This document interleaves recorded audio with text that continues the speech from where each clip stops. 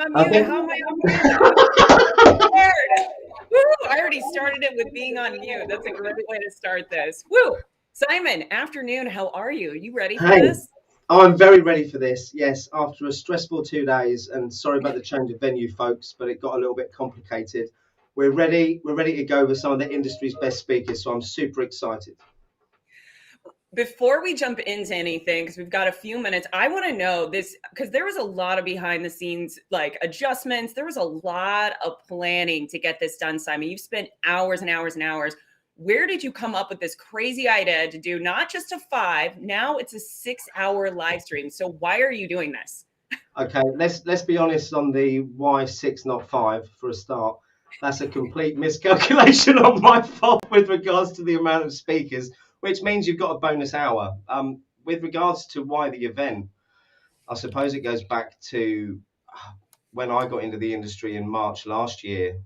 Since then, I've spoke to hundreds of different people, from those aspiring to break in to existing professionals, and also to some of the industry's biggest leaders as well. And the clarity I've gained from listening to other people's stories, having the opportunity to spend time with them, has been phenomenal. And the whole reason for this event is to try and enable everyone else to hear the awesome stories, the inspirational speeches, and the things that I've heard during my journey. So we've managed to get together what I think is a pretty amazing bunch of people.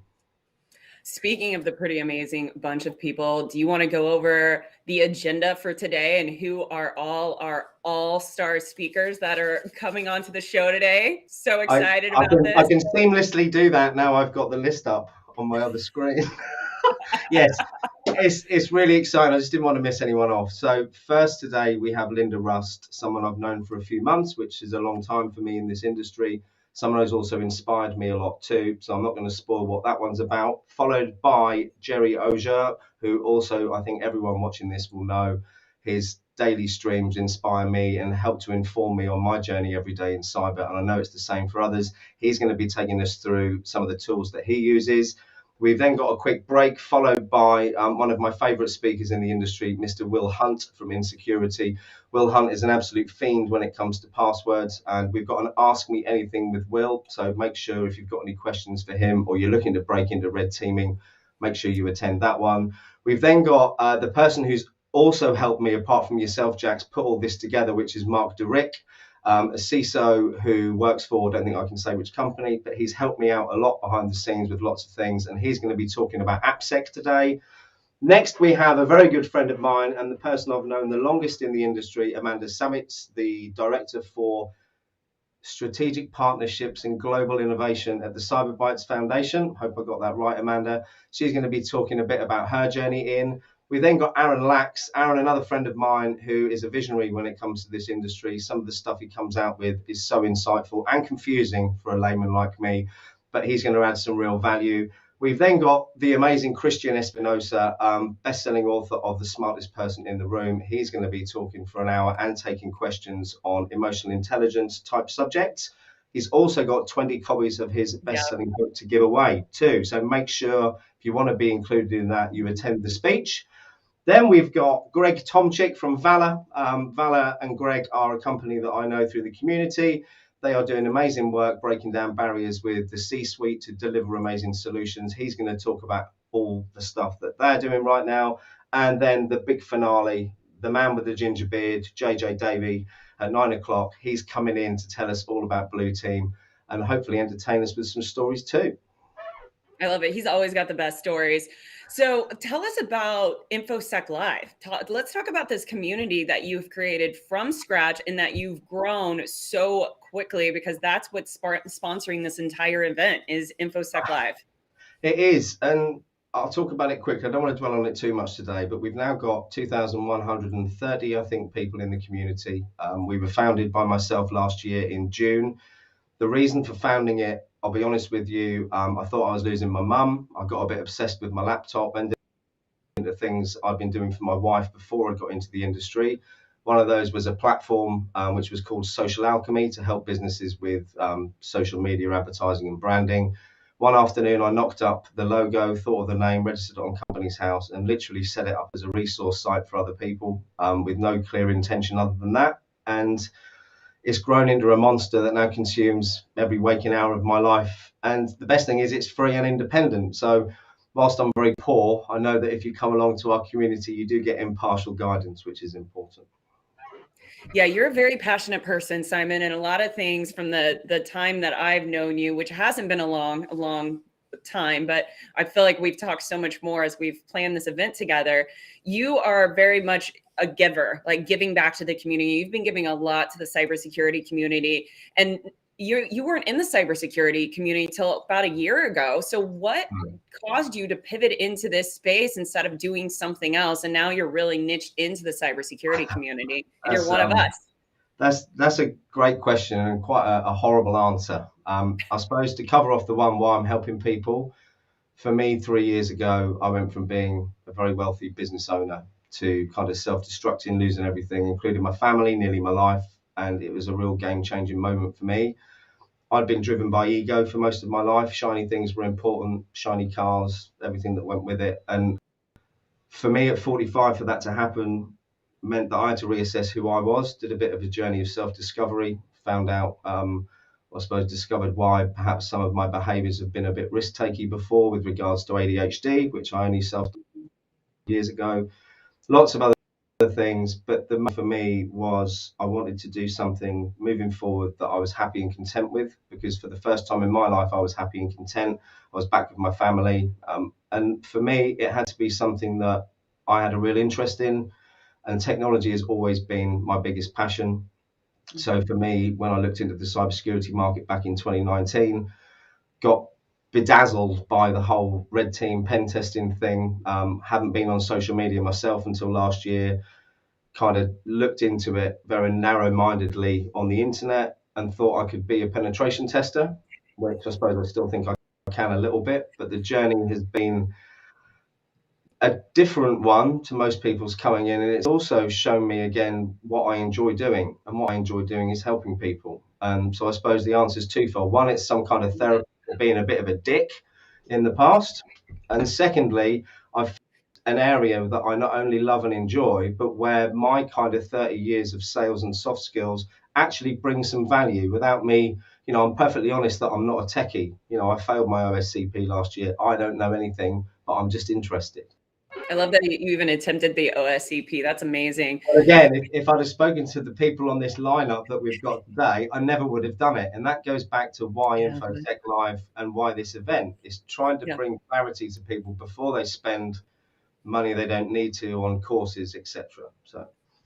Well, we've got a couple more minutes before we bring our amazing guest on. I want to ask you one question about this event, and what do you see as success for this event overall? Like your end goal for success of this event? Yeah, the only success that we can get out of this event that means anything is that people learn things from what they watched today.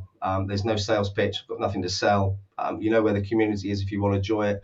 If you want to join it, the main thing is that you embark on the journey yourselves, listen to the people, learn from it, and hopefully you'll leave 6 hours later a bit more knowledgeable and wiser than you were before.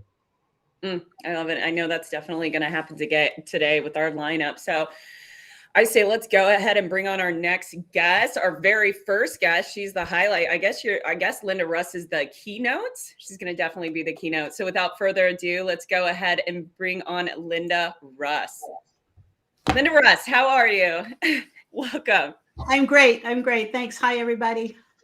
So thrilled to have you. Before you jump in, I would love if you would take a few minutes and share a little bit about your background, like who you are, how did you get into the cybersecurity space, and even more so, how did you become a CISO and doing what you're doing?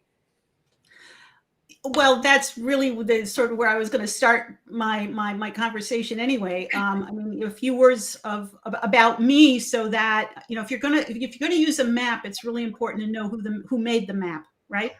So if I'm going to share some information for people to understand, how much they want to listen to it, or what kind of how many grains of salt they want to take, they should know about my background just this much. A long time ago on a planet far, far away, I got an engineering degree. I got a computer engineering degree. So I started, pretty technical, right? I went into industry. I ran a lot of mission critical IT projects for large enterprises. My first infrastructure project had 26,000 endpoints. all right, as an example. I did software development project for commercial off-the-shelf software. It was CAD/CAM software, so very technical stuff for very technical people. I did database projects. I did system integration projects. I ran trade shows for a while. So lots of different IT projects. And then at some point, it just so happened that the nature of the technology that was on this project that I fell into was cybersecurity. And that's almost now, I hate to say it, but it's almost 10 years ago. And once I started in cybersecurity, there was no, I just stayed there, in part because I recognized that the business case for cybersecurity was the strongest business case I'd ever seen. And yet, 10 years on, I'm still helping to continue to articulate the business case for cybersecurity. And your talk today, I'm actually very, very excited about it, and all of our guests. But I've just heard you talk, and I love what you're going to say today. So it'll be really exciting for everybody. It's live today. Thank you for showing up, and make sure this is going to be interactive. Make sure to ask questions as we go along. Linda has said that she'll take questions as she goes along. We're going to remove the stream here shortly, and she'll bring up a presentation. But Simon and I are going to be monitoring the questions. Put a Q, capital Q, in front of them so we can catch them. And if time allotted, we're going to try to get through every question that you have for Linda. So, Linda, Simon, I don't know. Do you guys have anything else to say, or are we just going to? Well, I'd just like to quickly say that I am technical support for Linda on this with regards to the slides. So if there are any faux pas, they're down to me, not Linda. So Linda, if you're ready, I'm going to bring up the slides, okay? Yeah. And you can, you can show the first slide, I guess, just so everybody can catch my name and see my email address. And then beyond that, we can go to the to the proposed agenda.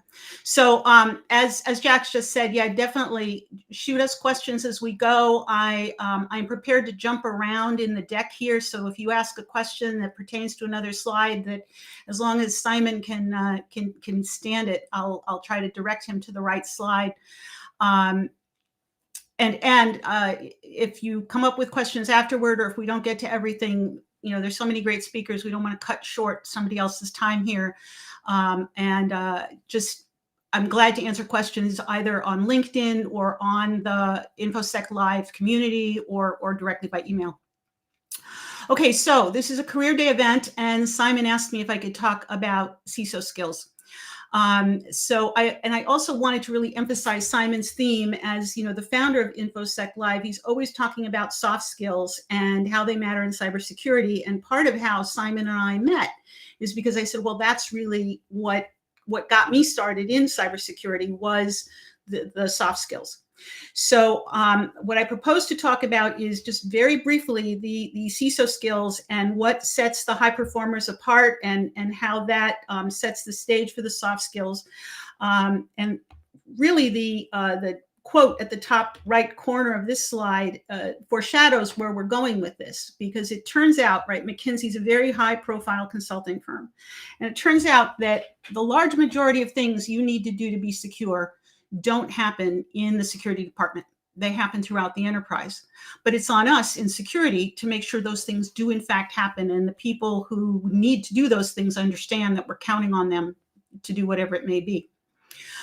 To do that, it turns out that the conversation with folks throughout the enterprise ends up really being the business case. So what I'm going to do with most of the content today is show you a slice of my life, show you some of the things that I have been creating for my clients to support them in having those conversations with the enterprise. Now, here's the thing. Most companies are not in business to do cybersecurity. One of my clients builds great, big, huge specialized trucks, things like fire engines and concrete mixers. They make snow plows for airports in Alaska. I mean, they make really big, specialized trucks. Another one of my clients builds the interiors of very large ships, cruise ships, Navy ships, great big ships. That's what they do. They're into ships, right? And another one of my clients is one of the biggest banks on the planet. Now, these organizations they only want to do enough cybersecurity to basically meet the need to keep themselves secure.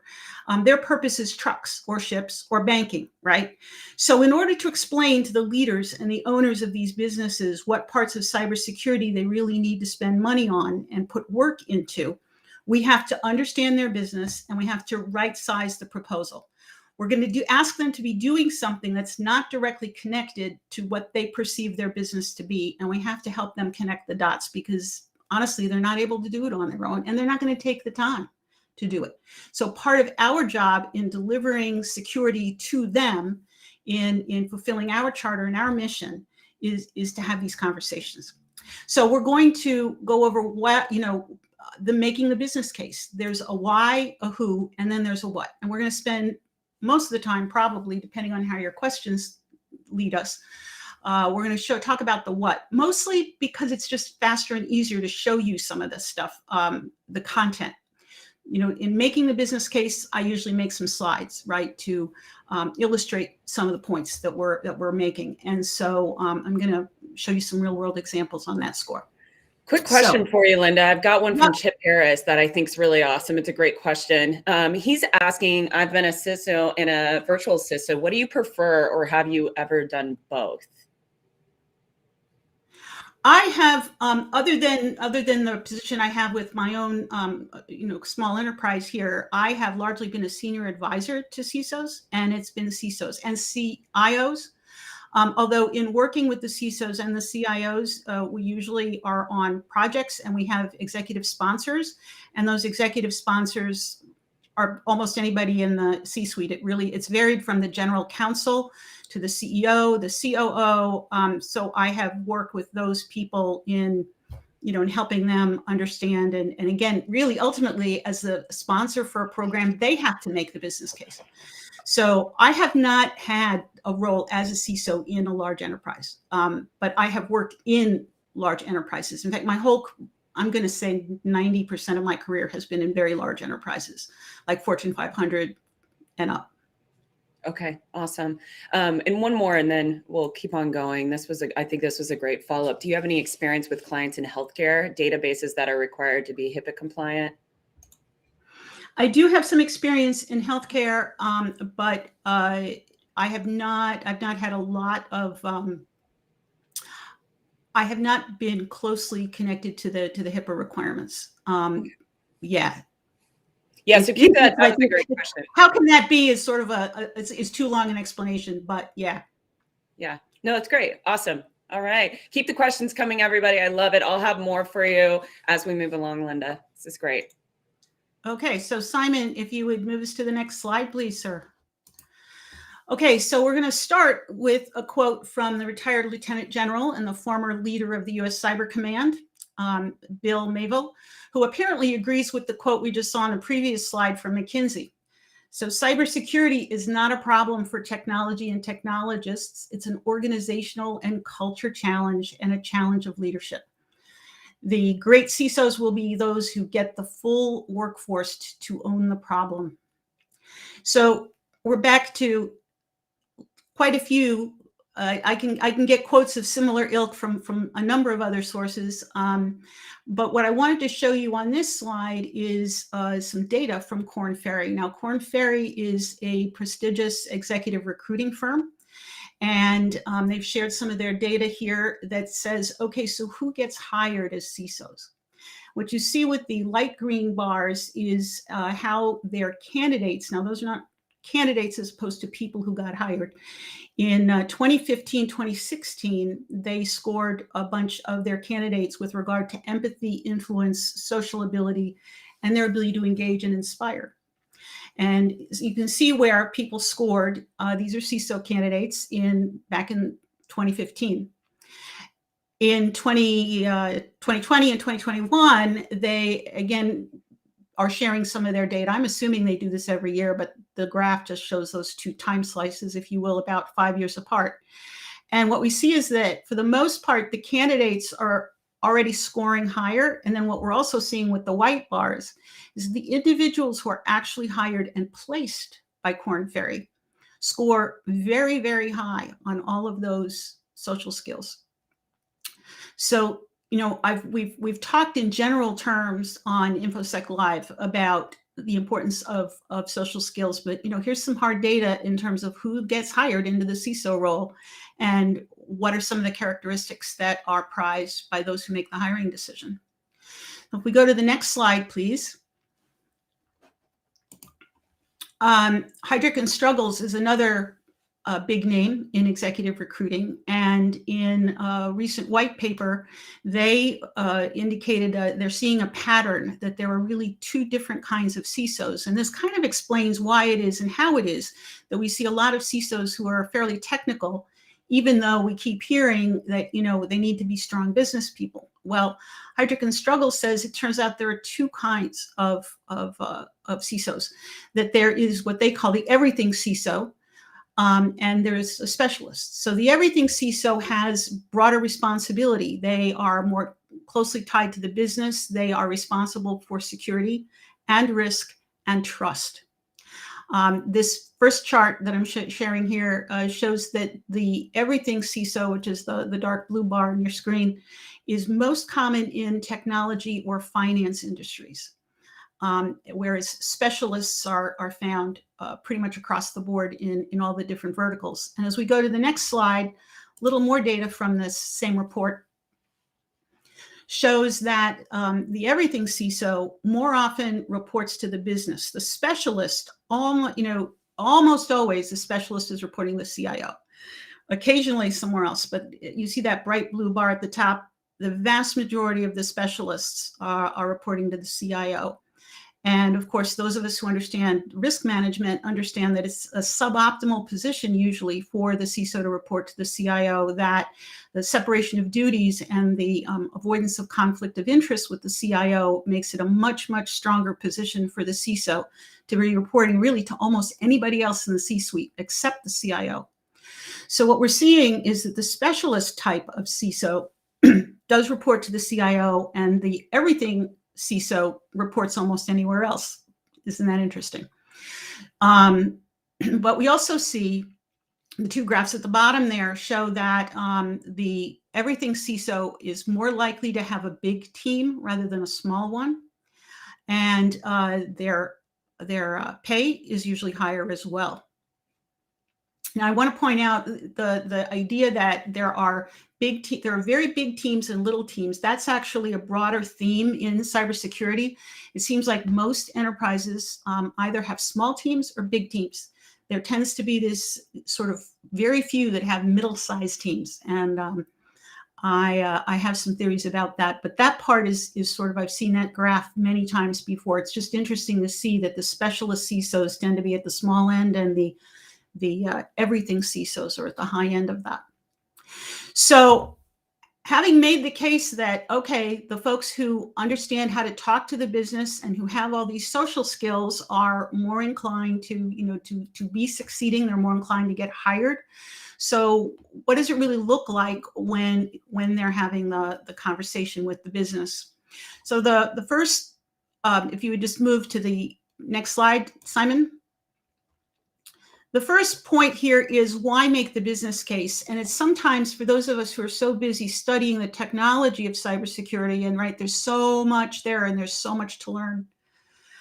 How is it that the business doesn't just see the value of this inherently? And as we go to the next slide, we see that it's not just about cybersecurity, actually, it's even IT spending. So this chart talks about IT spending. It's not specific to cybersecurity. Usually cybersecurity is a subset of the IT budget, right? And this particular slide, I focused it on one of my clients in manufacturing, because what it shows, first of all, is the spending varies in different industries. And the spending in some cases in IT is not going up, it's actually going down. And for cybersecurity to make a case for our portion of that budget to accomplish whatever the goals may be that we have for the organization, we have to articulate why we need that share of the budget. So I'm sorry, I'm catching up with my own notes here. So notice that my client in manufacturing is really swimming upstream, right? So generally there's low spending in IT in the manufacturing industry, and the trend is that it's dropping. Now that doesn't actually mean that the budget is necessarily going down. It says that if they're increasing the revenue, they're just not increasing spending in IT at a comparable rate. My client in shipbuilding is just a little higher up. They put themselves in the transportation sector.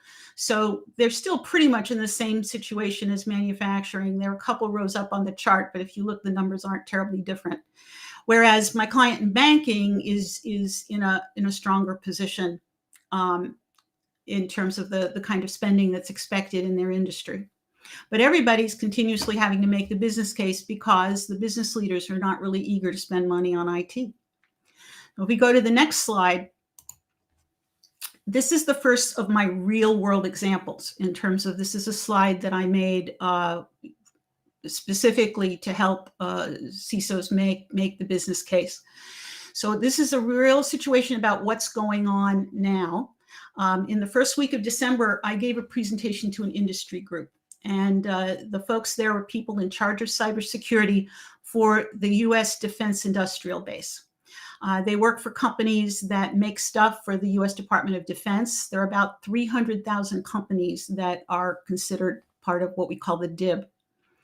So what's going on there is that they have requirements in their contracts with the Department of Defense for cybersecurity. Everybody's got at least some requirements, and depending on the kind of data that they handle as part of their contract, some companies have a lot of requirements for cybersecurity.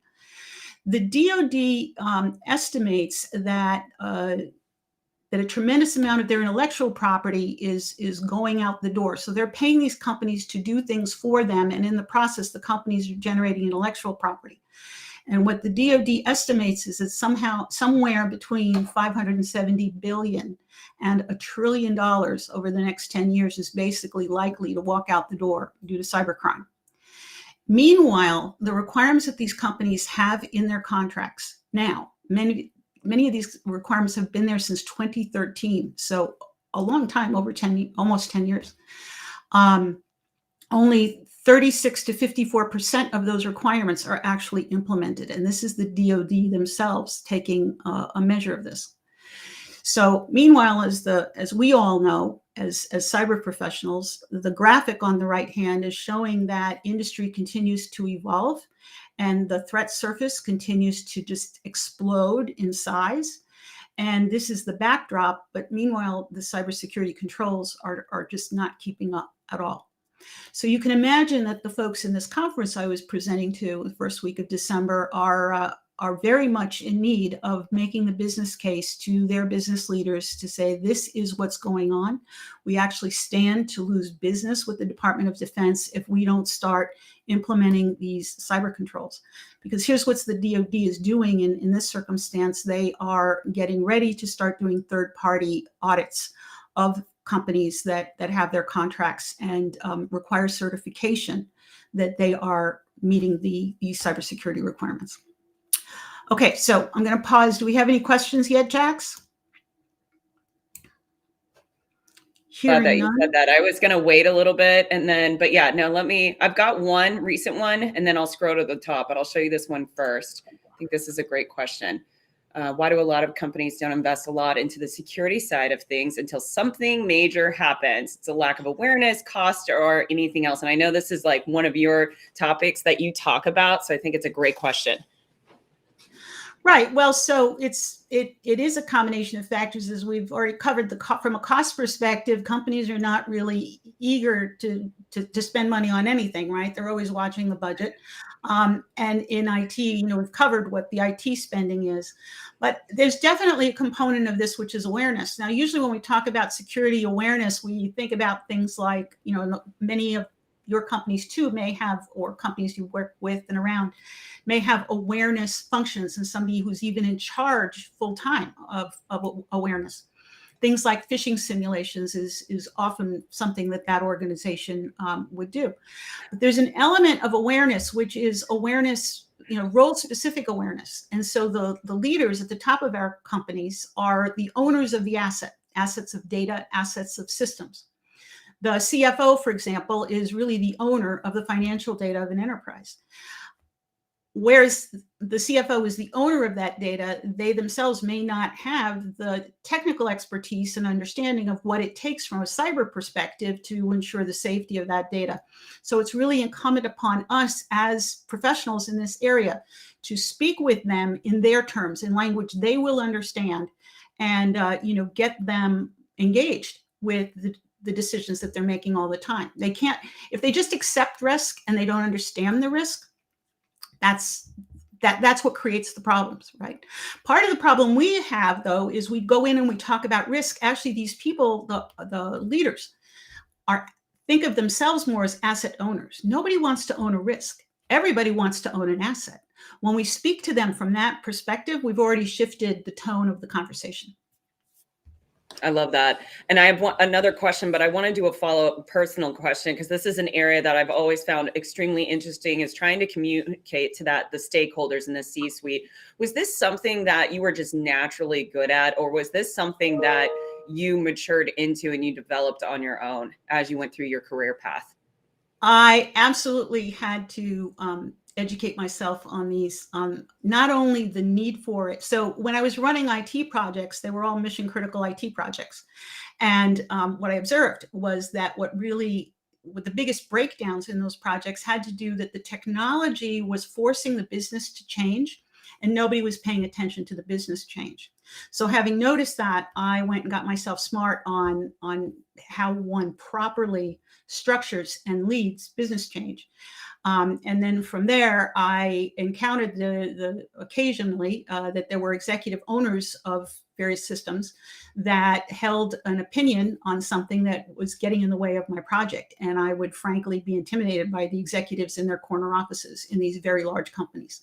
So it took me a while to recognize that, but when I finally did, I got trained as an executive coach.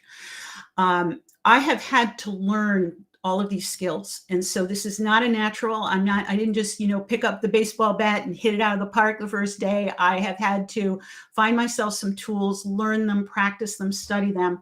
And, what my clients report is I come in and I make it look easy, but I promise you I make it look easy. There's a lot of underlying this. The good news is because I've had to learn it a little bit at a time, I can also cross-train and teach it a little bit of a time. What I have experience, though, is most people just want to see it done well. They don't necessarily want to learn how to do it. And I'm okay with that too. Yeah, that's a very good point. Okay, we'll do one more question and then we'll keep going. I think this was a really good question, because there's a lot out there saying, is the CISO going to stay under the CIO? Is the CIO going to report to the CISO? What's your thoughts around that? Well, I think my thoughts are that that's an evolving picture, and that left to their own devices, I think if there's going to be a significant change, it's going to take the board of directors to be more actively involved and require a shift. It is, first of all, it's always in the interest of so the CIOs right now, for the most part, have CISOs reporting to them, right? It is in their interest to keep it that way. So they're not going to be particularly excited about recommending anything else. So you say, well, what about the CEOs or the general counsel or the CFOs? Why aren't they making the case that the CISO should be reporting to them for separation of duties and better risk management and so forth? And the answer is none of those guys are looking for extra work. And it's a pretty darn intimidating area. It's very technical. It appears to be very technical. We also, as technologists, even the CISOs, for the most part, aren't doing a very good job of speaking the language of those stakeholders. When we do, we kind of make it easier for them to think, oh, that person always makes sense when I talk to them. I could see them reporting to me. But I think a lot of CISOs fall into that specialist bucket and aren't necessarily demonstrating the skill sets of the everything CISO. So it's still evolving. If good risk management were to prevail, more CISOs will not be reporting to CIOs, but I'd say the jury's still out. I love that. Okay. That's a great answer. Thank you. All right. I'm taking myself back off screen. It is all yours. Okay. So Simon, if you would move ahead just for a moment so we can So let's talk about the aspects of making the business case. We just talked about why. Now we're going to briefly touch on who and how, and then we'll do a deeper dive on the what. So Simon, if we move ahead again, thank you. So it's really easy for folks to focus on the content of the conversation, and I call that the what. But really the first step for me is usually, who do I want to talk to? Who has the power? Who has the influence? Who are the asset owners that really need to tell us what their risk appetite is, and really need to tell us what the most important assets are, right? Cybersecurity always starts with identifying what the important assets are and then determining what's the right set of protections that scales to that. So who do we need to talk to? So the little symbol there next to that is a very high level version of what I call a stakeholder map. That's a project management tool from, basic PMP or Project Management Institute. But I do stakeholder maps. I work with my clients on their stakeholder maps. And so determining who to speak to, and it's never just one person. It's a group of people. It's just, some people are in the center of that bullseye, and then the ripple effect, if you will, dilutes how integral different stakeholders are to the picture. Then the next step is, okay, so how are we going to have this conversation? And I have a whole different set of tools and frameworks for how to structure those conversations. That little diagram you see in gray is a very high level outline, again, of one of those frameworks.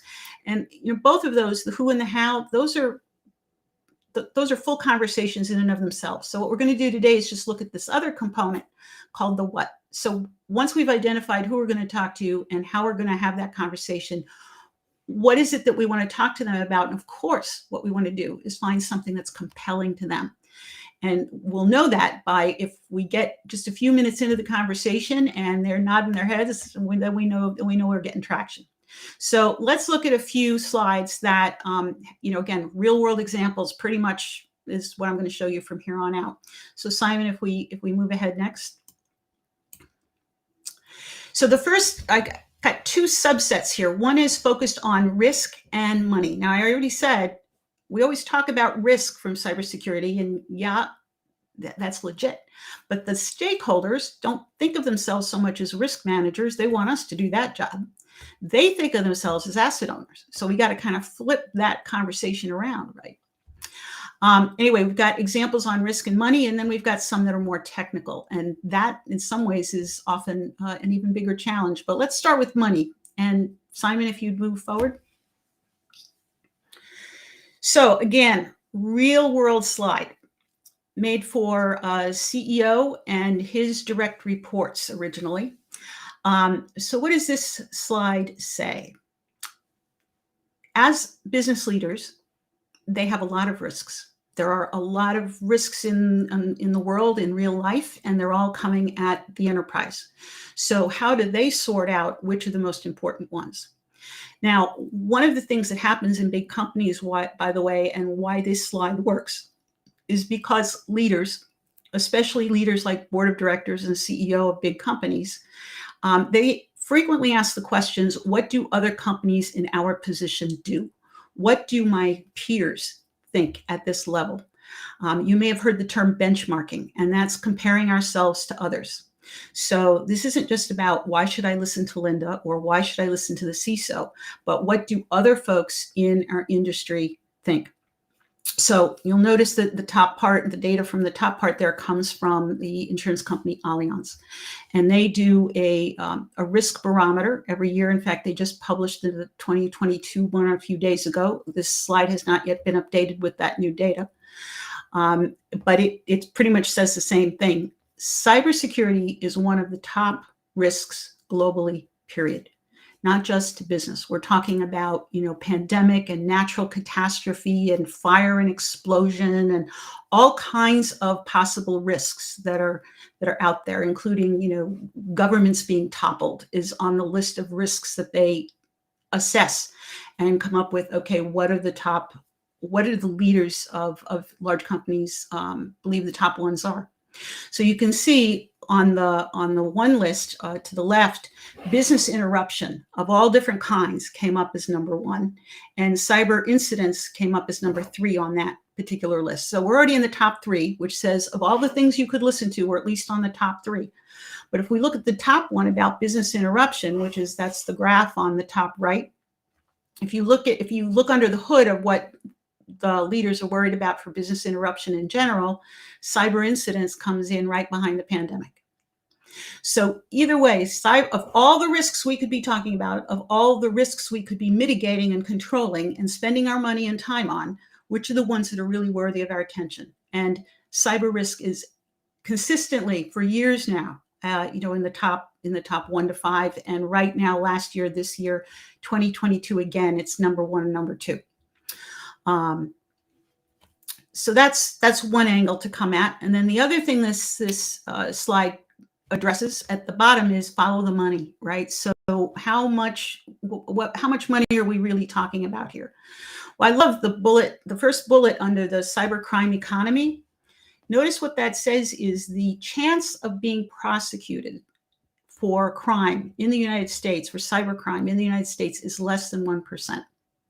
I will tell you that business leaders get really mad about that because they're more accustomed to when somebody comes along and steals something from them, that the FBI and the local police and various other law enforcement is on the job and, the thief is pursued at least and usually caught, frequently caught. But in cybercrime, that number is, completely turned on its head, less than 1%. And meanwhile, these guys are stealing a tremendous amount of money. And so the idea that the numbers as presented here is that cybercrime was a $1 trillion drag on the economy, and that breaks up to $945 billion in monetary losses, meaning stuff was stolen from these companies and from consumer individuals as well at times. And $145 billion was spent on the protections that try to minimize and mitigate that loss. Something that works really well as a comparison with the executives is we say, okay, given the kinds of projections as to how much this is likely to continue to grow, is if we combine all of the losses due to cybercrime and we say, well, if this was a country, how would it compare? And we say that right now it's the 17th largest. If it were its own economy, it would be the 17th largest between Mexico and the Netherlands. And that's how big cybercrime is. This gets folks gets the leaders emotionally involved, and it gets them somewhat more, they start expressing their willingness to start rolling up their sleeves and doing something about it. I can tell you that's the experience, the reaction we've gotten to this slide. Any questions about this one before we move on? Otherwise, we can move on as ready. I'm going to jump in, Linda. I think this is amazing, and it's something that I've been talking about the whole time I've been in the industry, is about that emotional aspect and engaging the C-suite and the board and making them understand what can actually happen and what the impact is. So that was my 2 penneth. I've sat here now for nearly an hour not talking, so I had to jump in and say something, and I'm now going to jump back out. Well, that is, though, emotionally, you're right. When we show some of these slides that say the level of the president of a business segment, I mean, they in their direct reports, they'll just go on about, how is this possible? How is this allowed? And it does get them ready to continue to have the rest of the conversation. So if we could move on to the next slide, please, Simon. I was going to say that this amount of time that Simon's been quiet is probably the longest silence I've ever experienced with Simon. So you're on mute. You're on mute, Simon. You're on mute right now. I did that on purpose. I'm sat here sitting on my hands. And the one time I actually put my hand on the mouse, I brought up a question that I didn't mean to. So I just thought I'd better sit here and be quiet. Anyway, I'm off. Okay. All right. So here's another slide. And what's interesting about this is really it connects the dots, and it gets tells a very important story. On the left-hand side, what you see is that the business leaders who often think about the steel to make the trucks or the equipment they're installing in chips or the big bank buildings they have in downtown Boston, those are the tangible assets of their business, which you see on the left-hand side as the hash mark area of the bar. And you can see that the stock price, and here we're using data from the Standard & Poor's index companies, the tangible assets like those, back in 1975, 1985, a very long time ago, those tangible assets were the most important part of the stock price. But over time, that has become, dramatically not the case, to the point where right about now we're looking at 10% or potentially less of the stock price is actually because of those kinds of assets. So what's the 90% that the stock price is comprised of? Well, it's what's called intangible assets. So what is that? Well, if you look at the right-hand side, that's a list of things that are impacted with a cyber breach. Things like operations get interrupted and the brand reputation takes a hit and the finances are impacted, the credit ratings of companies, the stock prices are, drop. Customers leave, customer loyalty is impacted, employee morale is impacted, their ability to engage in mergers and acquisitions, so business partners, is impacted, regulatory scrutiny is increased.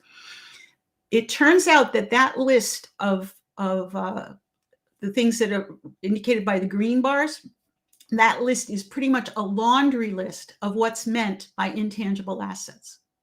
So, and that chart on the right comes from a survey of CISOs and what they have experienced as being the kinds of costs associated with a cyber breach.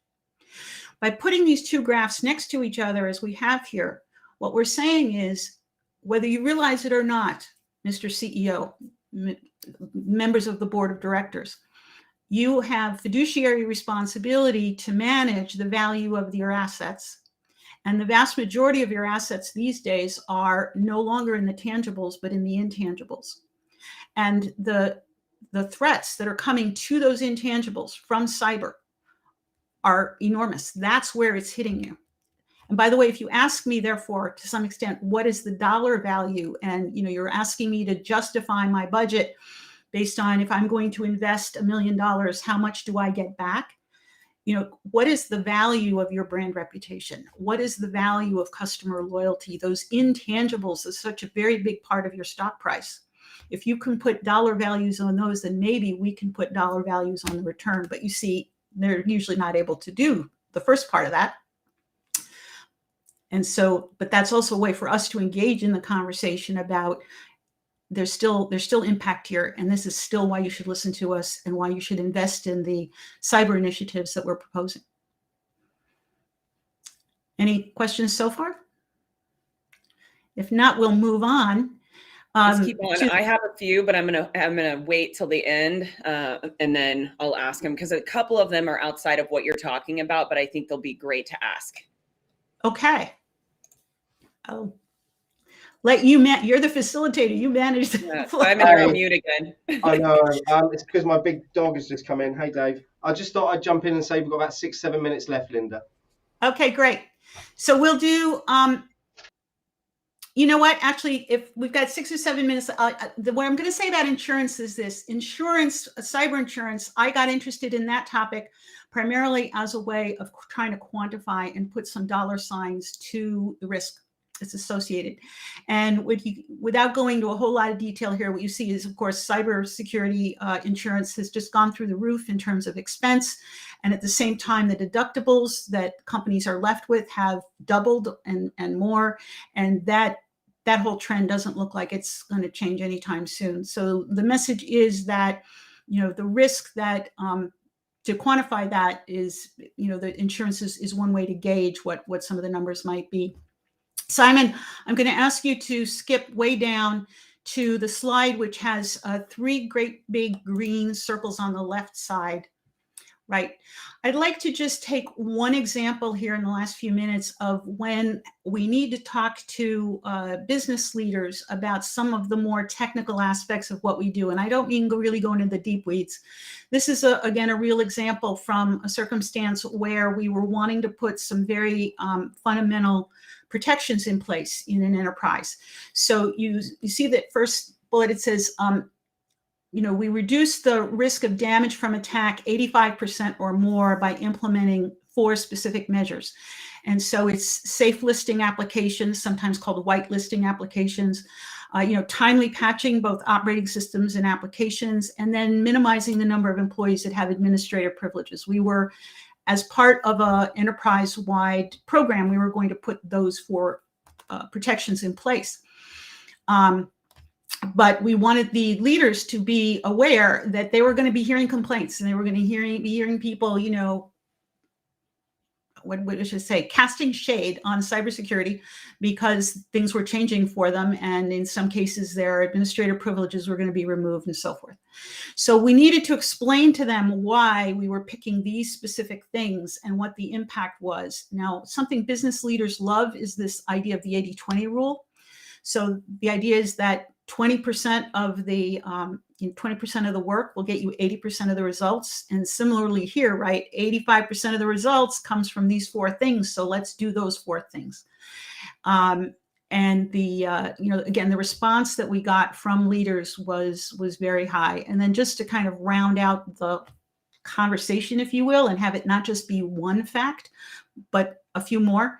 So the idea that post-breach recommendations, after there's been a problem, 80% of the time, the recommendations that come back that say these are the things that could have saved you from this, 80% of the time they include some fundamentals like patching and user account management. And right, we know this as cybersecurity professionals. Sometimes it's so obvious to us that it's kind of like a fish swimming in water.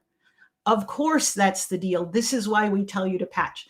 But connecting the dots between that and a specific change that the leaders are about to have in their environment is it's a big deal. So again, real world example. So I will, in fact, stop now and let's open it up to questions. Simon, if you want to go down just a couple more slides to where it's the summary. I love it. Yeah, we've got a few questions. I definitely want to hit a couple because they've been sitting and waiting for quite a long time. So I'm going to pull this one up. This one is a question about that Carrie had. I'm trying to get away to work through the internet. I'm helping my great aunt at home trying to break into the field. How do I get the skills? I'm searching on YouTube and online. So sounds like Carrie's really trying to break into the industry. What are your thoughts and suggestions around that? This is something I have actually just in the last year started to mentor a few individuals, and yet that's not my own entry into the field was, into cybersecurity came at a pretty senior level. And while I have gotten my CISSP and I've demonstrated that my understanding of technology, can be applied to this area, I didn't start with a Sec Plus. And so what I've done is I've identified a few folks that are really focusing on this. Gerald are among them, Josh Mason and Cyber Supply Drop. I'm real active with that group. And what I've done is point individuals to the folks who are really focused on this. Chris Foulon is another guy, Simon, and this community. Point them toward resources who can also help them identify increasingly, because I fell into the same trap as a lot of others when I was first trying to mentor folks, was all like the red team, right? There's so many opportunities in this field, and CISOs are a good example of the breadth that they need to cover. And so to pigeonhole folks and say, if you're going to start, you have to start in one particular place. There are many places to start, and part of it's what you're trying to do. So my answer is there are resources that really focus on that, and I'll point you toward them. Great. And we won't be able to cover all of these questions. We'll roll them over probably to Gerald because there's some great questions in here. So don't worry, everybody. But really quick, we've had 4 different people ask, is there any likelihood they can get a copy of your slides? Like send them over to Simon and I. We can create a link at the end of this and we can share out the slides for any of the guest speakers. I'll take a subset of these slides and make them available to you guys. Yeah, I'm also about to do a series of blog posts where on securethink.com. I'm going to take one slide at a time and sort of do a discussion of what does this really show and what are the real nuggets here? Because the slide by itself, if you don't create the connective tissue, the numbers don't always speak for themselves. Wonderful. Wonderful, Linda. All right. We got about 10 seconds, 20 seconds. Last thing before we bring Gerald on. Linda, I'd just like to say a massive, massive thank you from me for taking the time to go through that. It's, as always, been an absolute eye-opener. As Jack said, any final words for our viewers? I completely subscribe to the idea that cybersecurity needs soft skills and business skills and a lot of other skills, and it's about connecting the dots. That's where the power comes from. Fully subscribe to that, which is really how you and I connected in the first place. And I think that's part of what I wanted to give some real world examples of today. Thank you so much, Linda. It's been amazing. Thank you, and I'll see you soon. Right, Jax, are we ready to bring on our next guest? Yes, let's do it. Dear friend of mine. Oh, hey, Gerald, up in the house. Everybody knows him as, Simply Cyber, coming in to get ready to slay it up. So also, just to let you know, Gerald, we do have right now a few questions in the backlog. So if you're feeling spicy at the end, we'll feed them over to you. I think you'll be fine. Sounds good. Am I coming through clear? Loud and clear, sir. Thank you very much. Great to have you here, Gerald. Thank you so much. You got it. I love it. So I say, why not do a quick intro for anybody who might not know who the infamous Gerald Auger is of Simply Cyber? Yeah, thanks, Jax. Thanks, Simon. I really appreciate you guys putting on this event today. I think it's really delivering a lot of value to the community, and I'm very honored to be part of it. And, shout out to Linda. I thought that presentation was content rich and very valuable. And yes, those slides are something that I'd also like access to. For those of you who don't know me, my name is Gerald Auger. I've been working in the information security industry for about 17 years now. I came up the GRC track, but I've had to do a lot of defense blue team type stuff. I'm classically trained in all elements of information security. I have a PhD in the field, so I've had to do red stuff and threat intel and malware analysis, exploitation, the works, and I really, really love this field. As you'll see here in a minute, I have a YouTube channel, a community called Simply Cyber that is composed of just absolutely wonderful people. And we're always over there on a Simply Cyber Discord server, helping each other out, sharing knowledge, networking. So if you're interested in becoming part of a really great cybersecurity community, I'd encourage you check that out. And again, since I love talking about this field, I'm super pumped about what I'll be talking about today, which is a little bit different than what Linda was talking about, kind of at the macro level, at the executive level. In my current role as a day-to-day practitioner, I'm accountable for an information security program of a $750 million international manufacturing company. And you would think that I would have a huge staff, but unfortunately, because of just the arrangements, I've had to be one of those kind of all CISOs that she was talking about earlier, where I do, talk to the board and get budget and improve invoices, but I also chase down fishes and do security awareness training and, sometimes have to do investigations and forensics and stuff like that. So it's a really rewarding job. And what I want to do today is take you through about 17 different tools that I use regularly. I'm going to share my screen. I'm going to show you all of it. I'm going to take you through. I'm going to tell you how you can take advantage of it. And I would encourage you, if you can, Jax, bring it up. Thank you. I would encourage you to either jot it down, like on a quick note. I'll give you the URLs. I'll give you the resources, and you can take advantage of that too. So I've broken it up by capability. So we're first going to dig into threat intelligence. How do you stay informed? How do you know what is going on? Then we'll talk about the defensive side of the house. Really, how do you operationalize that threat intel?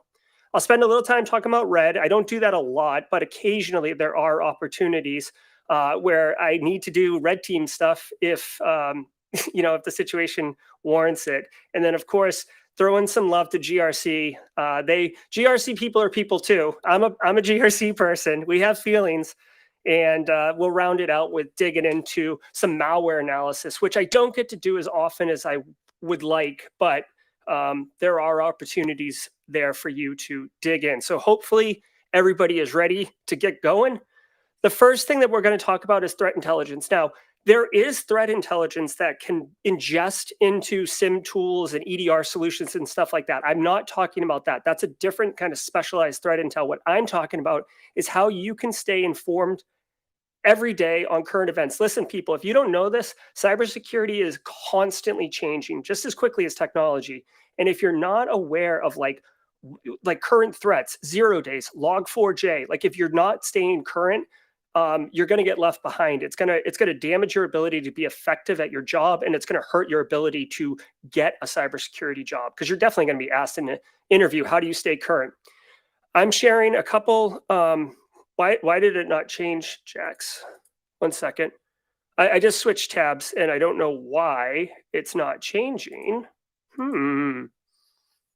Jax, I need some tech support here. Yeah, it should be changing on your end. Yeah, it is on my end. I'm looking at the updated web page, the first tab. Yeah, I'm not sure why. Here, bring it back. Yeah, drop in, bring it back up. No? Yeah, let me try to unshare and reshare. Yeah. It'll be a pain if we have to do that over and over again, but we'll take it by ear. Okay, so the very first thing of threat intelligence, there's a couple sources I regularly go to. One is Threat Post, okay? This is an excellent resource for, current cybersecurity news. Think of it as like your, Fox News or CNBC News or CNN. It's like, it's an aggregated news source, but just for cybersecurity stuff. And you can see they've got it broken up by different kind of categories across the top. I think that this is a fantastic resource, and I will regularly access this one. Another one, oh boy, I'm going to have to share and unshare each time, Jax, it looks like. Here, I'll just keep doing it. You're going to have to be quick to throw it back in the screen though, Jax. All right, so the next one is CISO series. Guys, every single morning, I can't even scroll with this thing. Every single morning, I do a threat briefing, but it's based on this podcast that they do a daily threat briefing. This is my strongest buy, advice. CISOseries.com is absolutely fantastic. It's like really, really well done cybersecurity journalism. Okay. The final one I want to share on the threat intel side. Oh, hold on 1 second. I got to switch it. Thanks for bearing with us, people, on this too. The final one I want to share is recorded future. Now, this one's a little different, and I can't scroll, unfortunately, but basically this little white box on the bottom is an email box. You drop your email in, and recorded future will send you a daily threat briefing email, and it's got some marketing stuff in it, and that's fine. It's, it's the cost of free. But it's usually like 5 or 6 really good, dense stories. And if you like to consume your knowledge more on your phone, like while you're eating a croissant or something in the morning, you're on the train, you're in an elevator, whatever, this is another great resource that it's just a different form factor of how you can consume your threat intelligence. So these are the ones that I like specifically for my threat intelligence feeds. Jax, I'm going to try to just share, instead of sharing my whole screen, I'm going to try to share the Chrome browser and see if that changes things. Yes, cool. Okay, so that's your threat intel. So hopefully you guys are like ingesting some regular threat intel. You're feeling good. You know what's going on. Let's talk about some blue team stuff, okay? You get an email, or end user gets an email. There's some potentially malicious stuff going on. You've got a website you don't know, right? Click on this, or you hover over something and it's different than what the actual text is written. I love urlscan.io. If you guys have used it, you know exactly what's going on. You basically just click and paste a URL in here and off you run. Now, I don't have one readily available to run for you. Maybe I do. Is there one in here? Give me one second. I think I may have a ready one for you. No, I don't. Blasted. Yeah. So let me just find one right here, because I want to show you guys how it could look Usually there's a pretty, here, this one looks pretty suspect. How often do you use URL scan in your day-to-day? When I was a cyber threat analyst, I used this tool every single day. It was one of my first things that I would go to depending on what I was looking, but I always used it as part of my day-to-day. Do you still find yourself using this tool throughout your workday? Yeah, I use it probably once or twice a week. I don't get so a lot of the protection controls that I've put in place in my environment eliminate a lot of the garbage from getting into my environment. So it's not often that a malicious link gets through to an end user or shows up. So the nice thing is with URL scan, you got to remember, guys, if you get something malicious, you do not want to go from your computer to that malicious thing. You don't know what it's going to do, right? So by using URL scan, you're abstracting yourself from the potential risk of whatever it is. Think of it as like basically like spinning up a VM and having the VM go to that URL, except there's extra telemetry here about, where this thing was registered. Like this one right here that kind of looks suspect. It's reporting as not suspect. Okay. So then it's just, spam for one of your end users or something like that. Okay. So this is a great little tool. It's free. You don't even have to log in. You could just drop a URL straight in here and off you're running, especially if it's like a link for like log into OneNote or OneDrive or Outlook or Google Drive. You know what I mean? Like this will help you understand whether or not it's actually risky or not. See, here's one. I just clicked malicious activity, right? So already, even without doing any additional research, you're like, this is a problem. Like I got to understand, did anyone click on this? If they did, maybe you spin up, we'll do the next thing here in a second here. Let's just continue to use this as an example. All right, so that's URL scan. Another one that I love is any.run. It's an interactive malware analysis solution. It's free.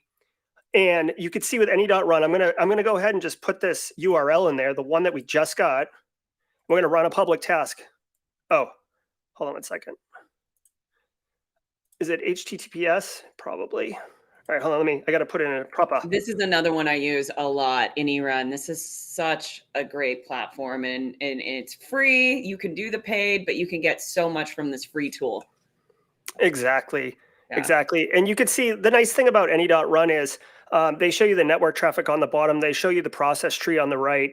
And you can get some quick telemetry. It's like a very fast, tool. Because again, and you'll see this regularly, like, would I like to spin up a VM and do like all sorts of fun malware analysis? Heck yeah, I'd love to do that. But the problem is I have like several other responsibilities to the organization. And I can't just be heads down in a windowless lab working on like a really fun puzzle. I have to get answers and I have to move quickly. So this one doesn't really look that interesting. I just happen to conveniently have a piece of malware laying around.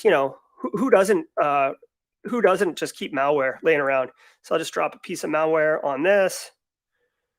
Oh, I'm currently running that public task right now. So you can see it's not flagging as malicious. See, no threats detected. So this is another one where like URL scan says it's malicious and this tool says it's not malicious. So having multiple tools in your toolbox is huge value, right? Because you need to cross-check and confirm. I'm just going to quickly throw a piece of malware in here just for fun so you guys can see what's up. Okay. This is blue team work, guys. Oh, never mind, because it was encrypted here. Let's actually, see, the nice thing about this is too, you can interact with it. So I'm like detonating the malware right now. Look, you can see it called PowerShell. The PowerShell is making connections to some German sites, running a transfer shell bash file. This is clearly not a good time. This is not a good time. So anyways, that's any.run. Another one that I like to run with is Integer. If you guys are familiar with Integer, it's very similar to any.run, except they have a different methodology for how they approach analysis. They use something called genes, where they basically disassemble programs and then look for certain pieces of code, and they define it as a gene. And that way, if malware authors adjust the malware, or they cobble together, like say they have a ransomware, but they're going to start doing data exfiltration. So they take a piece out of a trick bot malware and they plug it into their malware. Those genes are going to stay the same. It's very much the top of the pyramid of pain, the TTPs. and it's very difficult for developers to rewrite all their code to look different. So that's what Intezer does, which is why I like it. So just to throw another piece of malware into Intezer, again, this is at analyze.intezer.com. And look how quickly it does this, right? Instantly, it's telling me it's malicious. It's got the virus total built in right away. So a couple more blue teams that you guys need to know about. Who doesn't have malware laying around? That's what I'm saying, Requiem. Got to have your malwares. If you guys don't know about Have I Been Pwned, it's been around for a long time, but this is a great one for individuals, right? You could send this to anyone. They could type in their own email address and see if it's been involved in a breach. I went ahead and put my username in here, and you could see it wasn't found in any breach. Now, let me tell you why this is valuable at an enterprise level. They have this domain search, right? And what you can do is you could put in like simplycyber.io or whatever, and put yourself as the contact, or really you should do security at domain name, because that's the RFC convention. And then you'd begin verification. And basically you just have to update it in the text file on your DNS, or like some way you have to prove that you are associated with that domain from a security perspective.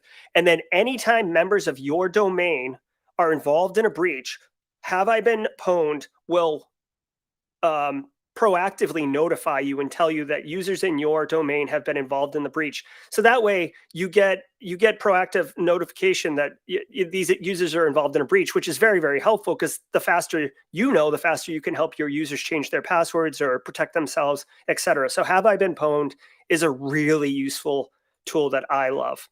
All right, so that's my blue team stuff. On the red team, again, I don't do a ton of red team, but I do want to cover it. We have Shodan.io. This right here is the OG of sites, right? It's basically the search engine for things. If you guys think about it for 1 second, the public-facing internet is a finite space. It's 1.1.1.1 all the way to 255, 255, 255, 255. And please don't flame me, because I know there's certain IPs that can't be used and stuff. I'm trying to be generic here. Shodan scans 1.1.1.1, 1.1.1.2, 1.1.1.3 until it gets to the end, and then it starts over. It's constantly scanning the internet, and whatever it finds, it puts here. Why do you want to use this as a red teamer? Well, you can see if any of your targets are have exposed services to the internet, log4j, right? Maybe they have a webcam, right?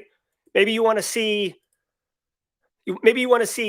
machines in the United States that have Microsoft RDP open to the internet. You know how much, like, people of the Simply Cyber community know how much I get frothed up and spicy about RDP to the internet. But look, Shodan's got them all here.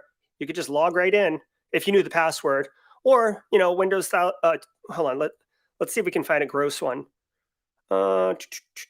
These are all 2012 R2. And occasionally you can find like a 2008 R2. Again, if it's in your target space. And there's exploits that you can just walk right through. I'm not saying you should do that. I'm saying this is a tool that's very useful for offensive operations. It's worth noting, see this monitor button up here? For like $50 a year, you can put in your own organization's external IP address range, right? Your internet-facing attack surface. And this will give you a nice little dashboard of all of this telemetry and information. Instead of you having to type in your IP for each one up here, it'll give you a nice dashboard and tell you what's going on. That way, if Carl in engineering stands up a remote access server because he doesn't want to come in on the weekends, Shodan's going to see it and notify you. So that's a bit of a blue team, red team function, but Shodan's wicked awesome. I love Shodan. Okay. Another one that's good for the red team people, super easy. If you're going to socially engineer people and send an email out to, whatever, the CFO, to Carl, whatever, hunter.io will give you what the email convention is, right? Some businesses are first.last, some are first initial last name, some are just first name, right? Like ted@twitter.com. Well, with this one, you can say, here, let's do, I guess, google.com, right? And you can see right here, they tell you immediately, google.com's naming convention is first letter, last name at google.com. And then there's just a ton of examples, right? So if I wanted to, the next step would go to LinkedIn, find someone who works at Google, take their first initial last name, and then email them and act like I know who they are, and begin perpetrating that angle, right? So it's just a really cool tool. This was covered in Heath Adams' OSINT course, and I thought it was nice. Hunter.io. Whoops, we don't want to do that. The next one that I want to tell you about, and it's worth noting, it is an OG one. You're gonna have to share my screen again. Let's see if this is the right one. Yeah. So let me see. Well, that's not sharing anything. Do you see my screen? Yeah. Let me back out of this thing.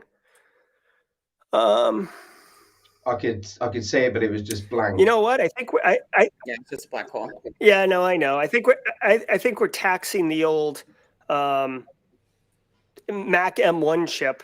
I've got some terminal shell activity here. Let's go back. Let's go back to the Chrome browser, and I'll keep going that way. And if I can't get you the terminal shell, who doesn't like a good terminal shell? You know what I mean? I've got commands there. Are you still working on your Raspberry Pi, or are you actually working on a legit computer again? No, I mean, I'm on a Mac M1, but it might as well be a Raspberry Pi the way this thing's been behaving lately. Okay, so let's talk to the GRC people. We're all GRC people, right? Everybody's got a little piece of GRC in them. So if you're going to get into GRC, or you're going to have to execute on GRC work, NIST, the National Institute of Standards and Technology, it's a US government agency. They're basically a think tank. They have put out what is called the Special Publication 800 series, right? And if you go, basically, if you Google NIST SP 800, you should get it. They have the FIPS series, the SP 800, there's the 1800 series. I am telling you about the 800 series. I think it's dynamite, right? The numbers, don't get misled. It's not that there's 218 different special pubs, because see how they jump a little bit? But if you were trying to put anything into effect in your organization, there is most likely a NIST special pub on it. I'm just going to randomly select one, okay? Look at guidelines on mobile device forensics. You want to stand up a mobile device forensics capability at your organization? Why don't you start here? Let's just, again, I'm randomly picking things. Secure domain name system deployment guide. So you're gonna deploy DNS in a secure way. How do we do it? Oh, I don't know. Why don't we just go check the 881-2? Right? These are really comprehensive references. And as far as using them to build a program, the 837 Rev 2, this is one of those kind of OG pillar documents. It's the risk management framework for an organization. It's how you stand it up. The 830 is also how you do risk assessments, which is a critical GRC capability that you need to know how to do. This place is literally like a killer cybersecurity library. So definitely bookmark this one. It's awesome. It's a resource. You don't have to reinvent the wheel. NIST has invented the wheel and fire and automatic transmissions and every other piece of basic technology that we take advantage of. You don't need to reinvent it, whatever it is. They've done it. Okay. Moving on. CIS workbench. Okay. When you're talking about what are standard configurations, you can't just take a Windows box straight out. You can't take a Windows box straight out of Best Buy and plug it into your network. You can technically, but here's a concept. Why don't you harden it? Why don't you turn off services that you don't need? Why don't you configure things to auto patch, stuff like that, right? But what is the scope of those controls? Well, CIS has gone ahead and documented security benchmarks for all sorts of technologies, right? Amazon Linux too, right? What else? Just jumping around, right? How to securely do Apache, how to securely do iOS, right? You've got iPhones in your environment, iPads in your environment. Here is something that you could push down from a endpoint management perspective that would be considered security best practices. And you can see there's 38 pages here. These dudes have gone the distance on secure configuration baseline. Just as a word of advice, because I have implemented these in my environment, I wouldn't take the entire benchmark and just forklift it up and stick it on your environment. to make it simple, like let's say that there's 100 configurations. You probably only want to do like 60 or 70 of them because the other 30 are going to break your environment. And it's a really tough sell. You lose political capital really quickly if you just like absolutely destroy like an AD server or something like that. So you have to work with IT. You have to test the configurations. What you're looking for is just to get it more secure than base factory default.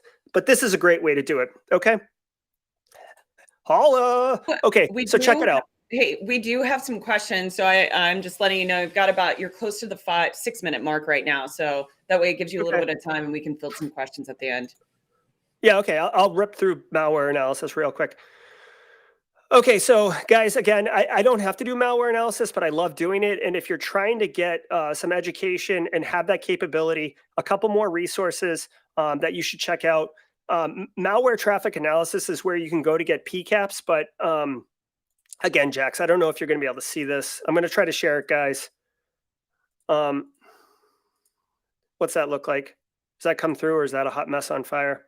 What a bummer. Okay, here, let's share my my Windows. Yeah, it's good to go. Throw it up. Yes. All right. So yeah, perfect. So I'll just tell you guys. I have Wireshark open right now with a PCAP file of malware. If you guys want to learn like how to look at the network and tools that are serious, Wireshark's a great one to have in your toolbox. And in order to get you going, you can go to malwaretrafficanalysis.net and actually download, like this is from last week, you can download an actual malicious PCAP file, which is a packet capture, actual network traffic, and walk through the exercise if you want to get that skill. But if you want to see what malicious traffic looks like in Wireshark so you can get your feel for it, you can definitely use this resource. Another one that I have a demo for, but I can't show it to you guys, it would have really been cool, is OLE tools. So if you're working with any kind of Microsoft Office files that may or may not have malware in it, you can use OLE tools. I really like OLE VBA as a tool that you can run quickly that'll extract and tell you if there's malicious or suspicious macros or content inside of your files. Since I can't do the demos, Jax, let's go ahead and open it up for questions with my remaining few minutes. Yeah, let's do it. Okay, so this one right here came in from Bill. I work in the DoD sector, but I'm looking to get out into the real world. How much NIST do corporations actually use? Yeah, so I would tell you, Bill, the outside world sees NIST as a good reference. Like you're not going to just straight up install NIST in place, but it is used as a reference. And if you're gonna transfer to the real world, I would strongly recommend you look at the NIST cybersecurity framework because that's getting massive adoption in the private sector. All right, awesome. All right, next question. And I don't know why it made me the center. Okay, so this came from the last speaker. I'd like to filter it over to you though. This one right here, it says, for the uniformed, I assume most larger companies have their own SOCs, or is it better for them to outsource their cyber to a third party? Yeah, so most large companies, like think Fortune 200, Fortune 500, will have in-house SOC teams, especially in the financial services side.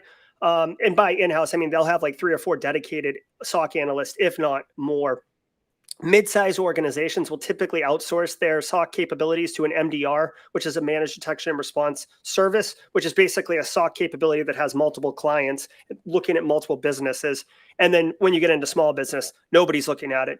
So that's the reality of that. And real quick for Chip's question, we don't have to pull it up, but if you go to simplycyber.io/Discord, it will take you to the Simply Cyber Discord community. simplycyber.io/Discord will take you to that community.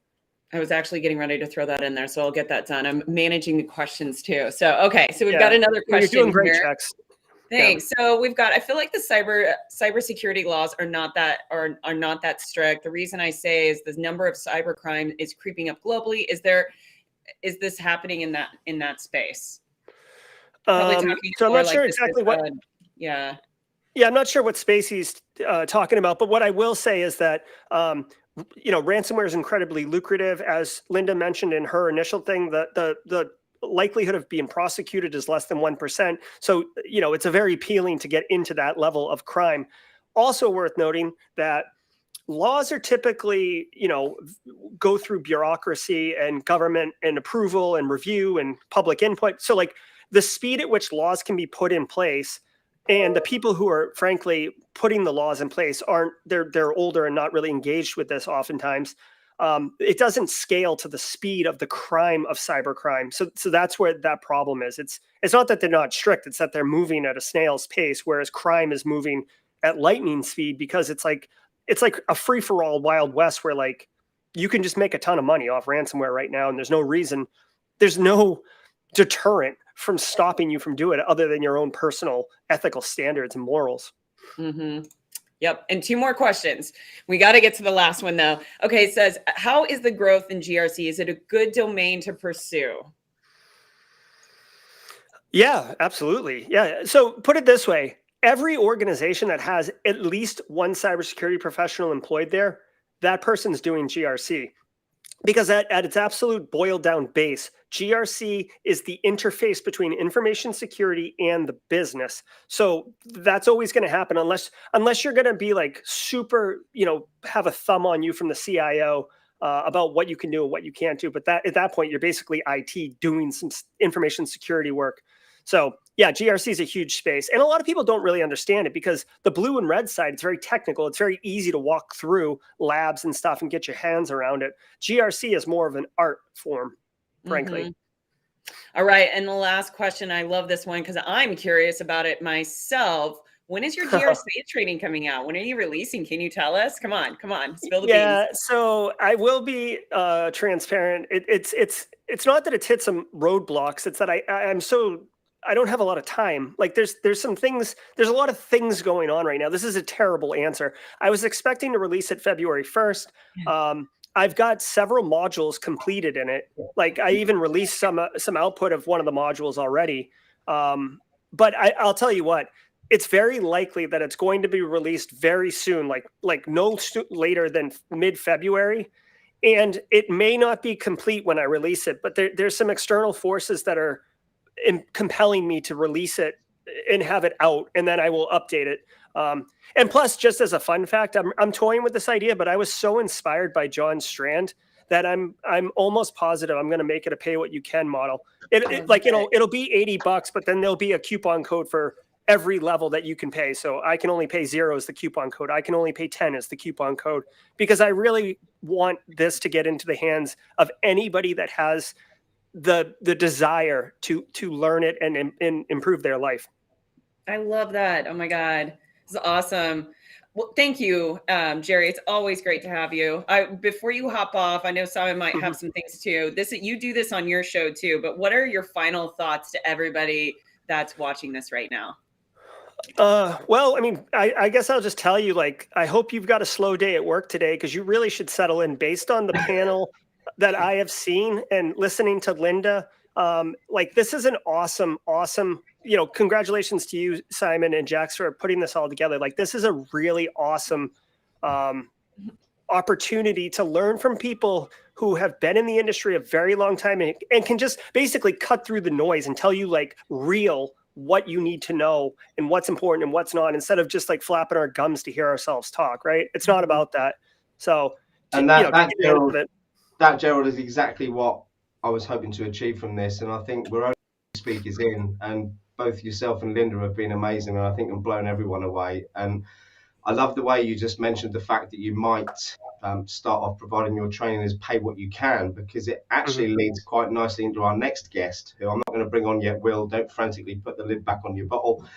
He's also an advocate of pay what you can training. And I think one of the things for me in this industry is there are a lot of sharks out there taking a lot of people for granted, whether they're veterans, transitioning, or anyone else. And having training that's affordable and accessible to everyone is what this industry is all about. So a massive thank you from me for your time. Jax, any final words? No, it's always great to see you. Always great information. Thank you, Jerry. Even with the minor technical issues at the beginning, it was a lot of good information. You're the best. Yeah, thanks, thank Jerry. you so much for the opportunity. Be good. I never know Brilliant. who's going to hit the remove off screen or on screen because you and I will get trigger happy and then they're like going on and off. Well, look, we were going to have a quick break, but we're now a minute away from bringing Will on. I've run down to the toilet and done my toilet break quickly, just in case anyone was wondering. I know you haven't had a chance to get a stretch break or a cup of tea yet, Jack. So shall we bring Will on if he's ready in the background? Will He's is shaking. someone who has inspired me. And apart from, I'm going to have to say this, Linda and Gerald, who've just presented, he is the most engaging speaker I've ever seen in this industry. So no pressure for you, Will, at all. He's the co-founder of Insecurity. Would you like to say hello and tell everyone a bit about yourself? Hello, welcome. God, that intro, that was a bit overkill there, Simon. I don't know if I'll do it justice, but it's yeah, no, Will, thank you you've very got much. big shoes to fill. Like he was telling me offline before we kicked this off that you're like hilarious and you're up here. It's cool. It'll be awesome. Oh, Simon knows flattery will get him everywhere. First of all, great to meet you, Jax. Heard obviously lots of great things about you. So I'm Will. I've had the pleasure of knowing Simon for a little while now, and of course getting involved in InfoSec Live, which has been fantastic, and meeting amazing people everywhere I go, really, which is one of the perks of the job. So I run my own organisation, In.Security. I co-founded that in 2018. We're a UK-based cybersecurity firm doing all the stuff that I love: penetration testing, vulnerability assessments, phishing. We do training. We do all that fun stuff. I've been a pen tester since 2014. And prior to that, I spent about 6 years doing digital forensics, predominantly criminal-based digital forensics. So everything from crime scene all the way through to analysis and going to court and all that kind of fun stuff. And after defecting to the dark side of hacking in 2014, I've never looked back. And like many people in the industry, feel fantastically humbled and blessed because I don't have a job, I have a hobby, and I love what I do. As Simon also alluded to as well, so when I'm not trying to secure my clients by breaking into them, I do a lot of training, but I've been really lucky to have taught for several years at places like Black Hat, Wild West Hacking Fest, been COVID notwithstanding, spending a lot of time on the road, but of course it's all been virtual the last couple of years, so I've done a lot of training from my study.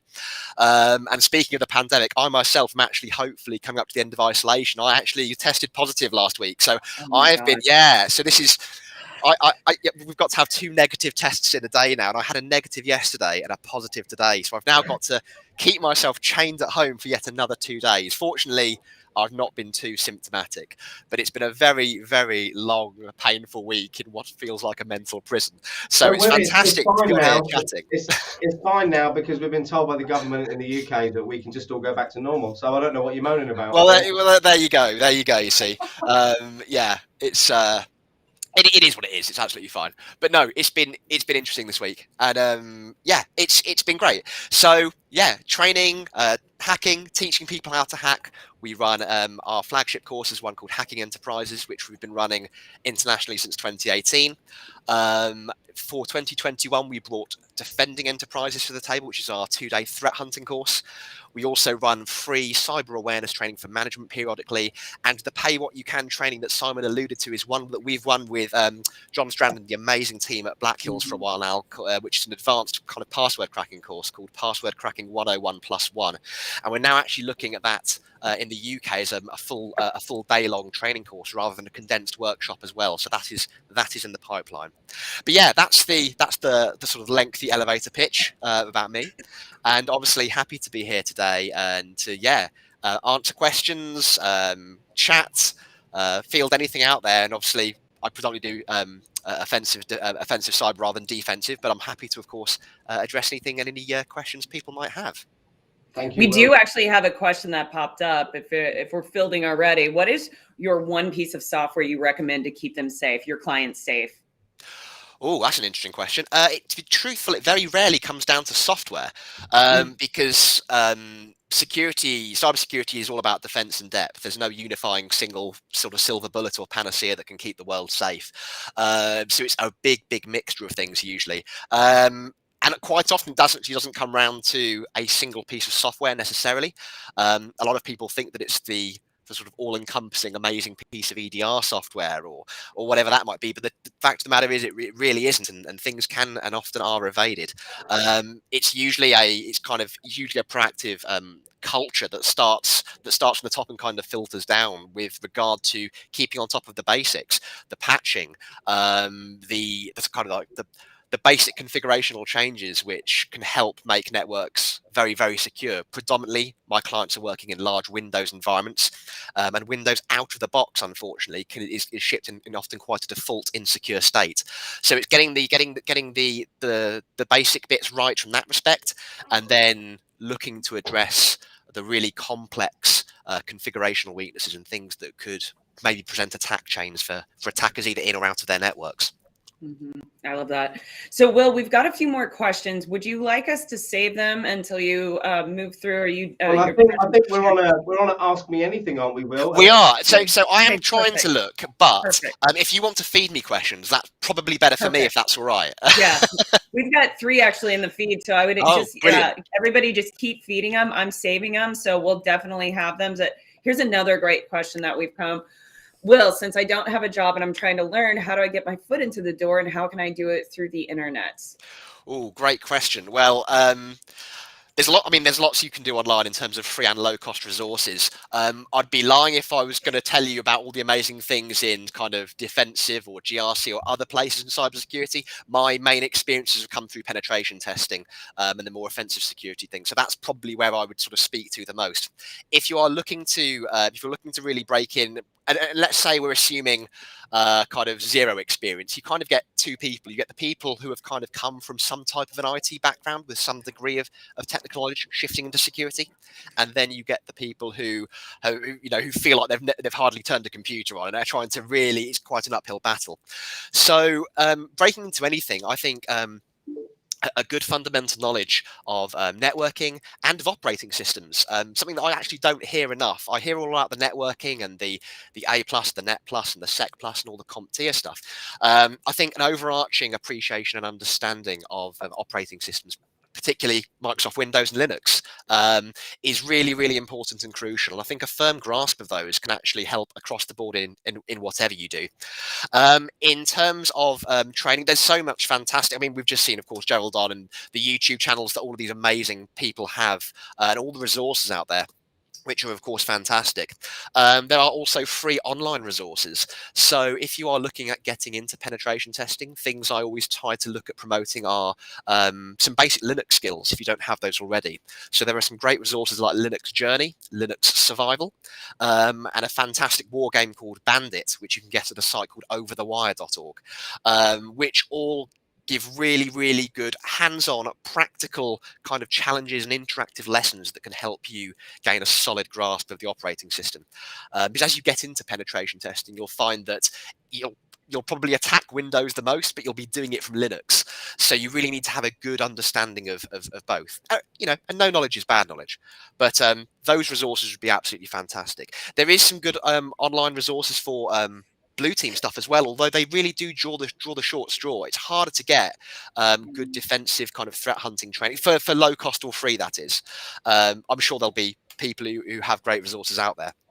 But yeah, I'm a very visual learner. I like watching videos. I like doing hands-on stuff as well. Books don't really do it for me as much. I have friends who like swear by books, and if it's not in a book, they can't learn. So everyone's different. But for visual and interactive learners like me, between YouTube, between fantastic communities like InfoSec Live, the ESDN network out there, Cyber Mentor Dojo, and many others, drawing information off people is also fantastic. There's so many amazing, helpful people out there. So being embroiled in these communities and really getting yourself involved often forms a big part of it too. The point, Will, is that you have to be prepared to listen to other people as well and be open to what people say, because a lot of people, like myself, we're very good at seeking information, and there's such a large amount of it out there. Sometimes it's important to listen to the right people as well. Absolutely. And the thing is, every day is literally a school day in this industry. It's fantastic. It's why I love doing it. It's why I like to surround myself with people who I look up to and aspire to as well. And it's, from a training perspective, every time I run a training course, one of my attendees or one of my delegates does something in a new and funky way that I hadn't thought of. And it's incredible because there's not one way to do things. There's 101 ways to do things. And it's a sign of a really good mindset. And, you know, in pen testing especially, it really is all about the mindset, the out-of-the-box thinking. How you approach a problem is more important than whether you often solve the problem or not at all. And that's what's also fantastic for employers. It's seeing that mindset, that process. So, yeah, the amount of times that I've sort of said to an attendee on a training, hey, did you manage to complete this exercise? And they went, yeah, I did it this way. And wow, didn't even occur to me. And then we kind of grab that and then we give them a shout out and we get that into the course. And it's the way we all evolve. No, you know, there's always something to learn. So yeah, listening to the right people and drawing that knowledge is really, really crucial. God, I love it. So much great knowledge here. Will, I love this. So we've got I think I understand this question, but Sabea, if I said your name wrong, I apologize. Let me know, correct us if it's wrong. But I think this individual is asking about breaking into GRC with a focus in learning the cloud security. And he's taking the point, or she's taking the point, a question stemming from the fact that they're looking at mid-senior levels roles where they can basically leverage all of the verticals that might be necessary. So I genuinely think this question is probably better suited to someone like Gerald, because not having real direct experience in the GRSP space, I'm not sure I'm terribly qualified to really comment. But cloud security, I think, is becoming important in every space that we do. And I think even a fundamental knowledge about that is absolutely paramount, because people are moving to the cloud. I don't have many clients anymore who are running anything fully on premise. We're usually at least working in hybrid environments. Cloud security, especially with regard to domain, AWS, Azure, less so Google, but the main ones they're absolutely paramount. They're just everywhere. And I think when you're looking at when you are really sort of looking at that GRC space and looking at really bridging that gap, as Gerald really well, put it so well before, between the business and things. I don't think you can go wrong. It's one of those areas that it can't possibly be bad. It can't damage you at all, and it will only aid to sort of assist in that role, I'd say. It's back to the point that if you don't understand it, how can you defend it, though, isn't it? Yeah. If you go into any job, you have to have an understanding of what all the attack surfaces are, surely. And I think that's where teaming always appealed to me, is because you kind of get in that snapshot, whether the businesses have it or not, of where all their risk-facing assets are. Yeah, absolutely. And I mean, attack surfaces are so big and so vast. You can. It's one of those things that's really hard to get a hold of. And when you bring that back even further, that attack surface often relates to things like managing digital footprints, cyber asset management, and things like that. For the large organizations especially, there's a misconception that the bigger the organization, the more secure it is, where it's completely opposite. It's really hard to keep track of what you have. And every time we do assessments for our clients, one of our standard services is actually doing kind of like a limited OSINT phase before we even start testing them, whereby we look for, we do online digital footprint sweeps using various resources to look for assets that they might not even be aware that they still have, and credential data and data breaches and other things. So it all sort of builds back up, I think. The attack surface is potentially infinite, depending on how much you have and how big you are. And it is growing, especially like in the next 2025, we're going to have, 75 billion projected IoT devices, talking about the threatscape and the growth of it and where it's going to be. The whole entire threatscape is going to change in the next 3 to 5 years from the way that we know it. Even GRC is going to change in the next 3 to 5 years because of emerging technology. Absolutely. And I've just seen in the chat as well, Gerald's very correctly put resources like Have I Been Pwned and dHashed and other things for your sort of all your credential stuff. There's loads of really, really good stuff out there.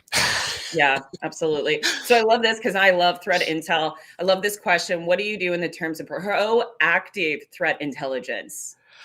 Oh, probably not nearly as much as I should do, if I'm brutally honest with you. Being a very, very small company, I find when I'm not testing, I'm trying to respond to clients and trying to keep on top of Twitter and trying to keep active in ISL and all these other platforms that I'm a part of. So not nearly enough. Okay, so I'm very kind of fickle with this. Between things like Twitter and using Feedly to bring in my resources from different places, I try and keep on top as much as possible doing that. I don't personally have a really kind of strict or rigid process about threat intel and feeds.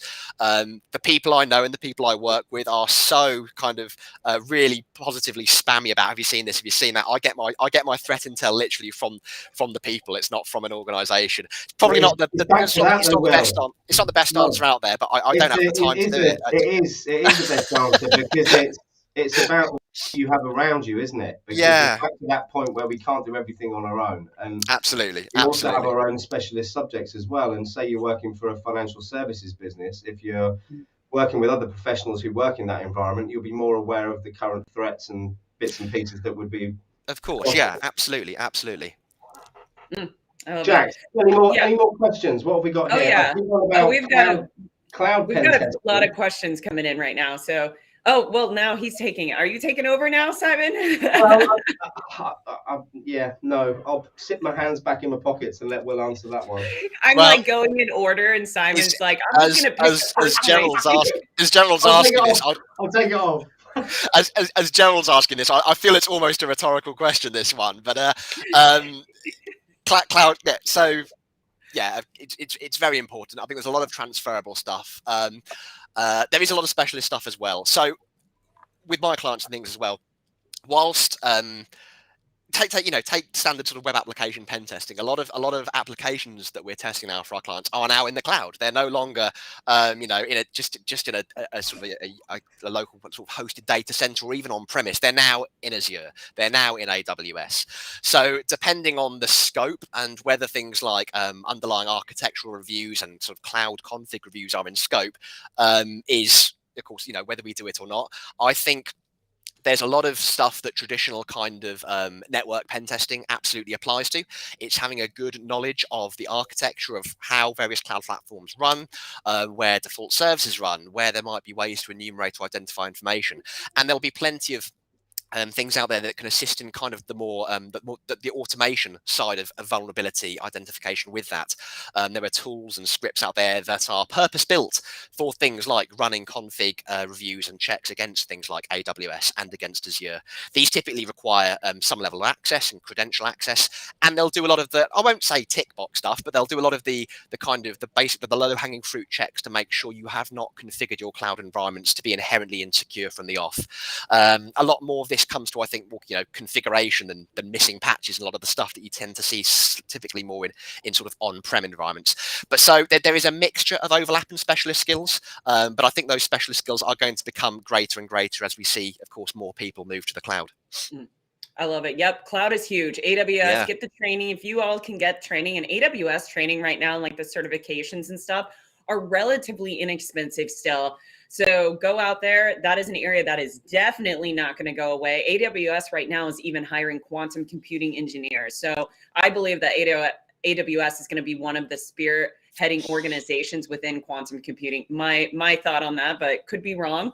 There is a lot of money behind that company. So what are your thoughts on that? Like where we're going with like the quantum computing space? So yeah, I've just seen Ross which kind of ties in. Where do you think the landscape will be in 10 years time? I think the very evasive answer is very different to we are now, but it's going to be changing it won't take 10 years. Specifically with quantum. So I get asked this a lot with some of the password cracking stuff that I do and I kind of specialize in, because there are lots of companies now that are moving passwordless. Passwords like cybersecurity are a people problem. They're not a technical problem. They never have been and they never will be.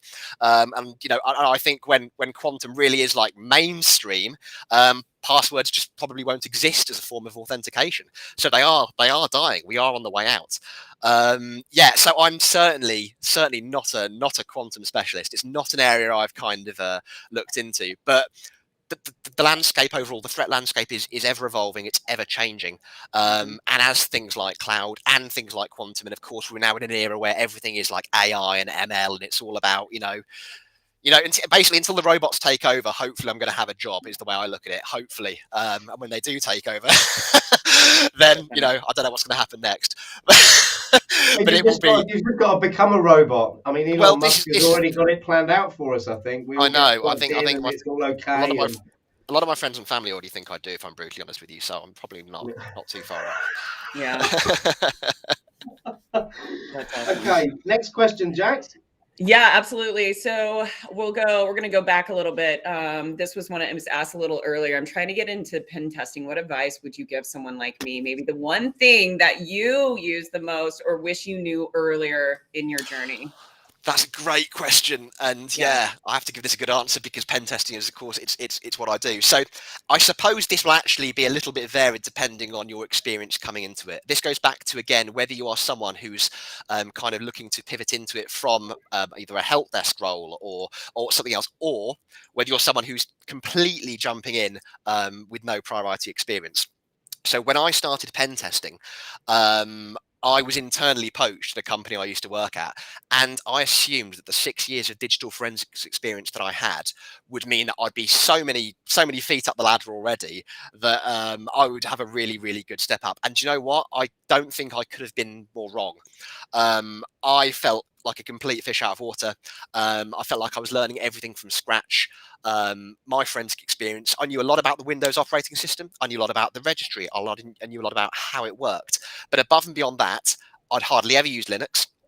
I didn't know what a port scanner was. I didn't know what any of the tooling was. And there's this really, really kind of all-consuming pressure and fear when you start pen testing that you don't only feel like you need to learn, all these things about networks and about Windows and about Linux and that, but how this plethora of tools can also be used too. And the one I always say is that tools can be taught. I can teach my kids how to run tools, but it's most important to have an understanding and a knowledge of how things work, because then you can apply tools to that.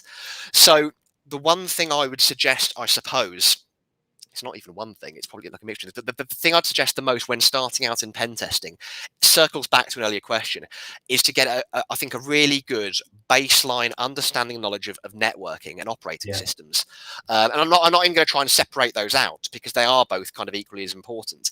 And even if you don't, and even if you sort of go into more web pen testing than network pen testing or cloud or anything else, there really is no bad knowledge you can get from all this stuff. I probably wouldn't suggest that you go and look at threat hunting or something very SOC or blue team related, not because it's bad knowledge, but your time would probably be better spent looking at some of the things you're going to be doing.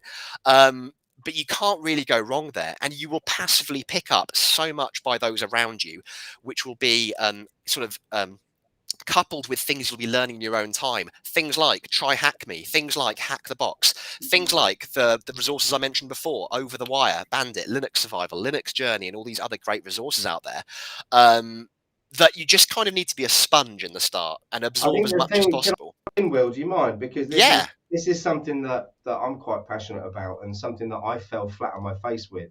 And it's something that we see quite a lot where people try to jump that first bit. And the bit where, when I failed OSCP, the glaring reason for that was my lack of understanding of networks, my lack of understanding of Linux in general. And whilst I had a good understanding of Windows, still not a good enough understanding of how it all worked. And I'm not going to say there aren't entry-level jobs in cyber, because there are. However, with anything technical like pen testing or blue teaming, you have to understand what you're defending or what you're attacking, because if you don't, you can learn processes, as I did, where I got a couple of boxes, but ask me how that worked, I've got no idea. And for me, that is one of the biggest problems in this industry, are the training companies who are saying that they can take you from 0 to this in 12 weeks. They can take you somewhere, but don't think you're going to be a pen tester, because I don't think that's possible. That's my 2 pence. No.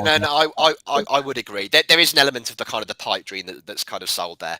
I mean, it goes without saying that getting into pen testing, getting into this game with any amount of technical IT knowledge beforehand is going to be hugely beneficial. I'd be stupid not to say that. It absolutely would be, but like you said, these entry-level positions, they do exist. They are out there, and you can succeed even if you are not that person. Even if you're coming into this, I know several people in InfoSec Live, let alone in other platforms, who are living proof and testament to this. People who have recently got jobs, people who are blood, sweat, and tears. That passion will get them there.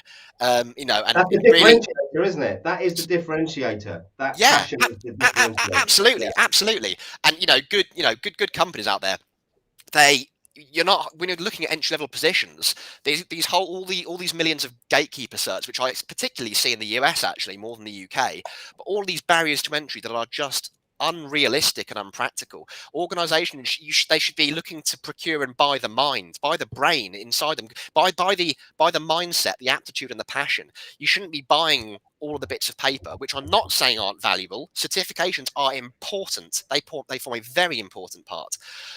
But looking at how people approach problems, looking at what they do, I would much rather see someone's personal blog, someone's GitHub project where they've spent a couple of hours every night for the past 6 months, going at it, just doing some basic coding or some basic whatever it might be, saying about how they saw this amazing blog or they saw someone on Twitter and this, getting an idea of how they approach the industry and how and their passion towards it is going to pay off in dividends down the line.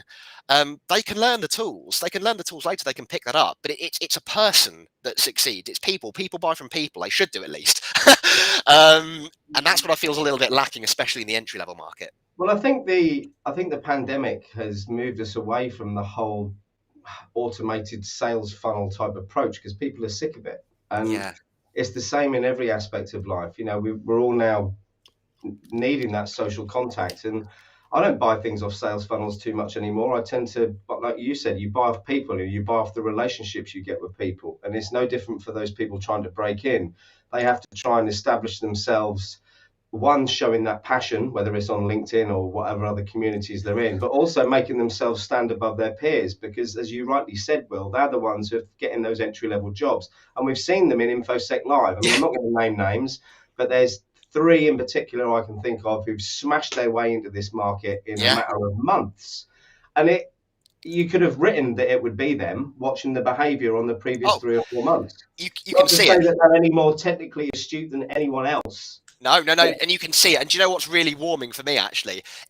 I'm so happy to be, like, an InfoSec Live with Jeremiah Parker. I help administer ESDN. I've been made a moderator on Cyber Mentor Dojo, where I do sort of ad hoc live sessions with there, as I've done on InfoSec Live. And for me, it's the most amazing thing is just watching these really incredibly passionate individuals just flower and nourish, and watching the journey, because you can tell from the start the passion's there. People will land on their feet. It can feel like an uphill battle. Isn't it? I know, and it's not their problem, unfortunately. I think this is more of a systemic problem in organisations that have really misrepresented what an entry-level position is, and not a junior position, I should say, as well, which I would consider to sort of be up to a year, 18 months maybe. Entry level, okay? No prior experience, no industry experience, no experience, okay? You should not be getting entry-level jobs that say at least 1 year's experience, at least 2 years experience has to have been. That's not entry level. It's not. Right. It's a contradiction in terms. So we need to get that bit right. But like you said, Simon, and I agree with it as well. The sales funnel thing. It's also why I'm really proud to be in a small company, because I've worked in really, really large multinational organisations. And whilst I have, I've got no problems with these organisations. I've had a fantastic time there. I've learned so much from the people around me. I'm not out to turn my company into 3,000 people. I'm not. I love being a boutique company. I love the fact that people buy from me, not my company. Yeah. And I like to establish really personal relationships with my clients, and it's really works for me. And it's just the type of person I am. So and for you to change that, and as you said, grow it. I made the mistake of trying to grow a business like that when the business was centered around me, as yours is with yourself and your business partner. It's you two that the people buy off, not the product or the solution. It's the whole thing that you've built. And as soon as you try and make that bigger and bring in other people and expand it, you lose that. I don't care what anyone says. I've worked for big companies as well, and mixed feelings. It's good. I'm gonna break in because we've got about 9 questions and we've got a little over 15 minutes, and you guys are gonna keep. It's good. I'm gonna go for a toilet break, and I'll be quiet. But I know there's so many people that want to hear from you, Will, that are like dying to get their questions answered. So I'm gonna pull us back over to answering some questions. It's okay. So this is a great question that we've got here. Mom asks, what makes a good red team? Wow. Yeah. Mohammed, I know Mohammed. He's a fantastic guy. Trust you to give me such a wide question like that. What makes a good red team? In many ways, I think that's a little bit subjective, but just to address things for a start, red team is different from a penetration test. I think often that gets a little bit confused as well. Red team is kind of very flavor of the month. It's the sexy thing, but it's been flavor of the month for about 4 years now. So I think we need to kind of address that. So red teams are objective based, whereas penetration tests are assurance based. And a red team is about identifying, these mission critical assets, whatever the company considers its crown jewels, and getting to it the best, most efficient, fastest way possible. Usually as a combination of penetration testing, phishing. It could be physical security. It could involve breaking and entering. It could involve wireless. It could involve a number of different things. So a red team is a group of people, and typically red teams are much longer engagements because they're addressing a much more determined threat model. They're for bigger clients whose concerns are more serious entities or organizations, let's say, not the opportunistic hacker sitting outside your office with a laptop, so to speak. So a good red team, first of all, absolutely, like most things, will have a good leader, good management. It'll be thoroughly prepared, it'll be thoroughly researched, and it will draw on experience from numbers of different people with very individual or specialized skill sets to make sure that you've got the best chance of success, because sometimes you will only have one particular window. And with a red team being a very covert operation, obviously you've got to try and get in without being detected. You might, you don't want to blow that potential window. So I feel like I haven't really given you a very explicit answer there, Mohammed, but it is a combination of things, and it's ensuring that you've got a good, solid team around you that are drawing on all the required skill sets to represent and emulate the threat model that your client is trying to address.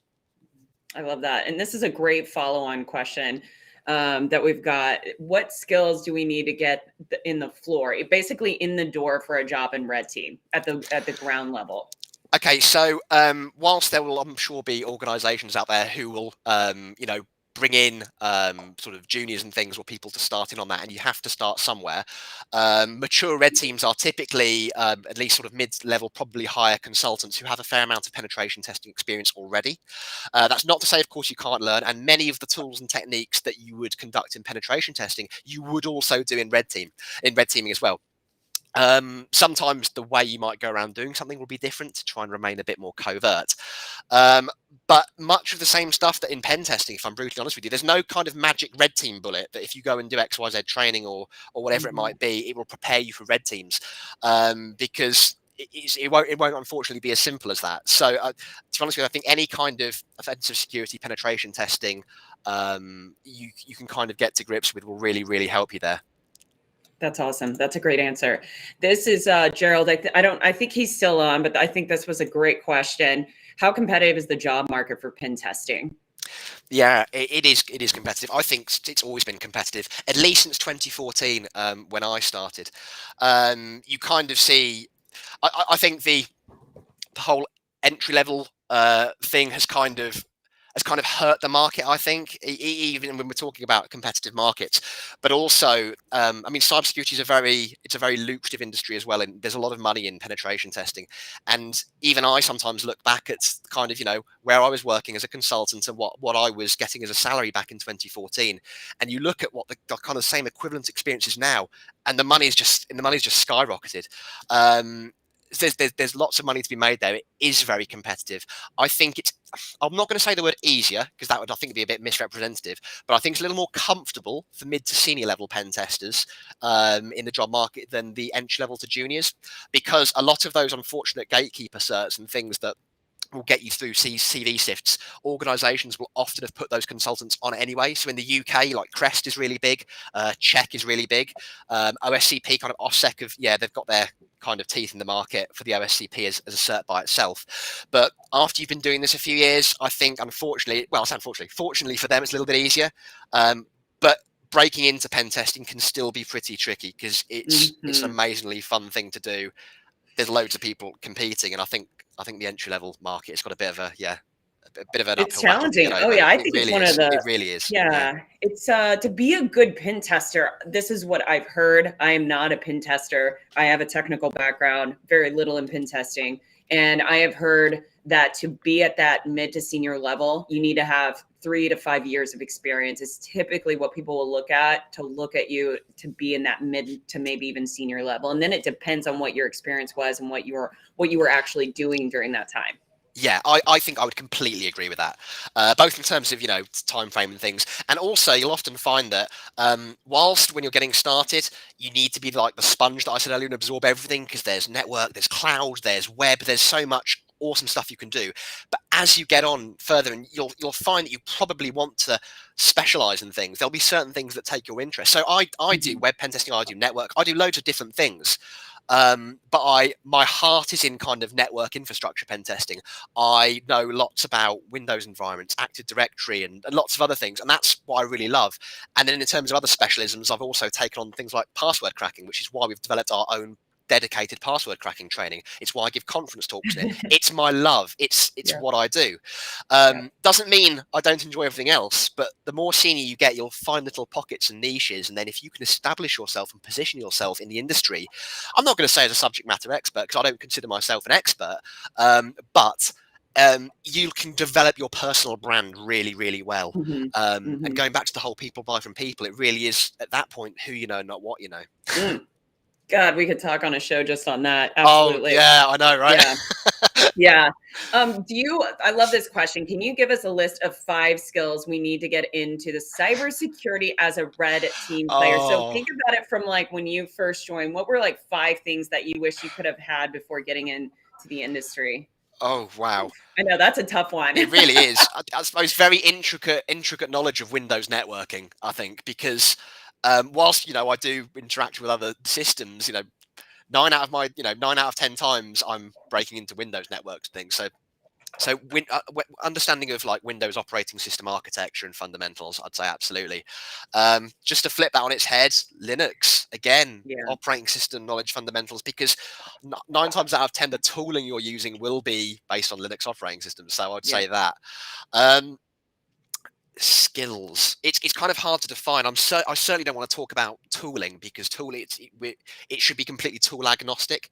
I think I've said networking so many times it would almost sound like an evasive caveat now if I was to say it again.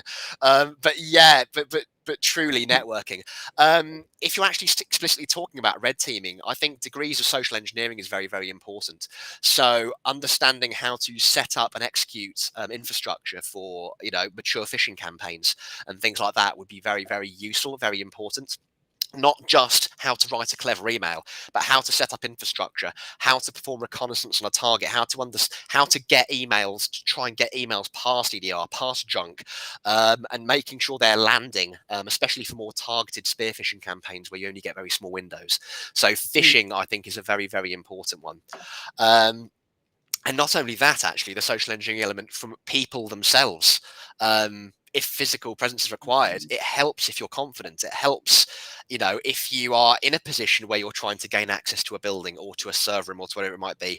I'm not saying every red team will include that, but the kind of the soft skills, the consultative elements, and all of that really, really builds into it. And I think this actually applies, overarching in the market as well. People want the full package. I don't want some 0-day writing coder who can sit in the dark and can't talk to people. I want someone I can put in front of a client. I want someone who can speak to people. I want someone who can translate technical knowledge into business impact and bridge that disparate gap between the board and IT as a whole. So all of these things, I've probably gone way below or over 5 now, but I'm kind of just rambling, I think. I think that's good. Here's a question. Yeah. I'm jumping down a couple because I think it's a great segue of what you were saying. But this individual, Splodge, is saying, I keep getting told that soft skills aren't important, but in interviews that doesn't appear to be important. What do you think? Okay. They are important. Yes. So I was making sure I didn't. Yeah, I was making sure I didn't really disagree there. I said it wrong. They are important. So I believe they're important. Now, I can't say I'm representative of everyone hiring out there or not. I completely agree with that. And in all of my jobs when I've moved, it's been said, it's been spoken to me, verbally spoken to me, that they were very impressed with my ability to convey information, to talk, to be confident, and to be happy to be put in front of a client from day one. I think they're absolutely paramount. And even if you move away from the verbal, written skills, absolutely paramount too.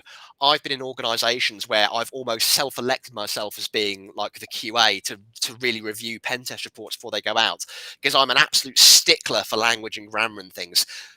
You know, if a client's out there, they have to get 3 or 5 quotes in and you're all sending in like sample reports and things. If I'm looking at 2 nearly identical reports, but one of them is written well, written with impact, and I can understand it, I know who I'm going with. Probably, you know, even if another report might have been slightly better technically, everyone's different with this, but I think that's really, really important, because the report is what a client's going to get, and that needs to be Teflon coated. So verbal and written skills, absolutely paramount, and I don't think they can be, you know, rated enough. Especially those written skills. I love that. It's such a great point. This one, we've got this one from JC. It's a little bit of a pivot. Do you suggest Splunk training? Okay, well, that's very focused. I think if you are going into threat hunting, blue teaming, or if you are looking at potentially having a job in an organization that you know uses Splunk, I would 100% say yes. Even if you're not, I mean, it depends on, I don't know how much Splunk, you know, I don't know how much Splunk training is, or whether you've got opportunities to, you know, get it paid for or whatever. I think if you are looking in the defensive cyber space, I think it will be absolutely valuable, completely valuable to you, even if you're not, because on my defending enterprises training, for example, that I teach with my business partner, we try and be tool agnostic. We use Microsoft Sentinel as our SIEM of choice because we have to use something. But everything that we teach on the course, you can apply to Splunk. You can apply to, you know, pick your SIEM of choice, so to speak, because it's not about knowing the exact syntax for a specific tool. It's about understanding the indicators of attack, the indicators of compromise, where to look, and how to proactively try and get ahead so that, you know, you can detect before you need to prevent, and then of course, you know what you're doing. So long story short, I'd say I would definitely encourage it if you have the opportunity to, and I don't think it will hurt you at all. There's no knowledge is bad knowledge with respect to this. You're just going to come away with knowledge about a specific tool, that's all. But you can apply that to other tools. So it'll be good. It'll be good. 100%. So earlier, we were talking about the endeavors other than certs, and this question is really interesting, but it is really intimidating in the cybersecurity space, and especially with amazing creators like yourself. So how do you push that aside and really get started into this space? Yeah, I sort of see what you mean. It's kind of hard to push aside when the demand is on certs so much. I would say that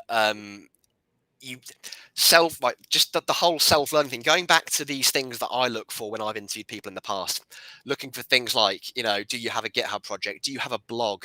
Are you on Try Hack Me or Hack the Box? What do you do in your own time? Do you have a lab? Do you have Kali Linux at home, for example? You know, because if I was recruiting, it would be for pen testing, and all these kind of things. I think that these things should absolutely be pursued and time invested, because it absolutely will pay off. Unfortunately, you are going to come up against, but do you have Pentest Plus, or but do you have an OSCP, whatever it happens to be? Now, if you don't, you don't. Then unfortunately, going back to the whole entry-level job market, this is a really, really big problem. But I do genuinely believe, and I've seen this myself, that if you can get your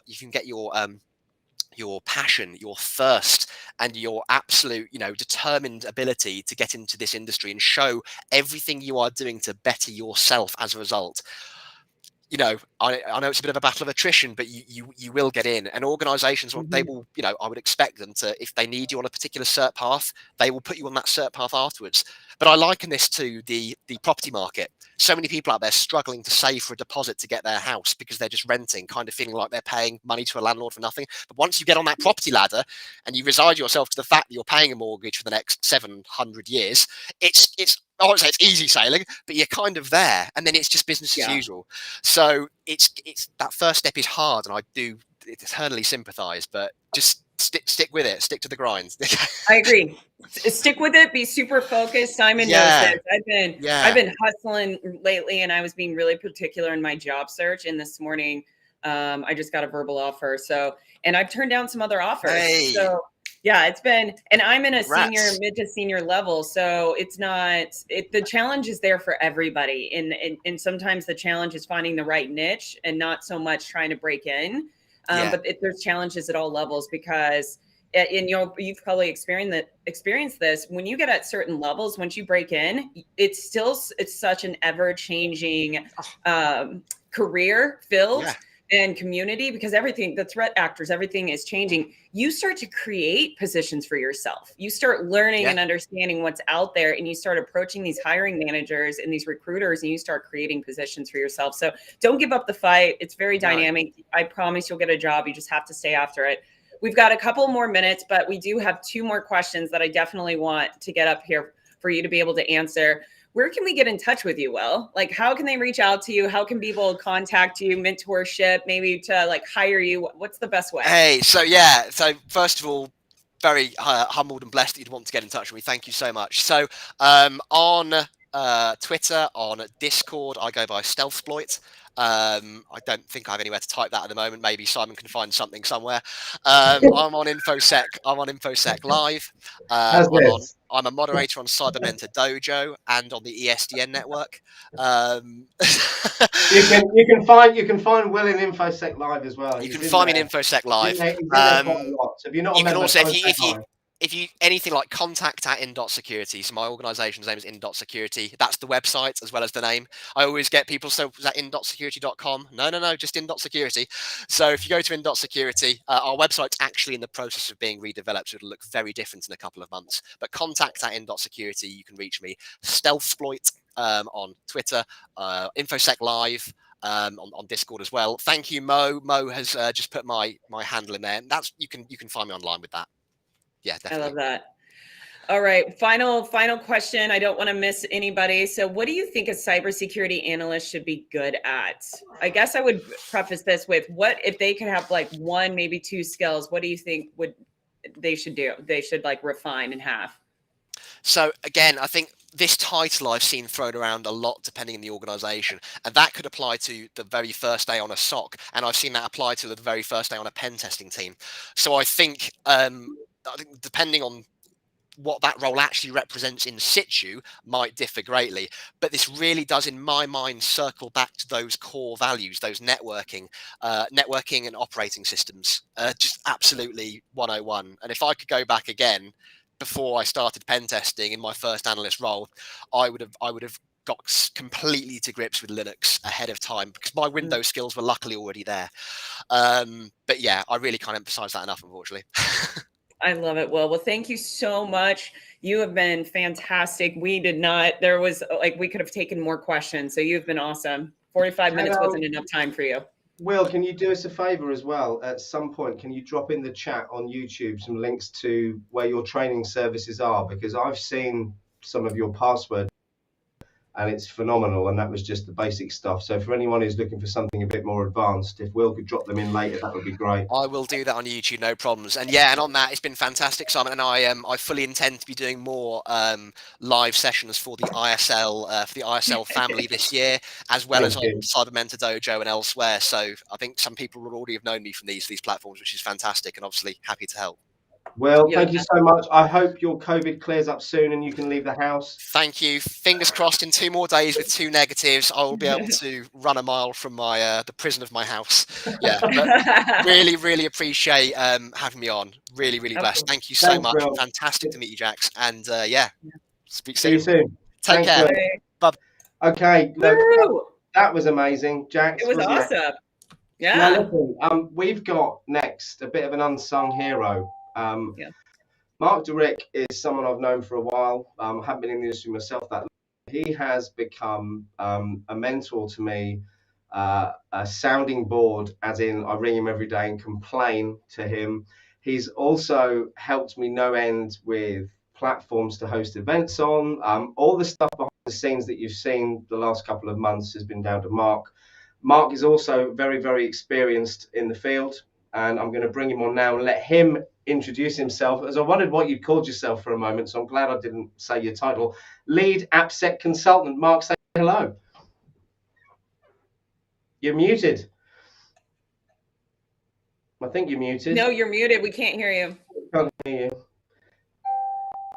Still muted. 2020. Yay! I'm There on we mute. go. Yes. Okay. Somebody had to do it. You would think I I did it didn't. earlier. Yeah, you would think I don't work with computers. Anyway, short version. Thanks for the invite. I'm trying to do stuff. I'm trying to give back. Short version. I have 50 minutes, and I don't want to take other people's time. Started with computers when I was 9. Got lucky, really, roughly speaking. I grew up in a really shitty neighborhood, but it happened to be that the head of the calculation center in back in the Netherlands, of the head of the Dutch version of BT, if you will, he had a home office in the building. And then basically one day I came by and he's like, do you want to see a computer? And this is like 80s, I think, top of my head. Yeah, You're I don't making know. me I'm everyone know 43. your age now, Mark. And anyway, so short version is that how I started with computers. He had a Commodore 64 because he told his boss like, "Hey, every new computer that comes out, you have to buy because I need to know this." And I touched the PDP-11, vacuum tubes, all these old crap. Did penetration tests for banks at the age of 13 because they had modem banks and it was easy, and I got paid in crates of beer from my dad because there was no cybersecurity budget back in the day. So my dad would always show up with empty crates of beer at the supermarket, and because it was too easy, because the root password was root or got or tor, because you reverse it and it's so secure then. Yeah. And of course then they started password 123. Anyway, it was always like the easiest thing to do. Went to school. I tried to be a photographer because my family photography runs, and I failed to get into art school because somebody told me I wasn't artsy enough. I was sent to a vocational school that was super Christian, and nothing against that, but basically I ran out screaming. I literally ran out screaming out of the building. I should have videotaped it, but this was before social media and whatever. Anyway, short version. 19 years old, did a lot of different crapshoot jobs just for the sake of it. A friend of mine saw a job for, hey, nerd wanted, applied for me. So I got a job interview. I had to reverse engineer the job interview because I said to the people, actually, you're asking questions. You actually can't verify if I'm giving the correct answer. So, by the way, give me the book. If you ask these questions, then these are the answers you'd be expecting, and then you can verify if the person actually knows what they're doing. Anyway, short version, they're like, oh yeah, you need do you have a driver license, because you get a company car. Anyway, I got hired in the whole 2000 MCSE boot camps, Yeah. hype, if you will. So I spent the class with lots of people with some of them that have never touched a computer. So that was quite a challenge. Anyway, short version going forward. No, and now Been, you're helping me. I know. Anyway, the short version is I've been in the industry now for 21 years. I'm 43. I'm not one of the youngest here. Last few years, focused on AppSec, but the short funny version is I was working for HP, building security operation centers for cleared clients, 3-letter agencies, bunkers, blah blah blah, dodgy people. Anyway, and then I got tired of all the traveling, so I quit on my honeymoon, and then swapped to cloud and application security. And last few years have been application security, and I'm trying to give back more. Although I do know, I do wonder, like, when can I sleep? But I'm still searching for the pill to skip sleeping. And you see, I'm not even getting to my slide deck yet. Oh, And do basically, you need me to bring that up, Mark? yeah, because otherwise I'm rambling too much, and that's not the Okay, use to anybody here. let me do that, because I've got to find out where I put it now. Anyway, so the short version is that I have a new position as well that I'm starting on the 2nd of Feb, where I'll be running a team of for application security for a entertainment sector slash alternative, if you will, um, where they're doing I don't know, like a 5 billion revenue or something, and I'm also hiring people. So my recruiter Gerald has already been in the recruiter open day, but but yeah, they're still growing, and I have a massive budget to grow it out. But yeah, today I briefly wanted to mention AppSec, but I already noticed I only have 8 minutes left, and I think 27 slides, so that's not gonna work. Let's run through them quick. Yeah, Because skip I have this to have one. my tabs open in the background. So shall we go Just through skip it? this one. Yeah, Here skip we go. this one. Skip this History of one, AppSec. touch I on don't that know. or Just not? I don't know. Right. I really basically AppSec has been around for 1995. That's a short version, but it's still not being taught in universities. That's the summary. TLDR. Okay, further. Go ahead. Yeah. There we go. So yeah, things have been mentioned by Linda as well. I'm not gonna she's a proper CISO or whatever. So I'm not gonna go on this. But secure supply chain security is a bigger thing because organizations are mindful about what's happening. And they go like, hey, we get breached because of our supply chain. So they go like, hey, our vendor management departments need to be more critical. Well, before they went, hey, do you do security? Do you have antivirus? And do you have a firewall? Okay, yeah, let's buy this $1 million thing from you. Now they go like, we can't do that. And that's partially also to do with the second point, which is cybersecurity insurance. Cybersecurity insurance is getting harder for people to get. I've dealt with a few clients and organizations that they have to get new insurance or higher insurance because their clients are requiring to have that higher insurance. But it's also organizations that are saying, yeah, our current insurance, for instance, let's say 1 million. Previously, we had to fill in 2 A4 forms and then we're done, and we got the cover. And now they go, hey, actually, you know what? To get this, you need to do this 34-page audit. And if you don't provide sufficient evidence, then we exclude this, and basically you end up paying for policy that doesn't cover anything. And then on top of that, someone said to me, Mark, not so long ago. Oh, there's my emails coming up. Yes, someone said to me not so long ago that with insurance, sometimes the best way to get an idea of what your security posture is as an organization is to do an insurance quote. Yes.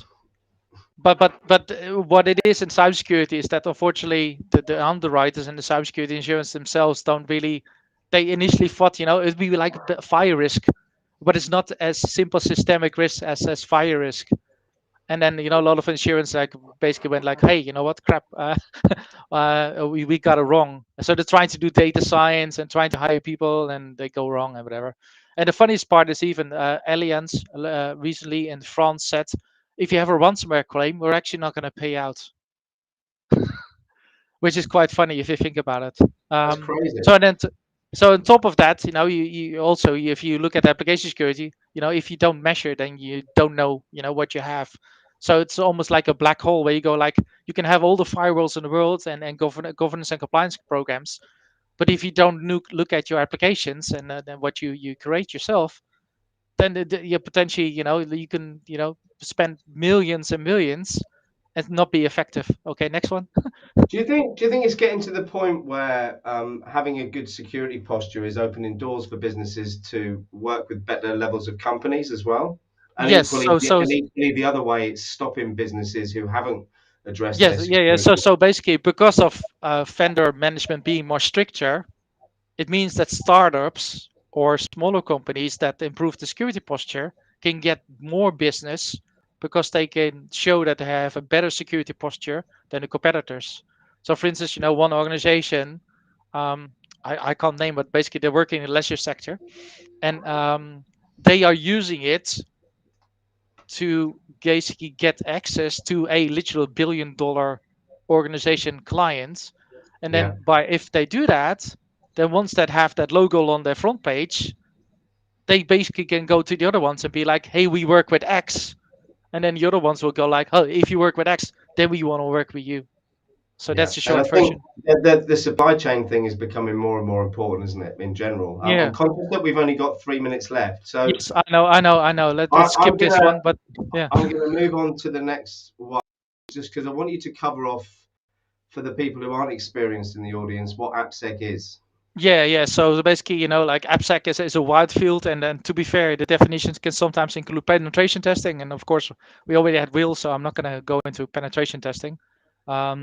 But yeah, it includes a secure code review, code scanning, lunch and learns. Yeah, I have a lot of slides on that, but we're not going to get there. No problem. Just go further. Keep So going. basically, yeah, it's all about funding vulnerabilities. That's the short version. What's important, you can have vulnerabilities in your own source code. You can have vulnerabilities in actually running code or binaries in compiled code. You can have it in third-party code. And then what you have to think about is like open source libraries, but also, for instance, libraries from a commercial supplier that, for instance, provide commercial analytics for your website. And a famous example there, what happened is, for instance, with BA, British Airways, they had a third-party library that got compromised and was siphoning off credit card numbers. Oh my God. And they had a massive breach, and they go like, yeah, but it's the third party. And, they were like, yeah, but we never checked. So later they checked, well, actually, like this binary was placed at one point. And yeah, now it was malicious, but yeah, we found out later. And yeah, they had to pay a fine, and to be fair, the fine is never big enough. But anyway, let's turn go. that off the screen and bring you back up for the final Yes, minute before we I bring know, you to get on, because exactly. we ended up trying to squeeze lots of people in. So unfortunately, yourself has only got 15 minutes, as has Amanda, who's coming on next. So I think the main thing is AppSec is a huge area of growth. Yes. It's an area that I saw a lot of myself when I was looking for freelance work for other consultants on Upwork and other sites. For anyone looking to get into the industry, have you got any final words for them with regards to AppSec and breaking in, Mark? It's just a little bit like, learn a bit of like, like how program languages work without being a programmer. So, you can be like, communicative with developers. So, if they say function, you don't immediately go like, what's a function? You don't need to become a Python expert or something. Communication skills, very important, because a lot of times you'll be talking to people, very technical on one end where you're talking to a developer, and then very non-technical, or maybe on the board end, where they go like, hey, what are we doing? Does that, like, we're giving you, like, let's say 2 million. What will it do for us, and how can we translate it to our customers on how it will improve our product? And then we're talking about the whole growth of DevSecOps, I suppose, aren't we? The fact that developers are now Yeah. So you talk about Agile and DevSecOps, where you go like, hey, you're letting developers do security themselves, because the old-fashioned way of like doing big bang testing at the end doesn't work, because guess what? Features are being released currently, multiple times per week, and you can't scale, and you can never find enough security staff. So one of the organizations, for instance, that I worked with, GSK, 100,000 employees plus, we did a quick calculation on the back of the envelope. We went like, yeah, if we want to do the old-fashioned way, I think we need to hire like 60 application security people. And we're like, wow, that's going to be like half of our cybersecurity budget for the next year. And we can't even find these people. Sorry, I've just brought up Matt's message without reading it. So if anyone's offended by that, if they're a programmer, good question. I love that. Well, it's not always the programmer. Remember, it's also a question that they're not getting backing. So the previous organization I worked with, the development teams and the product owners were not getting time dedicated to actually fix technical debt. So that's where sometimes that's where the skill also is going up to the organization and going to the CTO and such, or CIO, and saying, hey, you know what, you're not giving these people the time to actually fix technical debt, and guess what? It's creating quality issues. So you reframe security as a quality issue. And it's back again to having those soft skills to get that communicated. Mark, we're out of time. Yes. Thank you so much. I know. And also a massive thank you for all your support throughout this. I've been running around like a headless chicken the last couple of days. I know, but we're still here. And my wife have kind of dug me out of my running around in circles hole. So thank you very, very much. I'm going to no worries. Anyway, I'm in the InfoSec community, and if send questions, and we'll find it out. Brilliant. Thank you, Mark. Right then, Mark, thank you so much. Now we have a very special guest next. Amanda Savitz is someone I've known probably the longest from my very long, not long career in cybersecurity. Amanda, as always, it's an absolute pleasure. Please tell the audience who don't know you a little bit about yourself. Hello, Simon. Hello, Jax. How are you? Really fantastic job today. I'm loving it. So congratulations to you guys, first and foremost. For those of you who maybe don't know me, I'm originally from Canada. I come from a little bit of a technical background, not computer science, but we'll kind of start where my security journey began. I was thrust into a company called SSH, and they're a cybersecurity company that really safeguards mission critical data in transit. Essentially, that's this SSH protocol, and it was invented by someone called Tatsuyani, and I was very fortunate to work at a company that he was the head of that company. So I was talking about zero trust and just-in-time access and all of this, that sort of framework, even before it was a thing. So that was the beginning of my cybersecurity journey. So, and since then I've kind of zigged and zagged, and when you see what your journey's supposed to look like, it's supposed to be this nice incline, and but mine is literally like that. So that's how it is, and it's a lifelong journey, and it's never straight, and but it's always interesting, and there's always, no matter what direction you are going to go, what I will say to you, you will always need to continue learning, and you have to fall in love with that part of it. Now, if this offends you, you can tell me and I'll be really sorry. But I'm going to take it as a challenge. let me start off with saying this. Whilst you are technical, I don't think it's your technical abilities that have made you successful in this industry. Perhaps, and I'm waiting for you to tell me I'm wrong, but I do think the fact that you're such an engaging, dynamic person has had a lot to do with that. And I want to ask you that question on whether you think your soft or emotional intelligence skills have made a difference.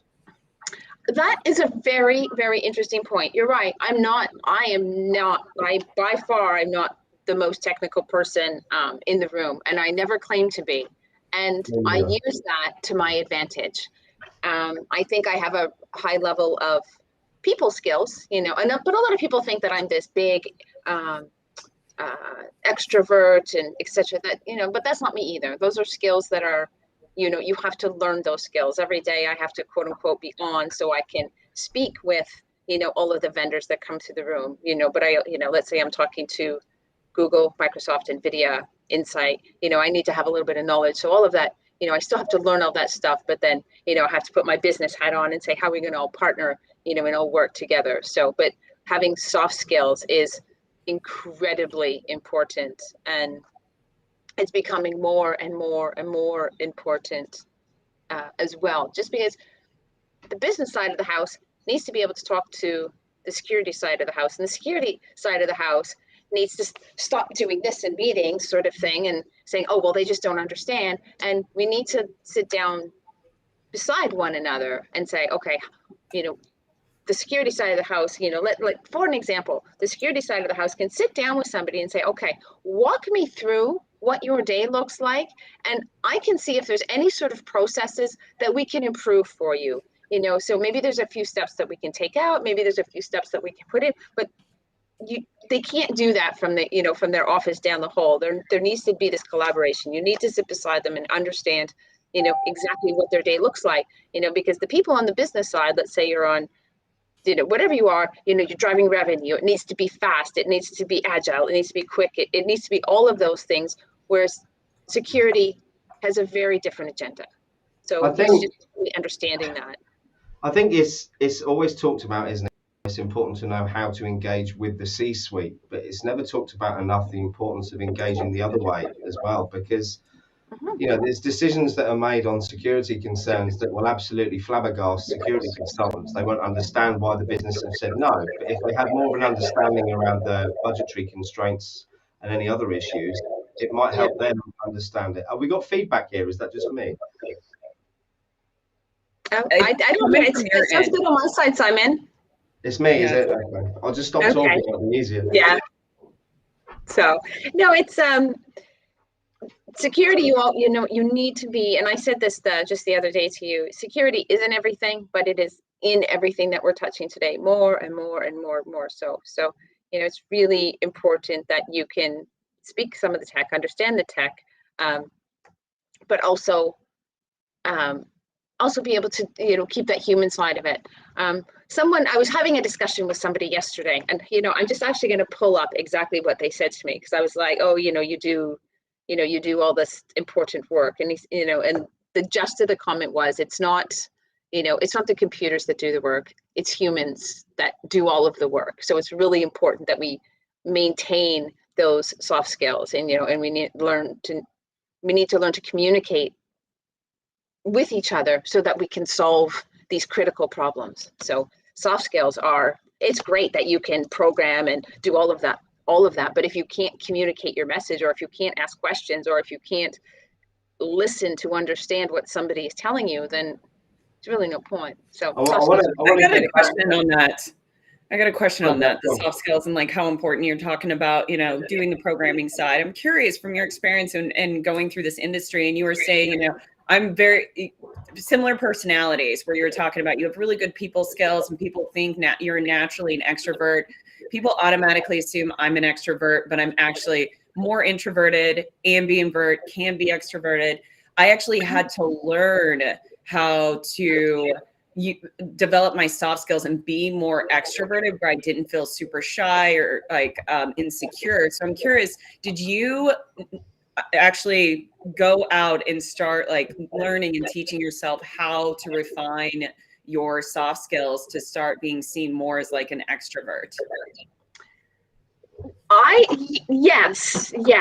I've been through so much training and, how to communicate. I have done years of that sort of thing. And it's been part of my professional development from, kind of 15, 20 years ago. So I've always done that type of training. And that's why perhaps it's easy for people to think, oh, well, look at her. She's, it's very easy for her, or that sort of thing. But it's not easy for me. I will openly admit, I probably wouldn't have admitted this 5 years ago, but I will openly admit, when I walk into a room and there's more than 3 people in there, my mouth is dry, no matter how comfortable I am. Yeah. And, large groups of people are difficult for me on any given day, regardless how prepared I am or not. And that's something that I've struggled with from my very first business meeting, and even till today. If there is a group of people in front of me that I don't know, and I have to do some sort of presentation, I can absolutely guarantee you I am very nervous and my mouth is dry. So, but you put it, that's the thing, you're trained, and that's training. That is training. You can learn it. Thank you for joining us, and you move forward and you do your job. And I think, Amanda, the thing is some soft skills do come more naturally to some people than others. I'm not going to disagree with that, as do technical skills. Yeah. But you can learn them. Yeah. Exactly. Yes. And anything can be a learned behavior. Anything. It's your willingness to want to learn. That's, either you love it. There's some things I don't like learning. And then you'll put up a resistance, and it's going to take you 10 times longer to learn it, but it's, I go back to my Fortran 77. Like I don't particularly enjoy that type of programming, whereas when you look at the programming today, it's kinder to the soul. It's not, it doesn't give you as hard of brain cramp. I'm conscious we've only got a few minutes left, and someone's asked in the chat, which is something I asked you the other day. What's a day in the life like for Amanda? Let's talk about that before we go. Do you know what? I will walk you through, because today has been a very interesting day. Not just because I kept changing the time you were coming on and sent you multiple links. Learning for your brain to change gears very rapidly is something that, sometimes I find it difficult. For me, I find sometimes people just like to sit there and they like to work on their tasks. Whereas, being the director here at the foundation, we're working with so many different verticals of the government. I had somebody who is dealing with the JAIC. So what is it going to look like? Who are we going to be bringing in? Here's the organizations that they're bringing in. So, I have to develop an understanding as the sort of groups that he's bringing in. So, training and testing and evaluation is something that we're going to be doing. Great, fantastic. Then I have somebody else who's looking on the education side from one of the big, I'll say one of the big four, they want to do some training with us. So, okay, great. Are we just doing it here? Are we doing it virtual? Who are we bringing in? What are we training? Now I have to think, okay, we're doing bespoke training. Fantastic. Now I have to build curriculum for that. Then we had somebody who wants to take what we're doing here, and they already have something, again, this is dealing with the JAIC, artificial intelligence, machine learning, etc. All very exciting stuff. And how are we going to partner with what we're doing, with what they're doing down in Orlando. So, and that's all before 1 o'clock. So I'm still waiting for my flight over to have a go on your augmented reality goggles you've got there. Yes. And this is all part of the training. And, I'm very fortunate to, see what they're doing as far as, how are we going to train the warfighter so that they don't have to be out in the field? Now they're just going to put on these AR goggles and, we can simulate all sorts of environments. And, those are the sorts of really engaging things that I get to work on the unclassified side, of course. I want to just mention something that Joe Hudson said in the chat, which a lot of people find very difficult about the networking and connecting with people and interviewing. Do you know what? That is exactly why I set InfoSec Live. And this isn't a sales pitch, it's just an honest answer, because I've met so many people who had amazing technical ability and they were struggling to get that across to the end customer or whoever it might be. And that's why I mention all the time the fact that you can learn. And we've got some free training within the community if anyone wants to, on soft skills, goal setting. And the more you practice, again, jump into communities like InfoSec or Simply Cyber or Cyber Mentor Dojo, ESDN, all these places, and practice your soft skills there, because there's so many amazing people in this community who are happy to help. Yeah, and what I will say is to learn soft skills is really important. It'll help you in your everyday lives. And don't think, oh well, how should I learn how to be a nice person? But those are not soft skills. That's your personality sort of thing. Yeah. But no matter where you are, we are doing soft skills training for, people who are transitioning out of the military, that sort of thing. So this is something that everybody on the planet can make use of. So it's not, I don't think people should be shy or shy away from it or think, oh, I don't need that.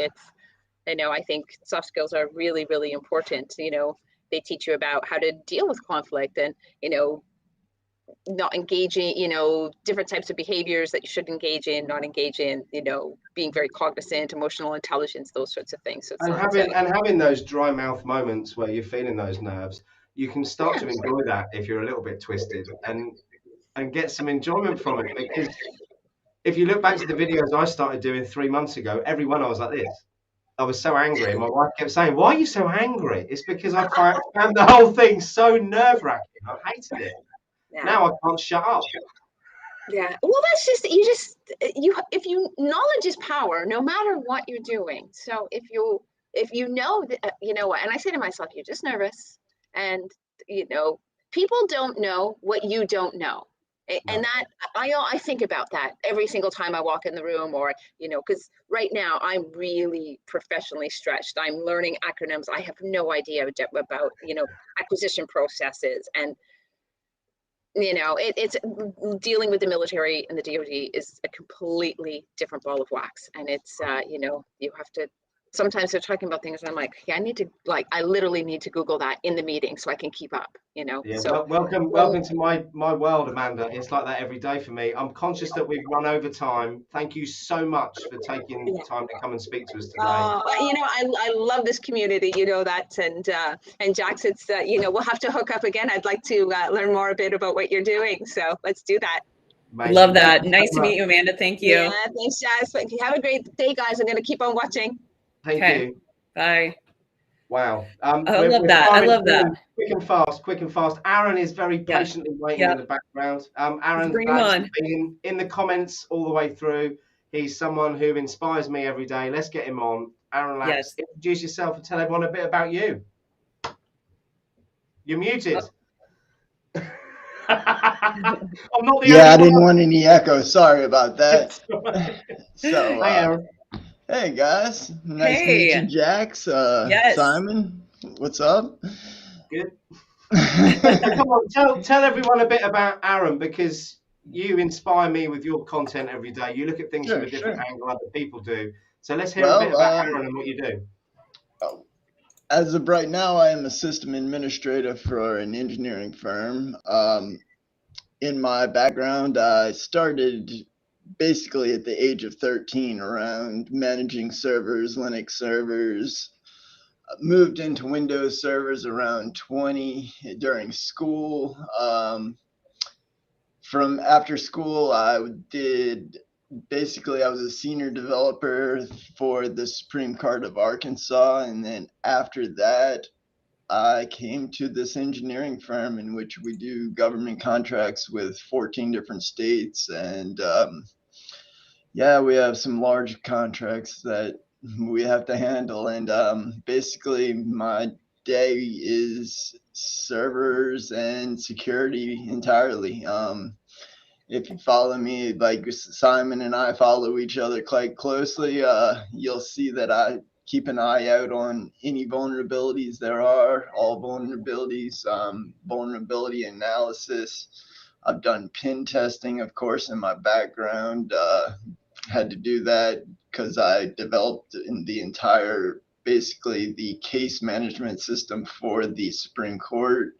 So yeah, it's just been a wild ride, and I'm happy to finally be settled in a system administration position in which I'm able to do security and servers. Good to see all y'all too in the audience. So Aaron, talk to me about what excites you in cybersecurity, because we talk about innovation a lot. You talk about innovation a lot. You also talk about threats. What's exciting to you right now in cyber, Aaron? Honestly, what's exciting to me about cybersecurity right now is the interest in getting into it. Just the fact that the last 20 years, we've had so much cybersecurity need. And finally, we're getting, due to the last 2 years, well, 2+ years of extreme activity in the cyber criminal field, that we're having a massive drive for people to join the industry. And that's, of course, why this is perfect, because we need people to be engaged and to constantly want to learn about new things. And that's basically what I would say in any aspect of life. Learning is going to be everything. Learn as much as you can. Like I said to Keith, who just said, learn everything. And yeah, that's basically what you need to do. I keep an eye out for every different possible vulnerability that is within my system, but I of course share others with those in my network, because anybody that's networked can be vulnerable. So yeah, just do you want to talk about cybersecurity inside Scoop channel that you've put together in the InfoSec? Yeah, most definitely. So I've put together basically a LinkedIn at first, but then joined InfoSec and have a private channel within InfoSec called Inside Scoop for cybersecurity. Basically, that is just a place where we can get together, collaborate, talk about everything in regards to the vulnerabilities that are going on, if it affects somebody, how they can mitigate it, anything that's needed, really. Because as we all know, yeah, computer networking is important, but human networking is much more important. And like Jack said, she's an introvert. I am as well, but you have to be extroverted in many ways to get ahead in life. And it's the only way to actually, well, learn properly, get things done, because without proper communication, you're just not going to be able to communicate your issues with other people and therefore get proper responses and how to fix your issues. Yeah, so I would Jax, love. Have you got a question for Aaron, Jax? I'm conscious we've got. Yeah, I do. You know, I was waiting for Simon to run out of questions, but that never happened. Sorry, or just run out of being we're quiet. We're gonna be here for a while. Yeah. Yeah, so Aaron, so great to meet you. I know that you put out a lot of good content, not only in the InfoSec Live community, which some people have already mentioned on the stream about how they've met you is through that community, but also through your LinkedIn. Curious, what had inspired you to start putting this content out? What was your motivation behind it? Because being a content creator myself, you have to have passion and some motivation, or it's going to fizzle out really quickly. Well, I mean, in all reality, what drove me to cybersecurity, of course, was the last 10 years, well, 12 years of my life now have been spent application development. And so I was having to deal with records that involve social security numbers, juvenile records, etc. Thus, I was having to pen test and ensure cybersecurity was at the top priority. Well, that was the top priority of what I was accomplishing in this project. So from there, after I left the Supreme Court and entered the server world, where I have to maintain 25 years of records and compliance standards for the government contracts that we're dealing with, cybersecurity just exploded. And then that was around the same time in which the cyber criminal explosion happened. So yeah, my interest has just always been there, but has grown as basically my development in the computer industry has just taken me to that route. And so I've basically, I just do everything I can to get knowledge to everybody else. That is my passion in all reality. That is what drives me, because learning is key, and getting knowledge to other people is the only way that other people will learn. So, yeah. Yeah, I agree. And you see Chip in here. He's read, learn. Oh, it just went away. Study, test, repeat. So we do have a question that came up from Mohammed. Here it is. Let me pull this one up for you. And I like this question because AI is a big thing.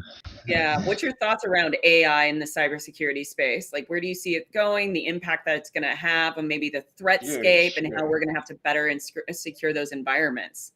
Well, right now, of course, artificial intelligence is driven entirely by machine learning. So when people are saying artificial intelligence drives our cybersecurity EDR or endpoint protection, in all reality, it's just a bunch of data that has been put into a system, analyzed, and that's making the decision. True AI, which is going to be digital neurons firing and learning on its own, is going to be a whole nother standard in which that one has the potential, I mean, both have the potential of making cybersecurity a far more secure place.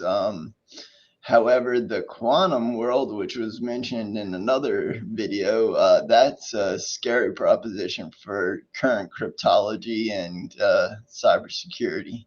So that's a whole nother range in which, yeah, that'd be another 10-minute, 15-minute talk right there. Yeah, that's so true. We'll have to. I love diving into AI, machine learning. And yeah, like I said, I shot you a connection. We'll definitely have to talk. Yeah, definitely. So we've got another question here from Anshul, and it is: what is your views on cybersecurity in the metaverse? Well, the metaverse. Is the metaverse anything but public relations? I mean, it's such a collaboration of well, I say collaboration. It's really, until it is collaborated, it's a bunch of different products. So cybersecurity is going to be basically related on that product. I mean, I know multiple vendors such as Facebook. Facebook has Metaverse. There are others that are creating their own. So, I mean, it's going to be not exactly, sorry, had a chat pop up. It's so distracting with that chat. It is. Damn, the private, this chat. It's But no, In regards to the metaverse, until it's unified, it's going to be a wild, wild west in regards to cybersecurity. There's not actually going to be anything that I can go into depth. Obviously, right now, it's not going to be too different because it's based on APIs. It's based on everything that we're currently dealing with. So we'll see what happens in the future in regards to the metaverse. That's definitely a future risk right there at the moment. I'm of the age, Aaron, where to me the metaverse just sounds like a really techie PlayStation store. Because unless it's going to be Ready Player One. If it's not going to be open source, then I can't see how it can be a metaverse. So if Apple have one and Microsoft have one and Meta have one, then it's not a metaverse, is it? It's just loads of PlayStation stores, isn't it? And that's the whole thing. We have Facebook, we have Apple, if they don't collaborate and join it together, it's not going to be the World Wide Web. It's going to be company webs, and so it's getting into cybersecurity in that relation is really hard. I love that. I was just laughing. Said this is an ADHD heavy field. Don't distract us. Tell me about it, Requiem. He's so funny. True. Yeah. We're coming up to about a minute and a half left. And before we wrap, Aaron, what are some last and final thoughts that you would like to share with all of the viewers today to leave with them? Yeah, most definitely. So since this is Career Day, the last things that I would like to leave with are, in the cybersecurity industry, you're going to have your occasional people that will have the ability to enter into a field where they want to be. But the majority of people are going to be entry level or lower, call center, and work their way up.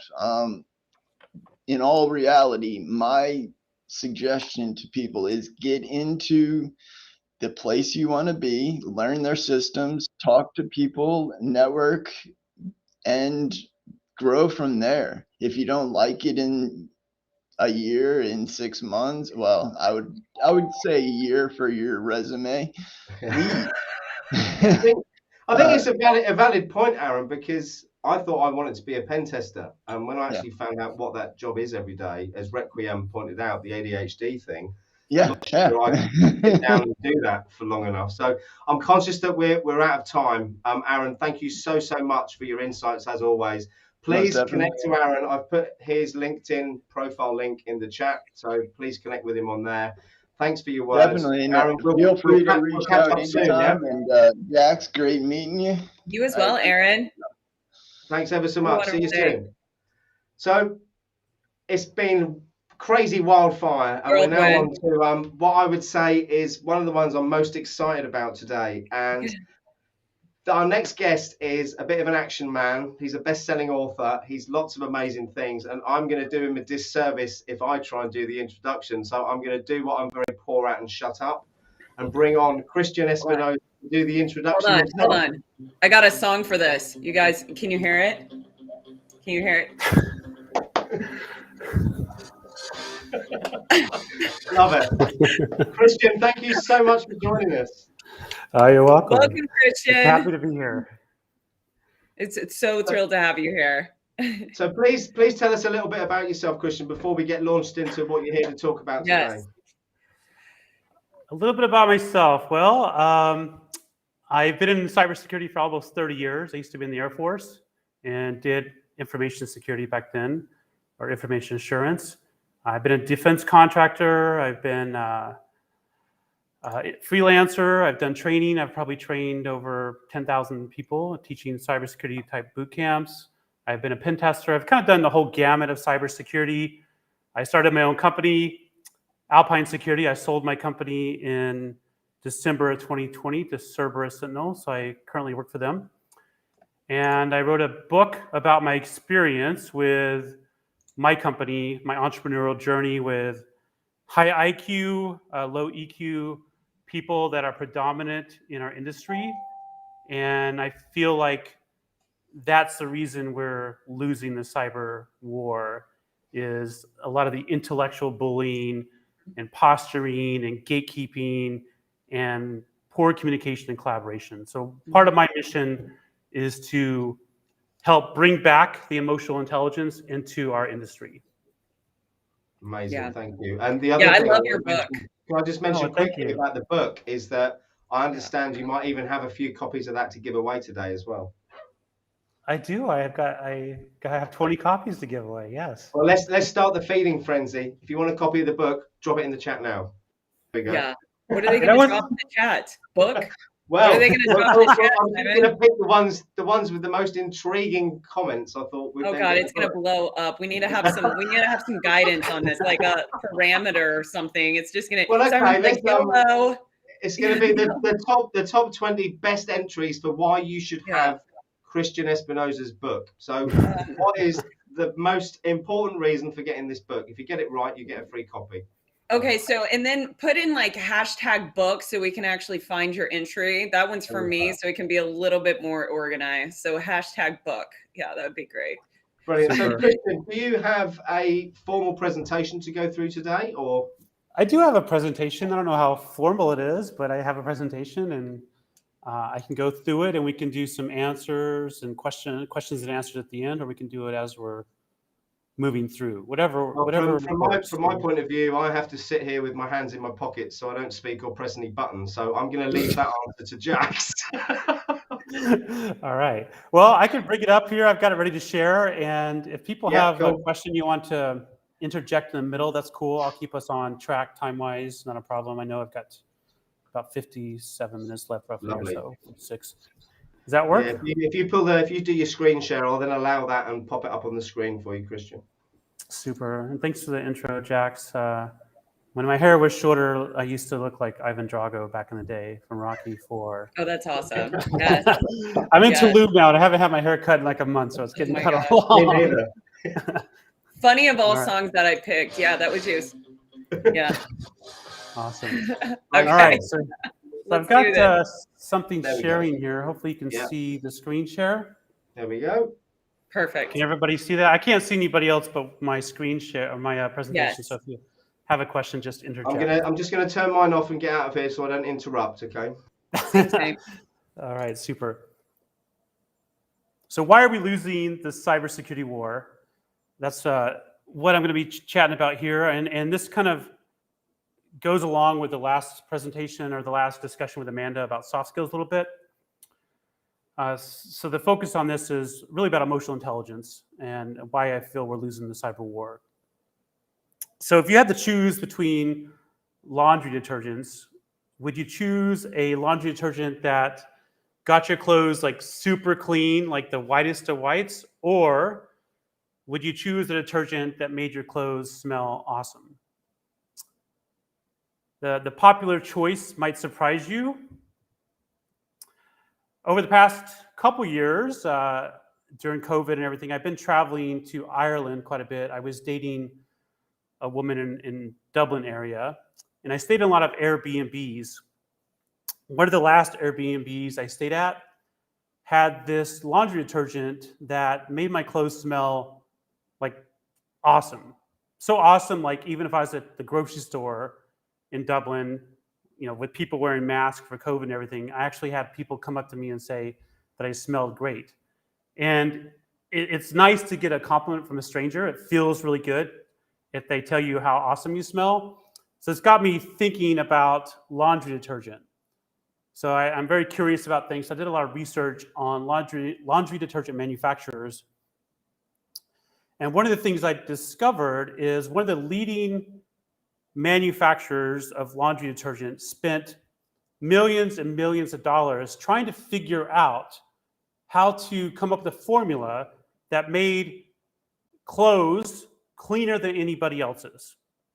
So they were successful with this, and they released this formula that got clothes cleaner than everybody else's, the whites whiter than anybody else's, brought out the colors of your clothes. And guess what happened? Nobody cared. It turns out they were focused on the wrong thing. People don't really care how clean your clothes are from the laundry detergent. They care much more about how great they smell. And this, I feel like in cybersecurity, we're very similar to the laundry detergent industry. We're focused on the wrong things. We tend to focus on the data-rich tangibles, like better technology, a next-gen firewall, more and more frameworks, CMMC 2.0, whatever frameworks out there, and kind of like the laundry industry, like the whitest whites. We're focusing on all this data and frameworks and process, but we're forgetting about providing a human-rich experience. And just like the laundry detergent industry realized, how people feel is just as important, if not more important, than the data. Because if you get a compliment about smelling nice, it makes you, kind of brightens your day. Can everybody hear me okay still? I can't see anybody, so I'm...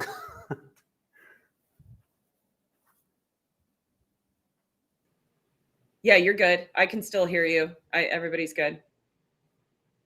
All right, super. So for me, my defining moment was about 5 years ago when I was getting debriefed by my team. One of my super high IQ, extremely intellectual, best penetration tester was debriefing me as the CEO of my business about how a penetration test report review session went with a client. And he kept telling me that the client just didn't get it. Meaning that the client didn't really understand the risk we were conveying to them, our findings, and how to remediate what we found. And I had heard this or variation of this most of my career, but for some reason this time, it struck me very differently. Probably because this was my company I founded and I invested pretty much everything I owned into the company. So it struck me very, very differently. And I realized that they just don't get it. And variations of that have been a problem in our industry for the entire time I've been in the industry, for almost 30 years. That the intellectual bullying and posturing is a big problem. And it shows up in various ways, like they just don't get it. Management doesn't understand. The users are idiots. It shows up with kiss up and kick down managers. And I believe that this bullying from this perceived sense of intellectual superiority is the real reason why we're losing the cyber war. I don't believe it's technology or lack of frameworks. I believe it's the intellectual bullying, because people want to feel significant. And often in high-tech industries, people get their significance by being, quote, smarter than somebody else. And that's causing a lot of issues. Once I became aware of this challenge, I thought, why should I care about this? The main reason is necessity. I didn't start a business to have our clients not get it. I feel like as a cybersecurity provider, our business is to help our clients become more secure. I wouldn't feel congruent or good about myself or what we're offering for our clients if they just don't get it and are not making progress to become more secure. Also, from a business standpoint, if clients don't feel understood or appreciated or talked down to, they're probably going to go elsewhere, which is going to result in loss of revenue. And then internally, when I kind of pulled back the curtain, I realized that this problem wasn't just a problem with our clients or external facing. It was a problem internal to my organization. A lot of my team had this fear of speaking up for fear of being ridiculed by somebody else and saying, well, you should already know that. So that, I felt, was really hindering teamwork and collaboration. You might be wondering, why should you care? Well, I guess the biggest reason is what we're currently doing in cybersecurity is totally not working. You can just look at the news and see why it's not working, or proof of that. Every day there's a massive data breach released. And just when we think there can't possibly be a bigger one, the next week there's a bigger data breach that happens. So what we're currently doing is not working. So I think it's time we look at this from a different angle. And throughout my entire career, just about everybody I've met wants to be understood and appreciated. This includes your teammates, your partners, your clients. People want to have a positive impact, and they want to feel, this goes back to your feeling, fulfilled at work. And I feel, and I know, if people are fulfilled at work, then their home lives will improve as well, because a lot of people carry the energy from their work back to their home life, and that creates disturbance in their home life as well. And then I thought, who am I to take this on? One of the things that went through my head is I'm already successful. My company was actually doing pretty good. We were growing every year in revenue and profit and everything. So I thought, why even bother? And then I also thought, I don't even know where to start. I have an engineering degree. I'm very logical, mainly an introvert. So I don't have a lot of experience with human behavior or psychology. And probably the biggest thing is I was afraid of being ridiculed. In our industry, I kind of feel like there's an elephant in the room, but nobody wants to talk about it. And the elephant is that it's okay for people to, be super smart, but treat other people poorly, because we accept that everyone is just the way they are in cybersecurity. They're super smart, but have poor people skills. And I thought, if I bring this up, people are going to ridicule me. And I have had, some people ridicule me, but through my book, but my book has been fairly well received. So what I decided to do was take on this challenge of adding some emotional intelligence back to my company, or some human, the human element, because I'm very anti-status quo. Like, I can't stand the status quo. When somebody mentions the status quo, where I feel like I'm falling into the trap of the status quo, it drives me insane. So I wanted to do something back, and I figured that a way for my company to stand out from other cybersecurity providers is to add back this human element, because it's not just about providing data or a transaction or report to someone. It's about human interaction, basically.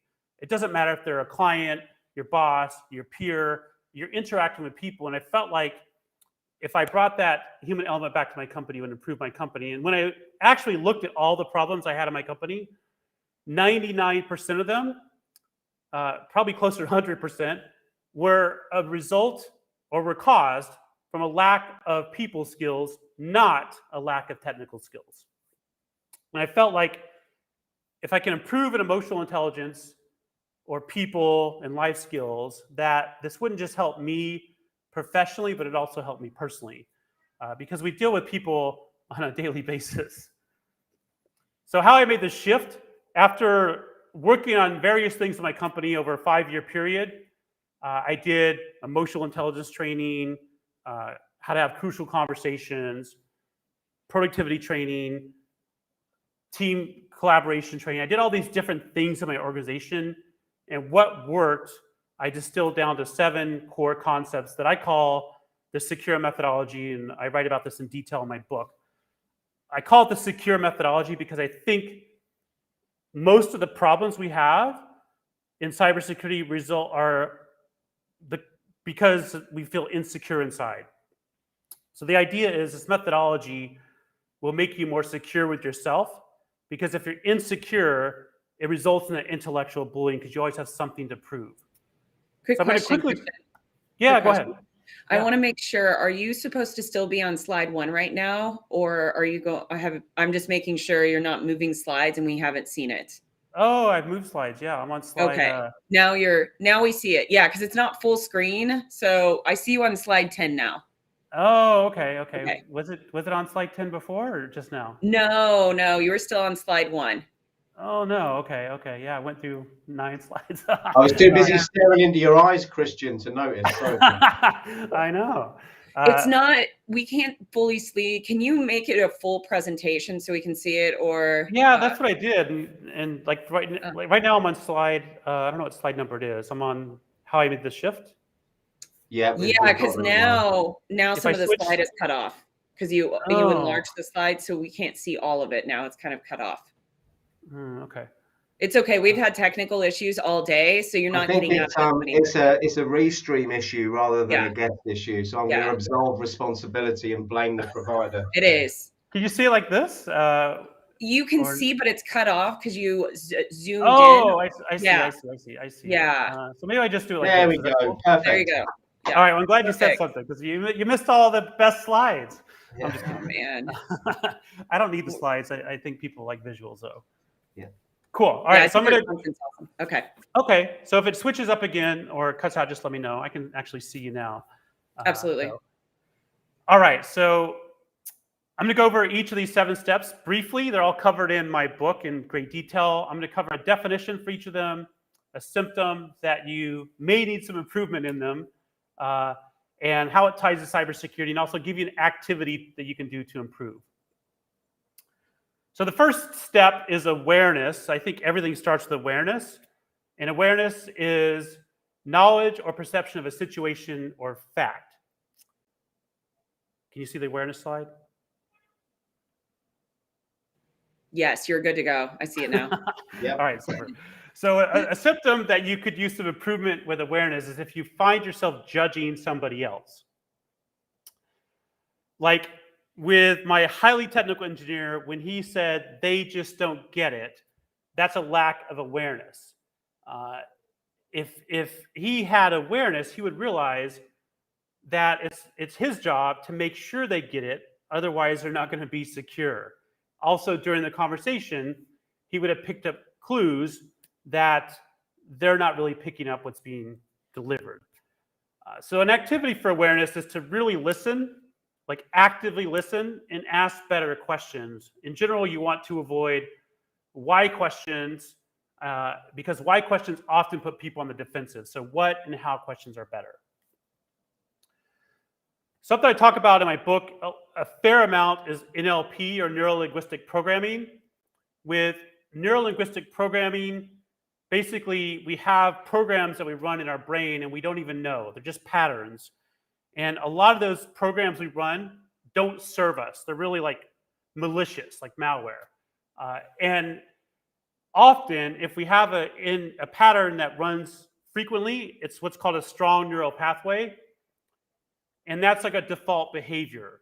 So we want to be able to do a Control-C on that and stop that behavior and start a different behavior. This sounds simple, but it's not easy. An example of this is one of my staff members used to always get defensive if somebody asked him a question because he was afraid that the person asking the question was trying to stump him or make it known that he didn't know something. So his pathway, his pattern in the program that ran was to always just automatically get defensive. And it took him quite a while, and this is a pattern I had as well, to, when you're realizing that from an awareness perspective, to stop that response and try to run a different program. And that will start out as that weak neural pathway first, but the more you use that pathway, kind of like exercising a muscle, the stronger it will become and the more it will become your default behavior. So it's possible to change your behavior. It requires some awareness though. The second step is mindset. Mindset is a set of attitudes or beliefs. And there's really 2 types of mindset. There's a fixed and a growth mindset. You can read Carol Dweck's book on mindset. It's like awesome. A symptom with mindset is if you see problems instead of opportunities. This means you're kind of gravitating towards a fixed mindset instead of a growth mindset. In cybersecurity, an example would be they just don't get it. If we say that, you know, the users don't get it, management doesn't get it, that is a fixed mindset.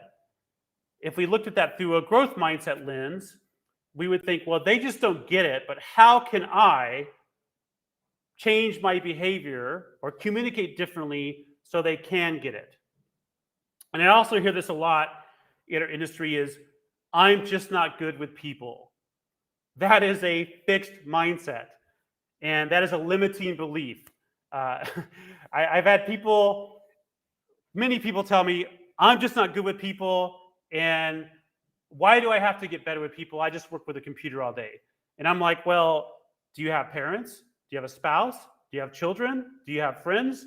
So we're not just talking about skills for work, we're talking about skills for life. An activity for Mindset is the 5-minute journal. I'm a big fan of the 5-minute journal. It literally takes 5 minutes to do. And you fill it out in the morning and in the evening. In the morning, you write down what you're grateful for, what would make today great. You write down that. That activates what's called your reticular activating system. And there's a lot of proof out there that if you write down your intentions for the day, you will find them, and it'll become more likely it'll become a reality than not setting the intention for the day. You also write down your affirmations. And then in the evening, you write down, and this is important to do right before you go to bed. A lot of people, what they do is they watch television and they fill their brain with garbage. So it's like garbage in, garbage out. So while you're sleeping, your brain is processing the garbage from the television.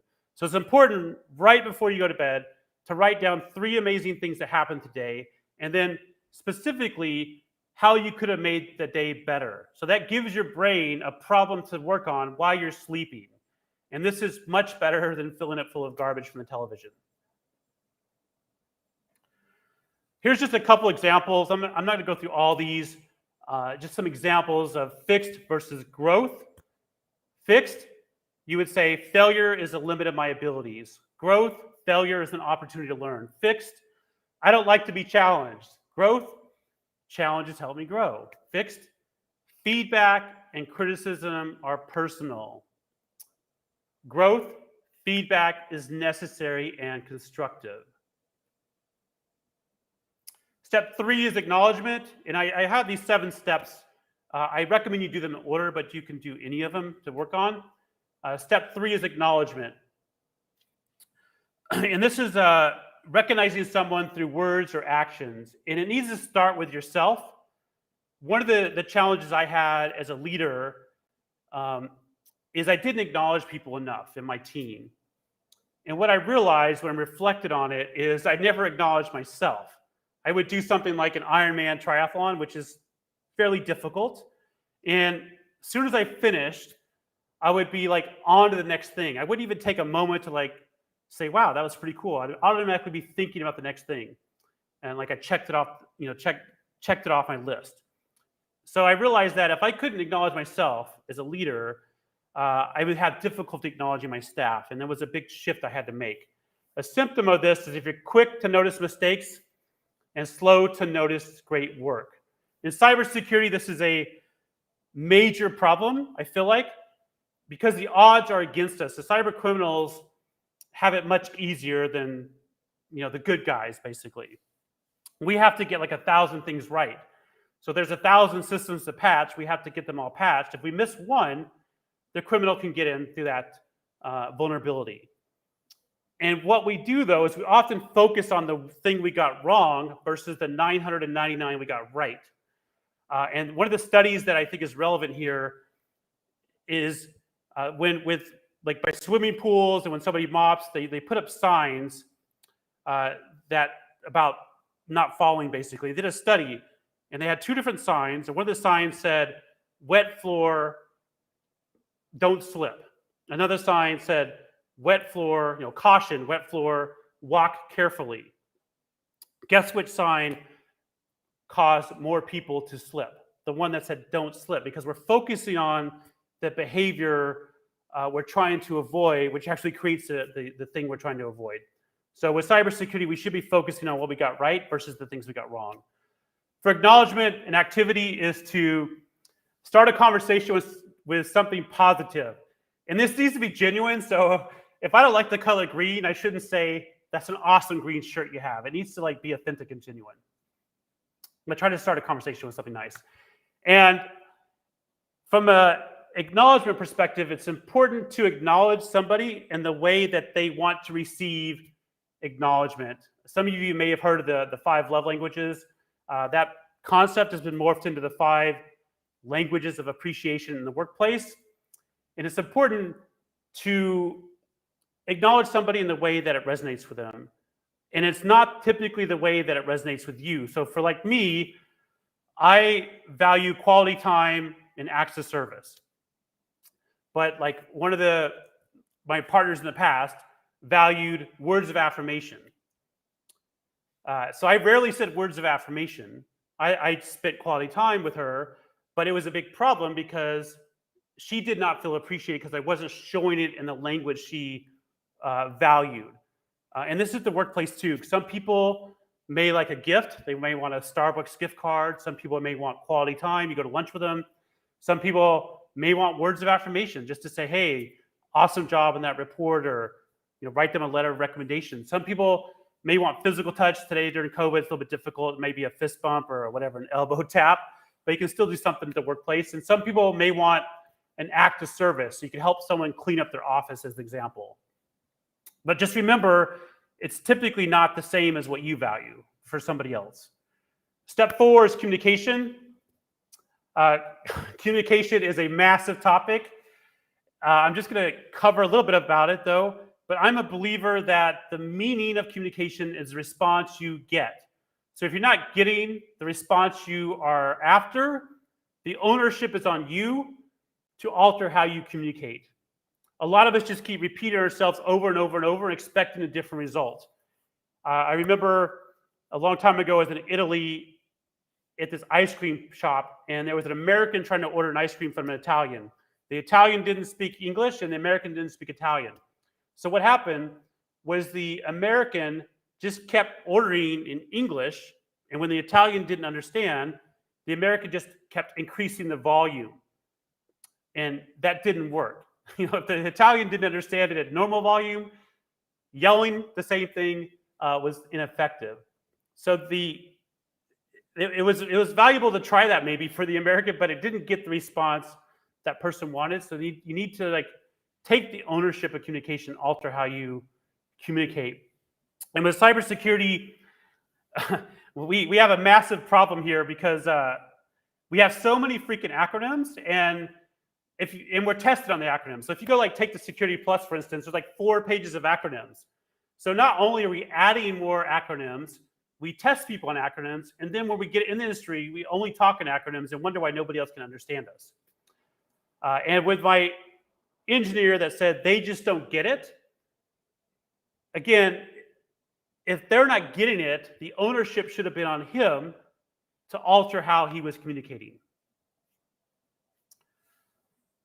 A couple activities for this are active listening, so listening intently to what somebody is saying, and to verify and clarify. A way to do this is if you're going over a penetration test report with somebody, for instance, and you go over a specific finding, maybe pause and ask them if they understood what you were talking about. And if not, you can clarify it. One of the concepts with NLP, and this is an important thing to understand when it comes to communication, is there's this model, and we all have this model that we apply. And the model is, this filter, I should say, is different for all of us. This filter is a DDG filter, we like to call it, a delete, distort, and generalize. The reality is we've got so much information coming at us, over 1 megabit per second, that our brain cannot process it all. Otherwise, we'd go crazy. So we have to have this filter, which we delete some information. As I'm talking to you right now, you're probably totally deleting stuff I'm saying. You're distorting some of the things I'm saying, and you're generalizing some of the things I'm saying. And that filter is different from everybody. So when you're communicating with someone, you have to understand, they are applying this filter to what you are saying, and then also you're applying the filter to the information you receive as well. And those filters are probably different. Step 5 is monotasking. I'm a massive fan of monotasking. I think multitasking is antiquated. And if you have you're a great multitasker on your resume or on LinkedIn, for instance, to me, that means you're not very productive, but you're very busy and you waste a lot of time. So I think monotasking is what you should be doing. And it's doing one thing at a time, the opposite of multitasking. And it really helps with 2 things. Number 1, it helps with productivity. You'll be 10 times more productive if you monotask than multitask. It also reduces your errors because you're not going to mix information from different things you have going on. It also helps with communication, because if you're monotasking, while you're in a meeting with somebody or while you're communicating with someone, you're present and you're going to be a better listener. A symptom that you could use some help with monotasking is, and a lot of you probably do this, and I've done it in the past, is if you put your phone like face up on a table during a meeting or while you're at the dinner. And then while you're talking to the person across the table, you constantly look at your phone, or if your phone lights up, you look at it. That is not being present. That is not monotasking. That's multitasking. And that's sort of taking away the value of the conversation you're having with the person directly across from you. With cybersecurity, we often hear they just don't get it. Like I mentioned about my highly technical engineer, often that is a result of multitasking. Because if we are monotasking and present, there would be clues that the person we're communicating with is not getting it as we're communicating. So we can alter how we communicate. An activity for monotasking is to use block time or time blocks. I do this on my Outlook calendar. I schedule blocks of time. And that means, though, and this is just an example up here, that during that block of time, that is the only thing I do. So on here, I've got between 9:10 and 10 a.m., for instance, I'm working on an abstract. That means during that 50-minute window, I do nothing else. I turn off my email, I turn off Slack, I turn off WhatsApp. I only work on that one thing. And because my effort is focused, I am much more productive, like 10 times more productive than I would be if I'm constantly going between email, the abstract, a text message, the abstract. That is inefficient. That's multitasking. And a lot of people will say, well, what if I have an emergency come up? You have to ask yourself, how likely, in the past like 5 years, how many emergencies did you have come up in a 50-minute window? Because I'm only suggesting here you monotask for 50 minutes. And you can do this however works for you. But in between these blocks of time, you could check your email in case there's an emergency. You can do some push-ups or do something to get your energy back up, whatever you want to do. Step 6 is empathy.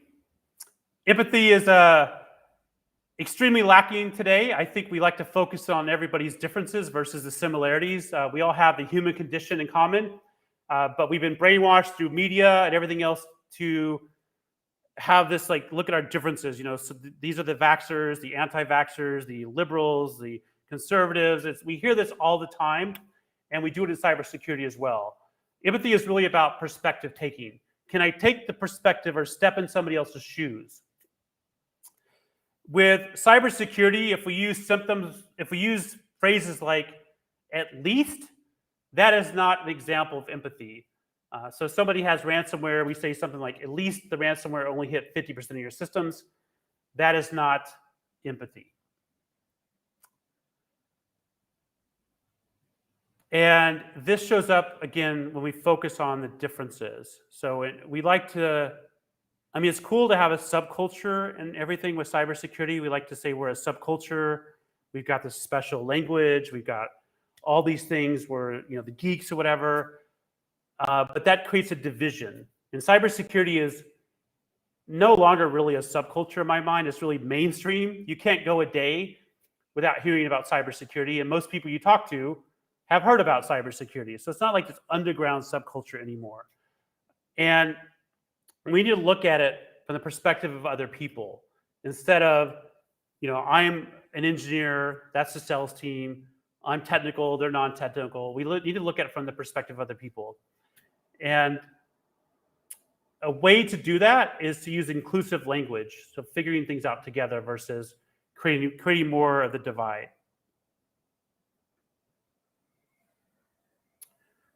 From a leadership perspective, and also just from an understanding of empathy perspective, there's really two types of empathy. There's affective empathy, which is feeling like somebody else feels. And there's cognitive empathy, which is being able to take the perspective of somebody else or being able to step into their shoes. So to be an effective leader, you want to have high cognitive empathy and low effective empathy. You probably have worked with people that fall in various categories here on this diagram, but we don't want a high effective empathy. That's not a good leader. You want to have high cognitive and low effective, if that makes sense. And step 7 is Kaizen. Kaizen is a Japanese word that basically means continuous improvement, or CAN-I, which stands for constant and never-ending improvement.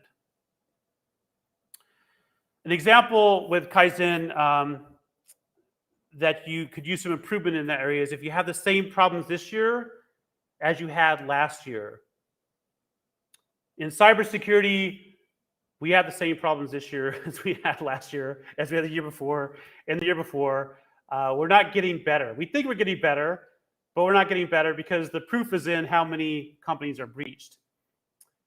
So I think we need to do things such as a root cause analysis in order to understand what needs to improve. And I talk about this in my book, and I talk about all these concepts in my book. But an example of root cause analysis is the Space Shuttle Challenger. And this is relevant to Kaizen because if we're going to improve, we need to make improvements on the right thing. It's too easy to just look at something at a cursory level and make an improvement to a symptom versus the root issue. So with the 5 whys, we basically ask yourself why 5 times. And this can really be applied to anything in your life that you want to improve on or to get to the root cause of. So with the Space Shuttle Challenger, we'd ask, why did the Challenger blow up? Well, there was a tank ignition because gas escaped. Why did gas escape? There was a leaky seal because of an extreme temperature. Why was there an extreme temperature? There was an O-ring failure because of an incorrect specification. Why was there an incorrect specification? There's a design flaw. And we decided to proceed anyway. Why did we decide to proceed anyway? Well, management made that decision. So now we know what to improve, which is basically how management in this scenario makes decisions. So what risk factors maybe didn't make it into their decision-making equation. And that is what needs to improve on the Space Shuttle program as an example.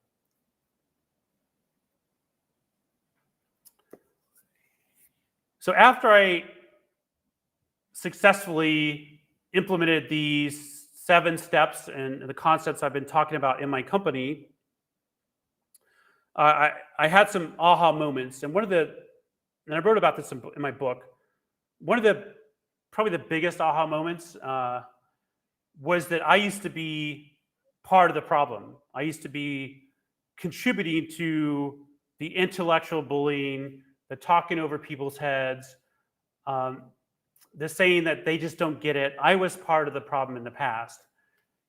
And and it's kind of sobering to realize that I was part of the problem and doing the things that I'm now helping other people resolve.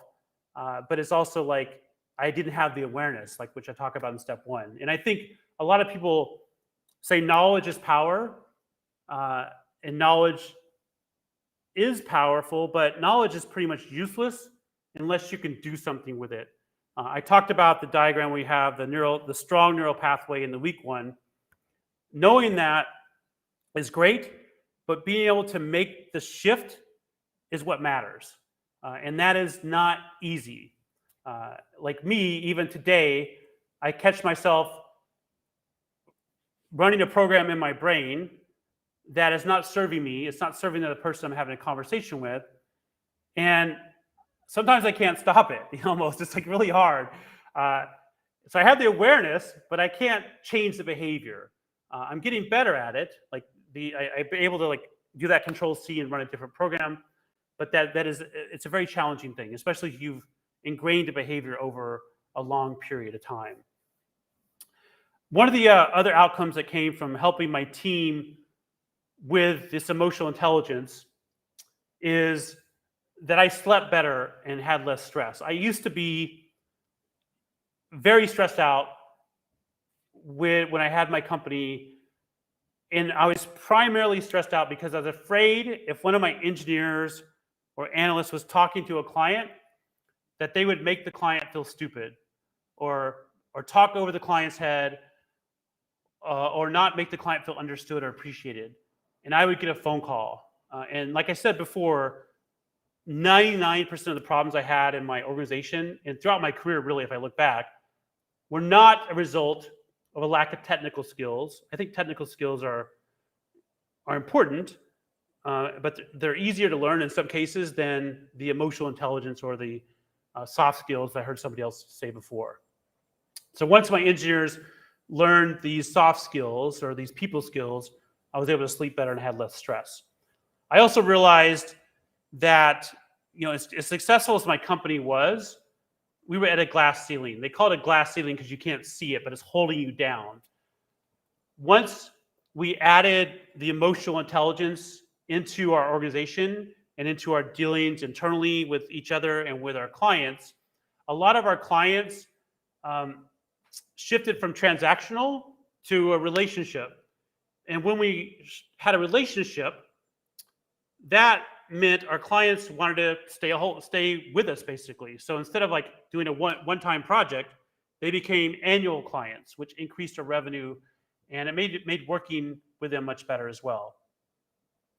I wrote a book on the lessons I learned through my journey with my company. That's what those 7 steps are. I wrote about those 7 steps in a lot more detail. But what I ultimately learned is, how we feel and how we make others feel is our key to fulfillment, effective teams, retaining clients, winning the cyber war, and I would say even winning at life. I think life boils down to, and if you really think about it, like how you feel on a daily, hourly, minute basis really affects everything about you. And then how you make other people feel is extremely important as well. Sometimes I think, well, what if I didn't change anything? Where would Alpine Security be today? Would I even have been able to sell my company to Cerberus Sentinel, which is now a public company? How many of my clients would have left? How many of them would have been hacked because they didn't get it? And how many of them would still not be getting it, as I mentioned before? And then how long would I have continued? I have found cybersecurity very frustrating, and I thought about getting out of cybersecurity many times because of the personality types in cybersecurity. But instead of like running away, I decided to do something about it and try to infuse, as I mentioned before, that emotional intelligence back into the industry. We sort of like lost sight of it. And I believe that you get what you tolerate. And we have tolerated this high IQ, low EQ personality for so long that it's become commonplace, and it's really hindering our industry. So what next for you? I suggest over the next 30 days, you pick one of these areas, and 30 days is a month. It's not that long, and try to improve in it. So if you're like an awesome multitasker, maybe pick monotasking. And for 30 days, work on time blocks, work on being present when you're talking with somebody.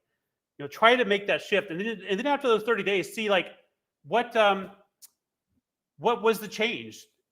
How did it impact you? If you've been lacking in empathy, try empathy for 30 days.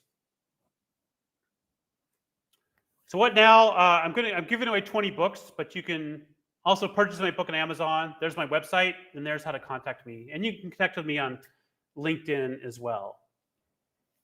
So I'll open it up here for some Q&A. Christian, that was amazing. One word that springs to my mind throughout that is dialogue, and dialogue is a word or an art form that seems to be lost. We all, going back to what you were saying about the multitasking and checking our phones and doing all this other stuff and not being engaged or present, it's the biggest problem in my mind. And you've really brought that home, especially. We have a lot of conversations, but we don't have a lot of dialogues, do we? And I'm not one for history, but I believe it comes from 2 Greek words. And it's about when people have a common goal or a common interest in the conversation. And we have too many conversations with people where all they're doing is waiting to get their next point across and not actually listening. Yeah, totally. Active listening is critical. And I told you, Christian, I sent you a message prior to the live stream. I've read most of your book. I tried to get through all of it. I started on Monday and I got a little over 50% done, but I was like, I'm an overachiever. It didn't work. But there was so much great content, and I already posted this, but I just want to encourage everybody that's watching this. If you're not one of the 10 winners, go out and pick it up. I'm doing the Audible, or not Audible, but the Kindle version. You can grab the Kindle. It's a great book. It has a lot of insights, and it really starts to let you start to understand more about the mindset and how you can like rewire yourself. And that's what I really love about the book, because I started my spiritual journey in 2017, and it's completely transformed not only me, but my entire external life. And so that's what your book also talks about, but it takes an amazing job of looking at it through the lens of being the technical side of it, like cybersecurity, which is a really challenging spot that we're in. And what are your thoughts on it? Like, how are we going to fix this kind of this challenge that we have? Because as we grow and technology gets more challenging and smarter, so are the individuals that are going to be working on it. And this bridge, we've got to figure out how to create that bridge from that gap to reduce that gap, or this is going to become a very big problem with working with and talking with those engineers. Right. One of the things that I did is in my company, when I started hiring new people, I hired them based on core value fit and people skills first, and then looked at only if they passed that did I look at the technical skills, because and I think this is the problem in our industry is we've tolerated that, and I mentioned this before. We tolerated like these highly technical personalities that are abrasive to everybody else. Yeah. We've tolerated that for so long that we are attracting that type of personality into the industry. And there will be some people that you need to keep in the closet. I get that, but that doesn't need to be the majority of your staff. Yeah. So I think part of it is not accepting that anymore, and hiring not just for the certifications and the technical skills, like someone use their map or whatever, but hiring for cultural fit and people skills, because those are ultimately, to me, more valuable. I can teach somebody the technical skills, and you can learn the people skills. But if somebody has a mindset where they think they can just get by being extremely technical and talk over people's heads and down to them, they're not going to work out in our organization, or I think in our industry, they're not going to serve our industry in a positive manner.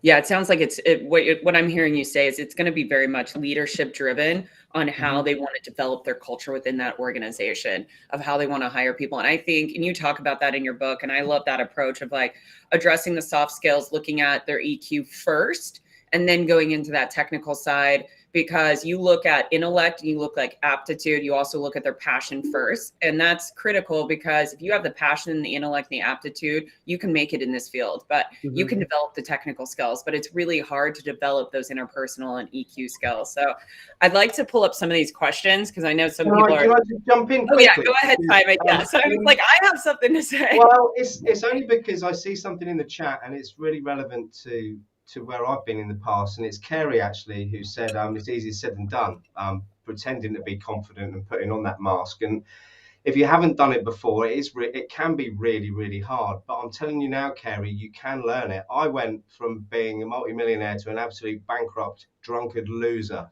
3.5 years ago in a caravan on my own in a field, down to 9 stone in weight, with a broken body, destroyed relationships. And the only thing that got me out of that is this.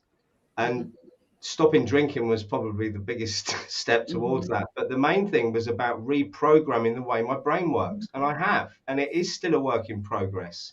But mindfulness for me and being present is something that I never did. And I spent too much time being engaged by my thoughts and being driven by them without taking the time to step back and analyze them and be aware of them. And I've got self-diagnosed, admittedly, ADHD. So my brain is like someone's flicking the channels over all the time. So I've always tried to block that out, maybe in the past, which was wrong, but I've learned to deal with that in different ways. And I think, without wanting this to turn into a plug for your book, Christian, there's harder ways to go about it than learning from someone else who's already been through it and who understands it. And I spent a year working this out because I didn't have a book to read and I didn't have people to speak to. And it's back to that community thing again. Reach out to all of us. We're all happy to connect anyone who's struggling. We've all, some of us have been in pretty shitty positions as well and got ourselves out of it. So reach out, and now I'll be quiet. Oh my gosh. You're good, Simon. That was great. I want to grab some of these questions that we had coming in. Here we go. There was one right here. Okay. Love this. How can one demonstrate these interpersonal on a resume or showcase them to future employers?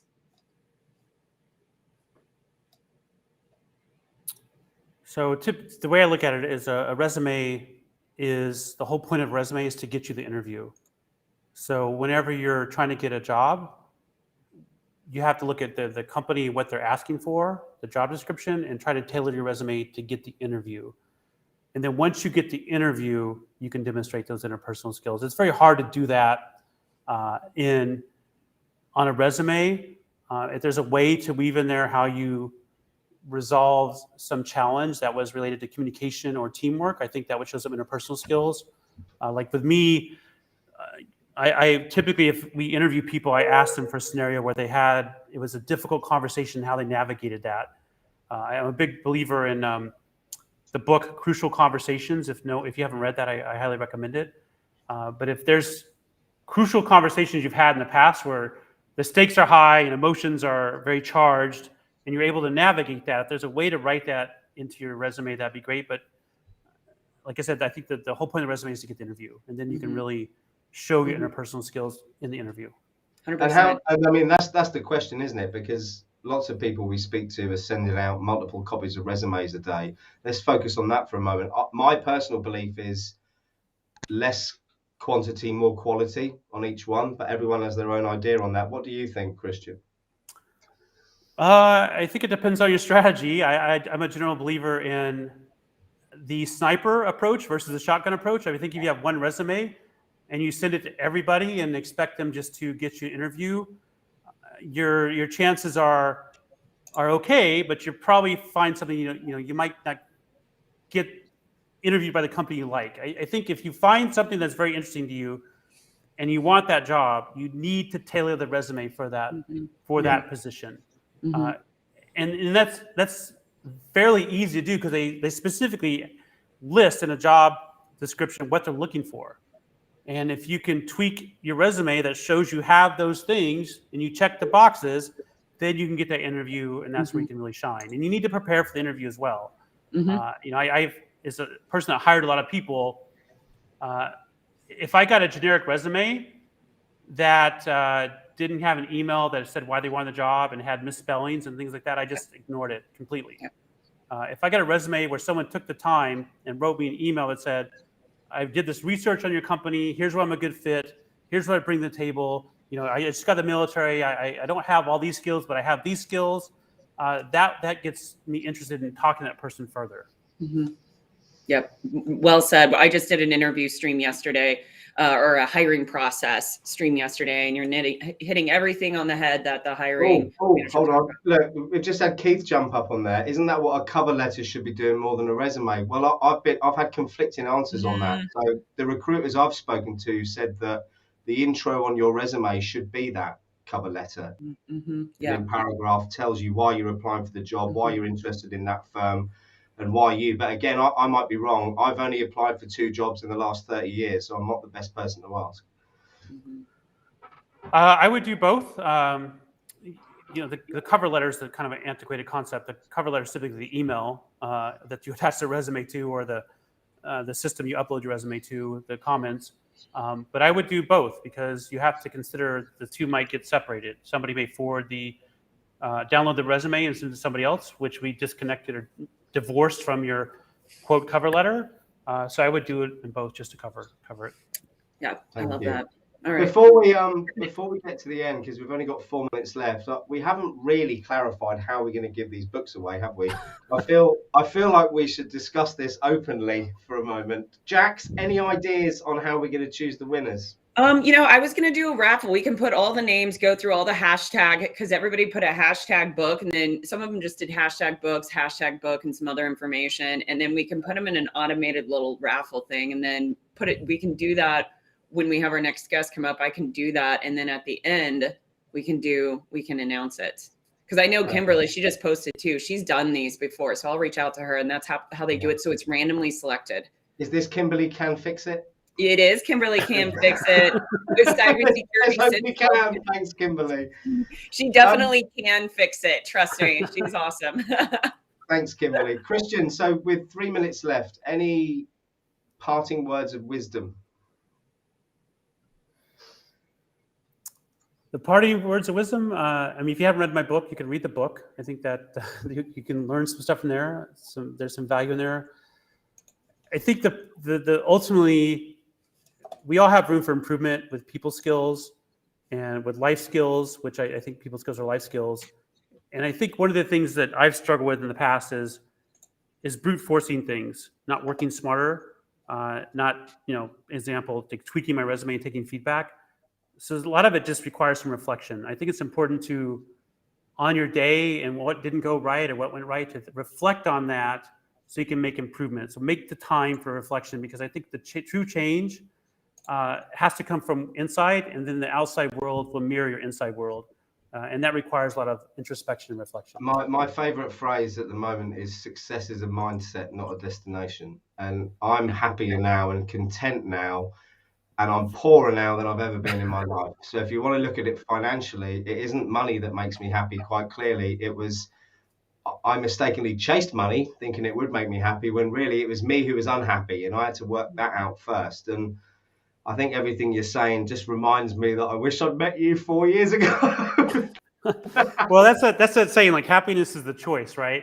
Yeah. And they always say money is an amplifier. So if you're like an asshole when you're poor and you have more money and you think it'll make you happy, you're just going to be a bigger asshole. So I was a really it has to start with you,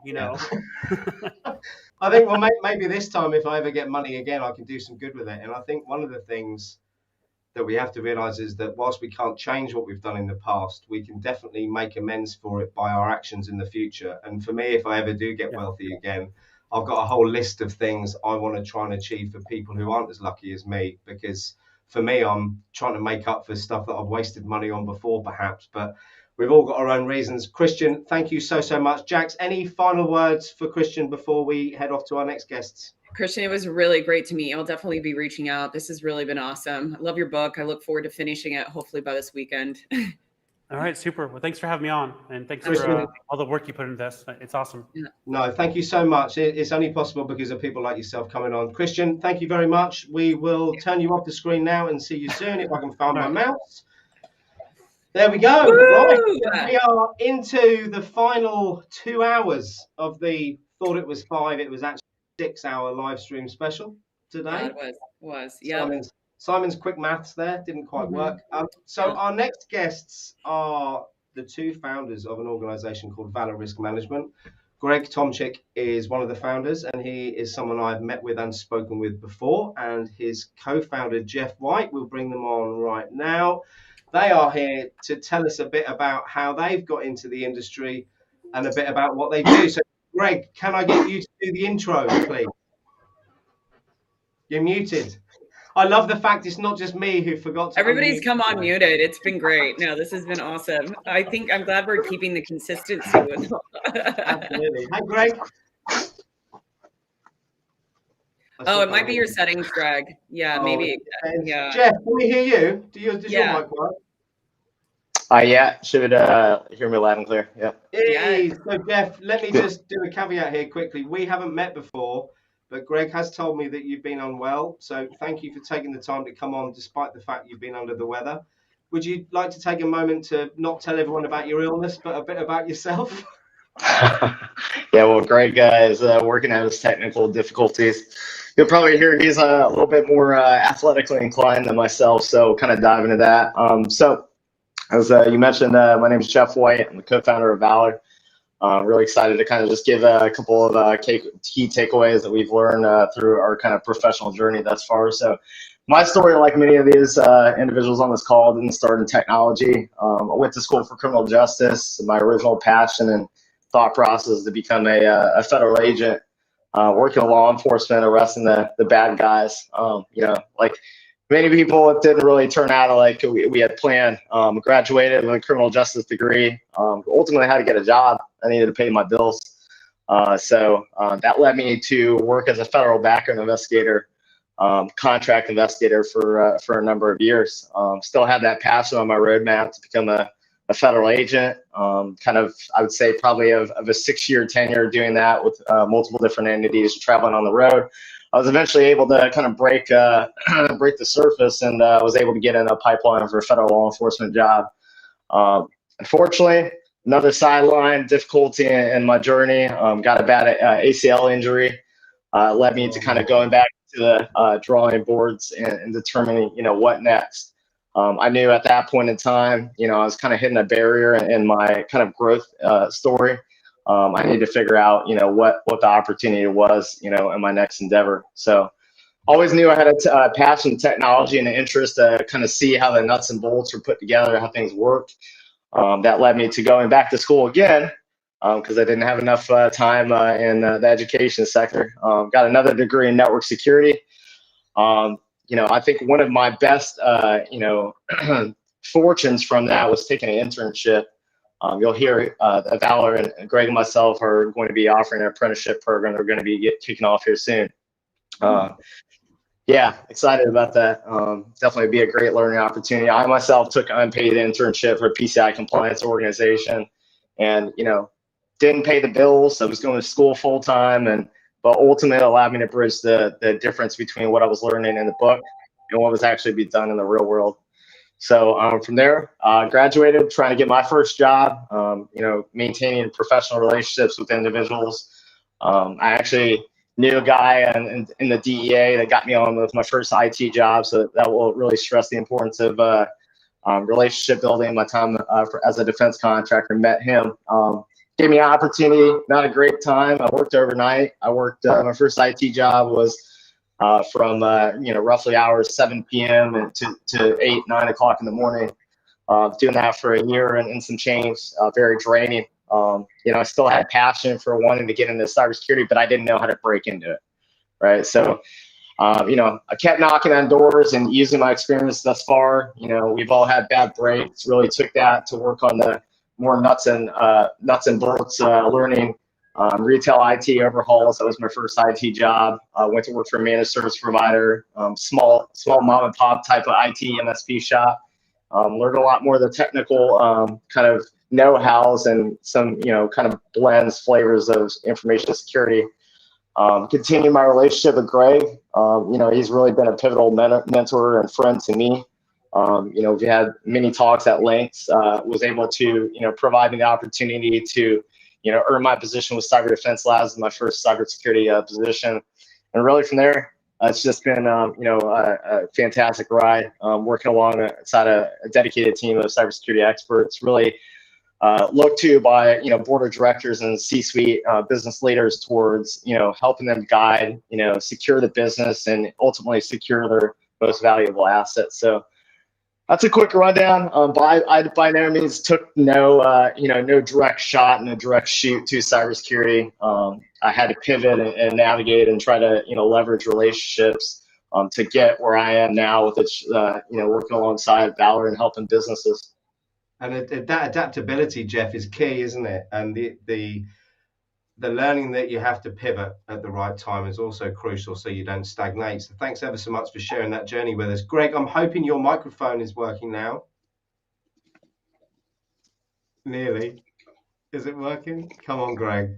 You can do it. Is it the mute button down the bottom, Greg?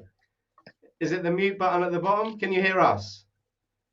You can't hear us either. You can hear us. Let's try and work this out. Come on.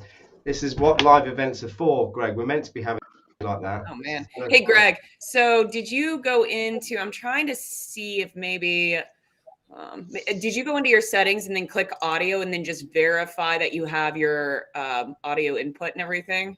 Is the right one that you've chose? It's not the You dreaded did? AirPods, is it?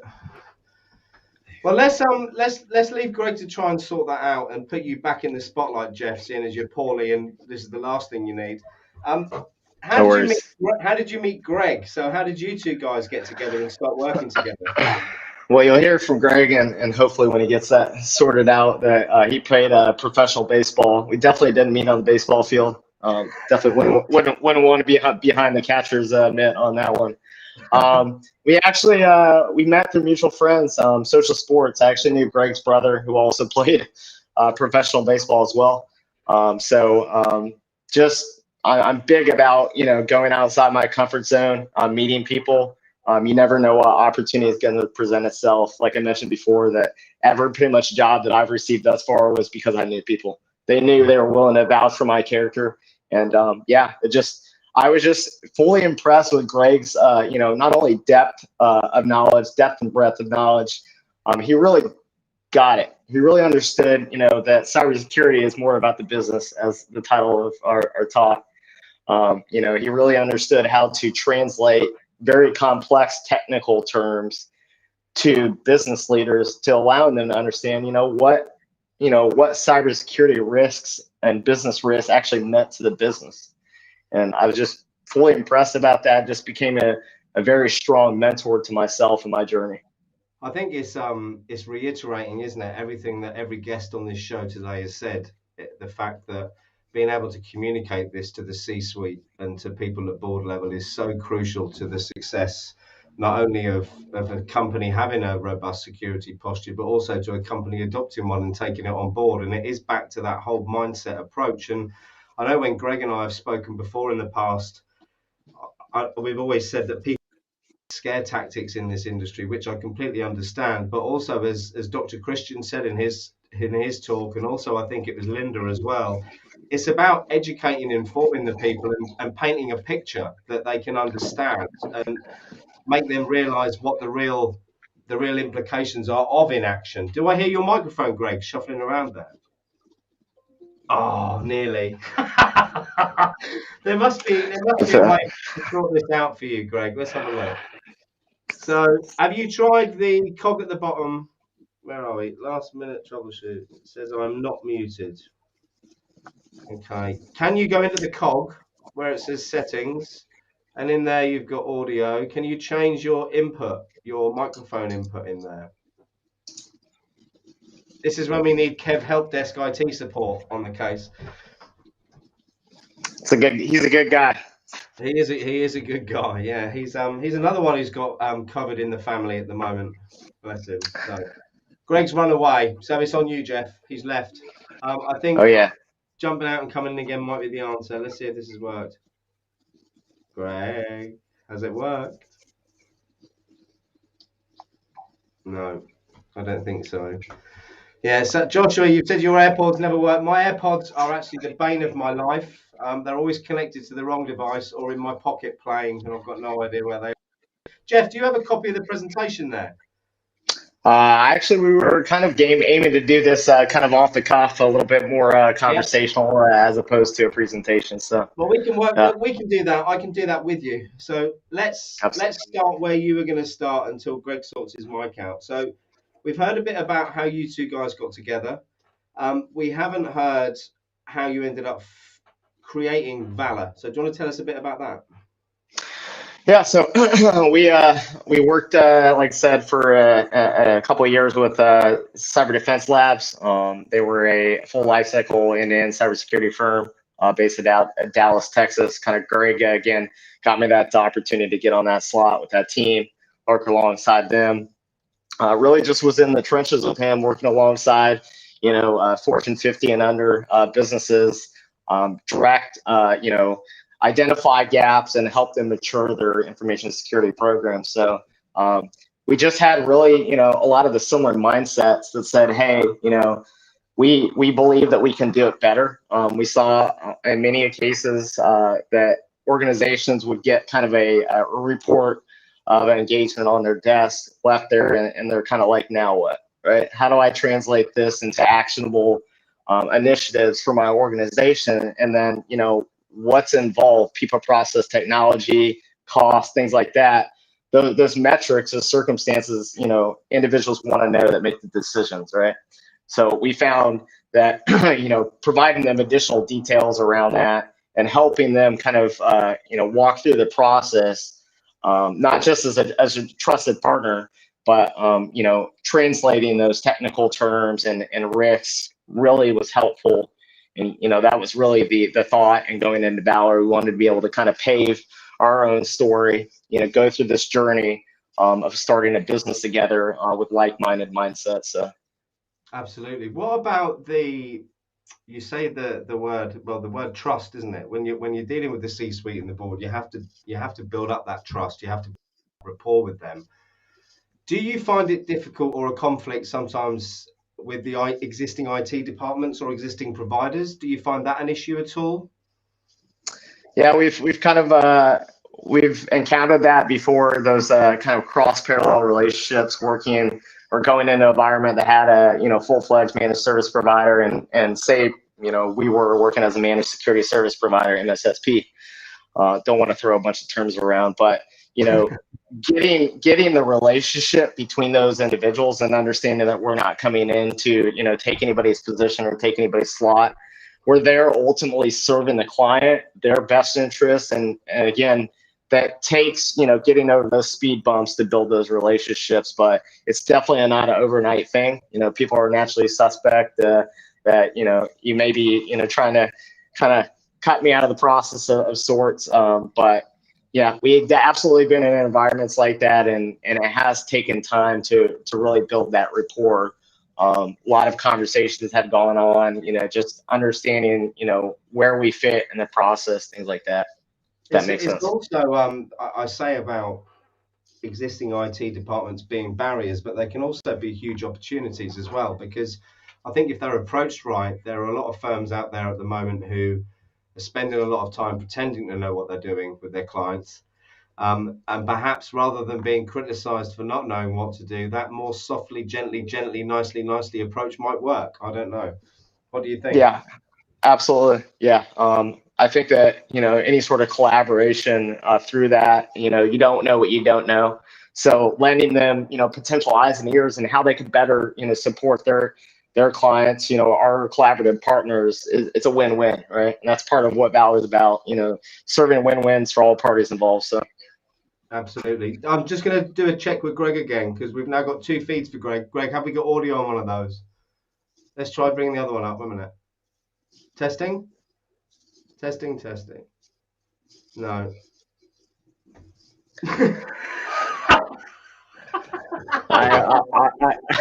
I'm the go-to guy today. Hopefully, for any of you people who lip read there, I'd just like to apologise for the language.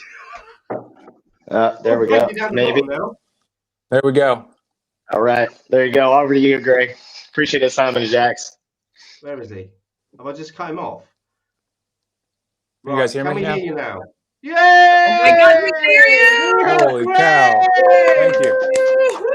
Wow. Holy moly. Can I close this other one, or is this going to stop you talking? Let's see what happens. Testing Greg. No. Right. Okay. Got me all right? There we go. Windows open. Greg, can you hear me? Why can't I hear him now? I can't hear you now. Is it just me? Now I can't hear anyone. No, it's because I'm on mute now. That's why you do that. I don't know what I was like. No, I'm over here like I'm trying to put the raffle together. So maybe we'll do the raffle.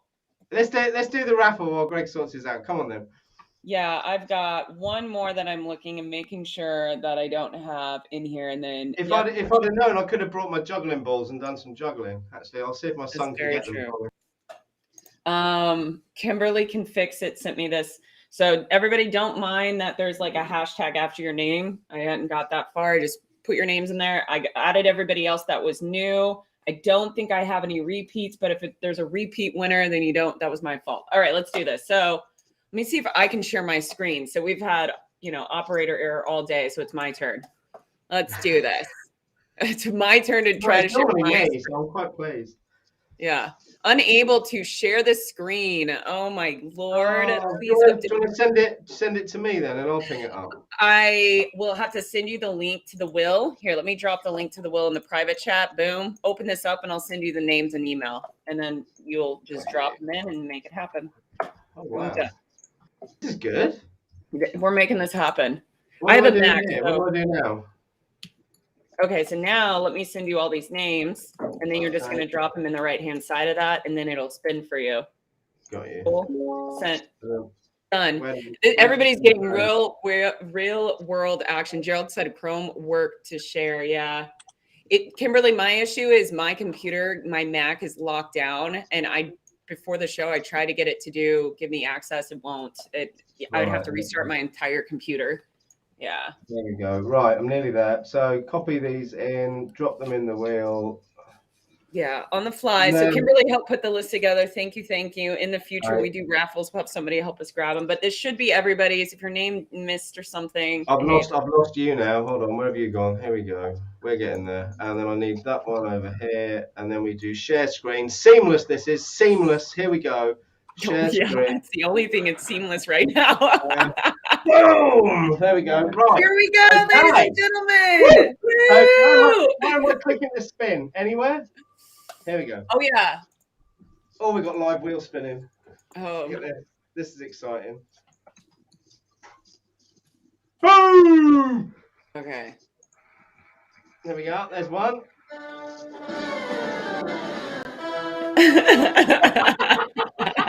I feel like we need some music, So, all right. We've got 20 of these to go through, so I better hurry up. Not again, same one. No.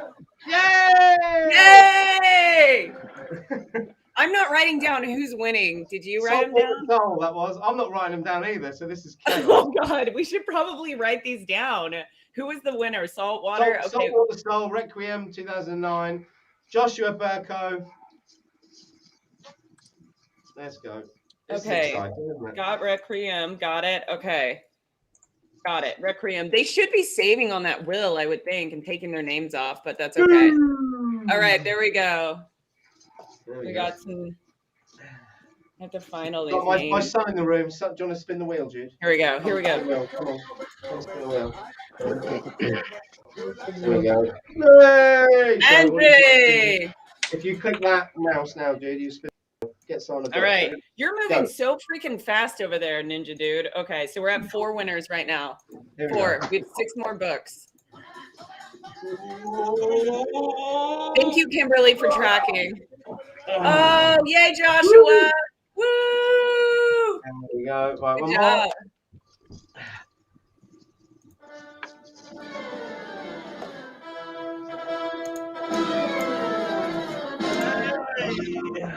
Yay! I've never had them at the farm, to be honest with you. This is good fun. Hey, Jude. Hi. Thank you, Kimberly, for tracking because I'm having a hard time. Aaron! How many is that? 1, 2, 3, 4, 5. Here comes Keith. Here comes Keith. Here comes Keith. Look at this. Where's the music? Are you doing that music, Jack? Yeah. Oh, wow. This is good. Here we go. I could just do this all day. Got the DJ. I think we have 2 more books we can give away. That's great. 2 more books we can give away. Kimberly, is that right? Are we at 8 right now? We got Billy Luing. Oh, no, let me turn that We have one more book. One more book. I was multitasking, not mono. One more book. This is it. One more. Well, we have got 10 to give away, but let's just do the 10. We've got 20 to give away. Oh, we have to get 20? Okay, yeah, let's do 20. I want to let Greg and Jeff get their points across. So we can always do Angelo. the other 10 at the end. Yeah. Congratulations to all of you. I think we have Greg. So yeah, for collection, you guys reach out to Simon, or I would encourage you to reach out to Simon on that. That'll be the easiest. I'll throw his email up. You can reach out to him, make your life also, super, let me just easy. mention they are being posted out by Christian Espinosa personally, so he will need your postal address in that email as well. So that's your email. There isn't any sponsorship for this event, so ignore that bit. But there's my email at the bottom. If you want to sponsor the next one, who knows? There might be some opportunities. So, Greg, I think we've got your microphone working, haven't we? Don't nod. No! Oh my gosh, it was working earlier. Is it working now? Yep. I think Yeah. Okay, don't touch. Keep my audio on. Yeah, right, don't touch. in that case, I'm going to take myself off the screen so it looks even.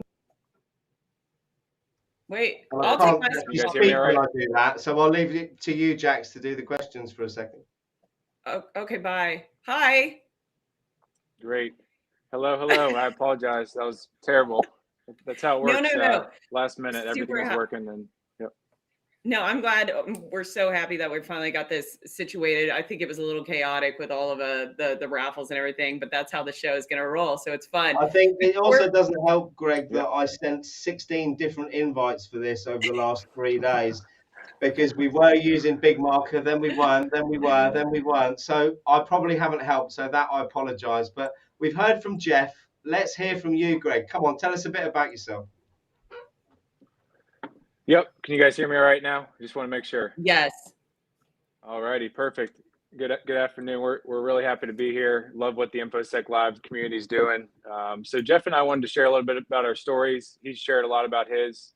So basically, my story getting into cyber really started from my upbringing. I was raised in a military family, so I had a defense mindset really ingrained in me early on. Moved around the country on various military bases. Got to meet a lot of military leaders and kind of get acquainted with the way they thought about the world, the way they thought about, computers and how they were going to impact society. Played all kinds of sports as a kid, which is a huge cornerstone of, what I think made me successful in the long run of where I'm at today. Decided to play baseball when I got to college, played in college, eventually professionally, which was an awesome experience. Also had an entrepreneurial mindset, wanted to find a way to diversify and do things outside of sports, because I saw a lot of people kind of shoehorn themselves just into, one area or, just sports, for example. So decided to sell things like gum at school and do car washes around the neighborhood, tried to create value for others in some way. So once I got into college, saw a lot of students that wanted to start their own companies. They needed a software in order to facilitate the idea that they had for their organization. So we scaled that company to 20 plus people, 15 plus clients across really 3 continents. After 2 years into that venture, we were really at the height of our growth and experienced a cyber attack known as a SQL injection. Basically, the criminals got into the database where all of our client data was, that was operating the back end of their web applications and websites to help them, schedule meetings and run critical information throughout their softwares. So that eventually put us out of business due to the reputation and monetary damage. So after that, kind of had a light bulb moment. What can I do now to take that experience from having a cyber attack, my business experience, my understanding of technology, really to help other business leaders kind of avoid that situation that I was in. So wanted to find a way to help them either avoid it or minimize the impact if it did happen to them. So really dove head first into, what does cybersecurity look like? Where can I fit into this puzzle? Obviously, I went all over the map to exploring, vulnerability assessments, penetration testing, advisory, things of that nature. I had the opportunity to work for a great CEO, a local Navy government contractor in Norfolk, Virginia here, who was really on the cutting edge of cybersecurity. He was thinking like transatlantic cables and quantum computing, things that I thought were way out in advance. And really we're starting to see those come to fruition today.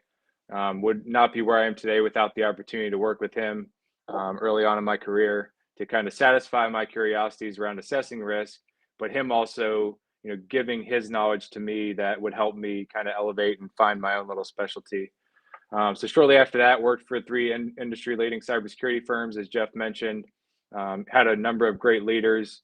Ended up at my last company building all of their advisory services, so everything around doing risk assessments, helping build cybersecurity programs, and really help partner with organizations to kind of enable their path forward as things in the cyber world changed. Recently started Valor Cyber Risk Management, which we'll talk about a little later on this talk. Really excited for the future of Valor and kind of where we're headed with Jeff and myself at the helm. So with that, I want to open it up. Want to leave plenty of time at the end for any questions or things that come up throughout this talk. Yeah, so super curious. Your background is extremely diverse, especially going and being a baseball player and then going into the entrepreneur space. I was looking on your LinkedIn, and one of your first businesses you launched, I think it was in 2014 or 15, was your first hack at the technology space. Where did your passion for technology start for you to kind of go down that path and then lead you to where you're at today? Again, you founded a company in 14, then you worked for some organizations, met great people, and then now you founded another company. I was looking, it's fairly new. Where did that come from? Where's that passion at? Yeah, so I think it was always one of those things that kind of just challenged me. I wanted to put myself in a challenging environment. Technology was always moving. The people that I spoke about regarding technology and the community specifically, it was always really confusing to me. So I wanted to kind of crack the code and be able to take the translation and help other people understand it. So using my expertise to make others' lives easier. And really, I've always wanted to be in a situation where I was never kind of stuck somewhere knowledge-wise, and I could kind of keep learning as things evolved. And technology provided that platform, and later cybersecurity, where we're at today. So, yeah, I see on here too. You're an author. Yep. So yeah, late kind of after the pandemic started, we started working from home, less travel. Got with one of my friends that I grew up playing baseball with.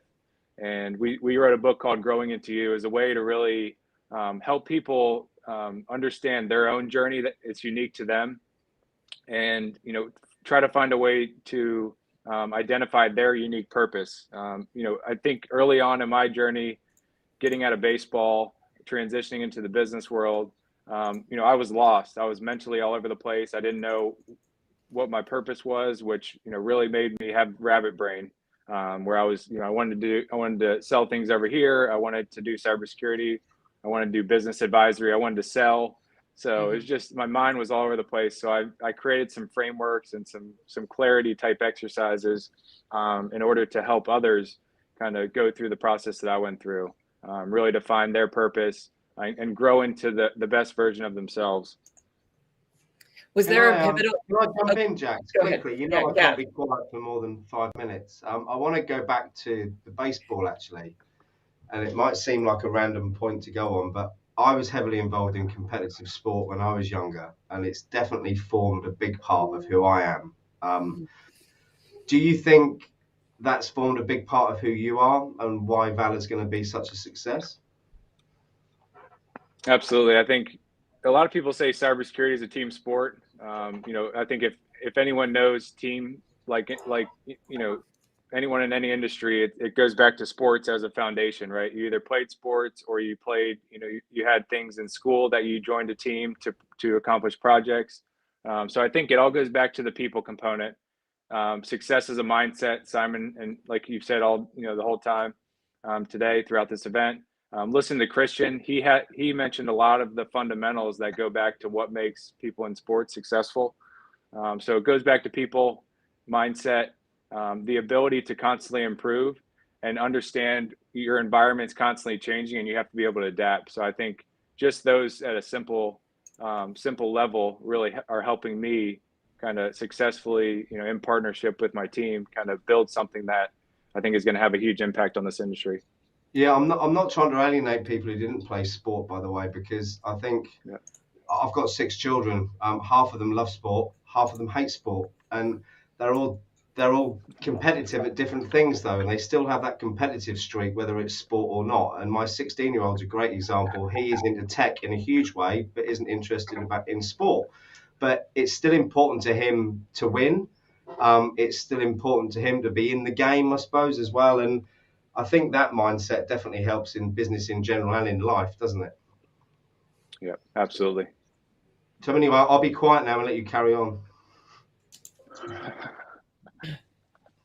So I'm curious on the book, Growing In to You, The Journey to Live on Purpose. Typically when people write a book like that, there's something that has inspired them and triggered them in their life. They were going through challenges. You mentioned that you briefly touched on kind of why you wrote the book, and it was really to kind of hyper focus you in the business realm and what you were doing, some of the skills there. But was there something like deeper into why you wanted to write this book and why you went into it with your partnership with looks like Bryce Herman? You're like, I think this is a book that we need to write. Yeah, that's a great question. So I actually met Bryce when I was in my first season in professional baseball. And I was coming from college, a nice college where we rode nice buses. When you get to the minor leagues in baseball, you ride, the yellow bus. You kind of take a step down in quality from what you see. That can take a hard hit, to any athlete or anybody coming into that situation, because you got to kind of take your mindset and shock it, right? And say, I'm where I am. This is all that matters. I need to make the best out of this situation. And his family was my host family during that season, and he was actually in high school at the time, and he was he was a person that always wanted to learn. So he looked to me to kind of teach him the lessons that I learned, but he taught me things as well. So when we would have conversations after and write letters to each other and kind of send emails and text back and forth, it benefited both of us. So we wanted to create a book that could do the same and kind of put the reader in our shoes going through that journey and the different lessons we learned along the way, so that we can kind of meet the reader in the middle, as opposed to just telling them, here's our experience, maybe it's relevant to you. It kind of walks the reader through letters back and forth between us, and then kind of extracts the lessons from it, and then gives an exercise on how somebody could implement that in their life. So it's kind of a unique format. It sets it up in that fashion, but really we found that as our best way to learn. We're kind of, learn something, put it into practice, share it with others, and then, you kind of learn it and become an expert at it. So that was the foundation, the premise behind it. Yep. Okay. Do you plan on writing another book? Yeah, very fun process for anybody that is, has knowledge just sitting in their brain, and I think we all do. Start writing it down, just journal, do something where you can put it into some type of formatted fashion, and you'll be surprised, months later, years later, that might become a book. And that's what it was for us. We wrote letters back and forth. We had 10, 12 letters on different lessons where we had a month per month, we kind of dedicated to one lesson. And then we were like, we basically have a book here. So we gave it to a publisher. They helped us put it into a format, and then we self-published it ourselves, put it on Amazon, and now we're authors who have sold thousands of copies of a book. So it sounds easy, but just you got to start somewhere. It's a great way, writing down, also a way to reflect on what you've done in the past and learn from it as well, I think. And the only book I'm writing is I'm writing a life story, and I'm not writing that for anyone apart from my children. And no one else will be able to read that apart from my children either. But for me, it's it's like a therapy, and it's also a way for me to pass down to the children the story of what their dad did. Not all of it, but some of it. So I'm very interested in the next book, Greg. So what's next for Valor? Let's talk about that. Yes, that's what I was going to ask. Let's do it. All about Valor. Yeah, so just a little bit about Valor. I know Jeff mentioned it. So we help business leaders tackle their most challenging cybersecurity risks. We see cybersecurity as a competitive advantage. So we always want to go into an environment, talk to the business leaders at a business level, and show them how they can use cybersecurity measures and capabilities to have a competitive advantage over their, competitors or in their supply chain. So really what's next is, we're continually expanding our team, hiring and offering apprenticeships. Obviously ramping up our client base and really trying to focus on the markets that we want to have the biggest impact in, which is professional sports, obviously with my past connections, and some of the pitfalls and downfalls I've seen in that space when it comes to cybersecurity. Venture capital and private equity firms, they're big into portfolios, and they're at the start of startups, kind of baking in security from the beginning. And if you do it early, it's honestly cheaper and it's much of it less of a headache when it comes down to that. And then Department of Defense contractors, I know Ms. Russ mentioned at the beginning of today the CMMC rulings and some of the things coming out in the defense industrial base. We're also in that area. I was in the beginning, the inception of that coming out when Katie Arrington came out with CMMC, and we live in Norfolk, Virginia, which is one of the biggest military bases in the world. So a lot of contractors around here, and we want to help them kind of push the defense agenda forward from a cyber standpoint. And it looks like you have a lot of offerings in your services: cyber risk advisory, compliance. You're assisting them with looks like cyber insurance, education, and training. Who is your focus? Are you guys looking at those small and mid-sized companies? And it looks like you're just really you're focused on helping those organizations become not only compliant but more secure in their environment. Yeah, so we offer assessments and compliance readiness. So we don't actually do the audits. We're mainly around building capabilities to set organizations up to be competitive in their market. That could be around a regulation. That could be strictly around their data that's proprietary to them. What we found from the security advisory standpoint is you have to be multifaceted in your mindset going in. We had a lot of our clients ask, what can you do to help us get the right cyber insurance? And as we know, the cyber insurance market right now is insane. It's hard to get coverage. We have helped our clients and our partners to use their security capabilities, use their assessments to go to the insurance company and say, here's the sophistication of security we have. You should cover us, for these areas. And then, it's kind of a transfer of risk to some extent. So we're all about kind of risk mitigation and helping the organization understand and reduce risk to their business environment. And then from the incident response side, really just advising them if an incident takes place, leveraging our past experience doing incident response and some of those cool things, not cool in the moment, but some of the, triaging and the real time, putting the fire out for these businesses when they have widespread cyber incidents. Yeah. And to touch on the cybersecurity insurance, because that is an area that's becoming harder and harder for organizations to receive the insurance that they need. A lot of it has to do with even the underwriters aren't entirely sure what do we need to be asking for to ensure these companies are secure. And a lot of them are relying on compliance. So I'm curious, can you explain a couple of the things that your organization is doing differently to help these companies actually start receiving that insurance? Because that's really interesting that you guys are able to do that for them. But there's obviously something that you're doing that's working. Yeah, there's always a disconnect between the insurance brokers and agents and then the actual organization that needs cyber insurance. So we start the process with what we call a cyber insurance risk assessment, which is really, here's what the insurance market looks for.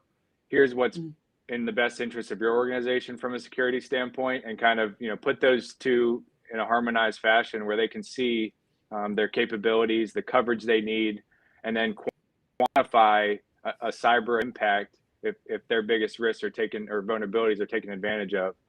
So kind of getting into the numbers of it, being able to translate it to a business, and then taking that assessment package, showing the insurance provider, and kind of facilitating a productive conversation between the agents and brokers and the organization that needs it. I think it's a lot of times those folks don't talk on the same language or lexicon, which really does a disservice to the organization when getting coverage. And most of the time they're either paying too much or the insurance company doesn't understand what they have in place, which I think is bad for all involved, because, the organization's paying, overpaying for something. And then if attack happens, the insurance company gets a rug pulled out from under them, and it's probably not the best situation in the end. Oh yeah, and that's why there's a lot of these cybersecurity insurance companies that are pulling out, and they're very risk adverse working with certain companies. I'm an entrepreneur myself. I have had a company since 2015. And sorry, Simon. Simon's like, I'm the one that's talking more. Okay, hold on. Last one, I'll pass it to you. I promise, Simon.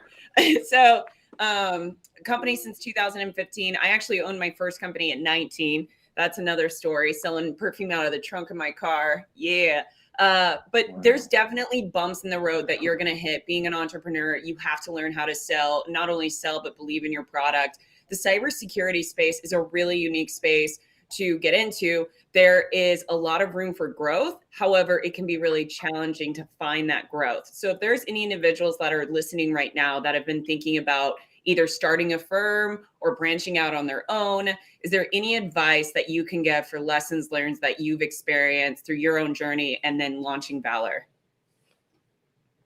Yeah, definitely have been through a lot of ups and downs. I think as we all have, whether we're entrepreneurs or intrapreneurs in an organization, we all have obstacles if we're trying to push the envelope and do things a little bit differently.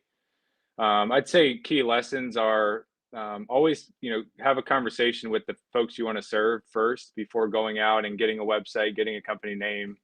Make sure you validate the idea first. If a couple people are going to pay for it and buy it, or buy into it, you can spread that impact from there. So kind of validate your idea, be failure fit. I'm big on failure fitness. So, lean in, be ready to fail, and be prepared when the right opportunity comes up, and you'll be at the output.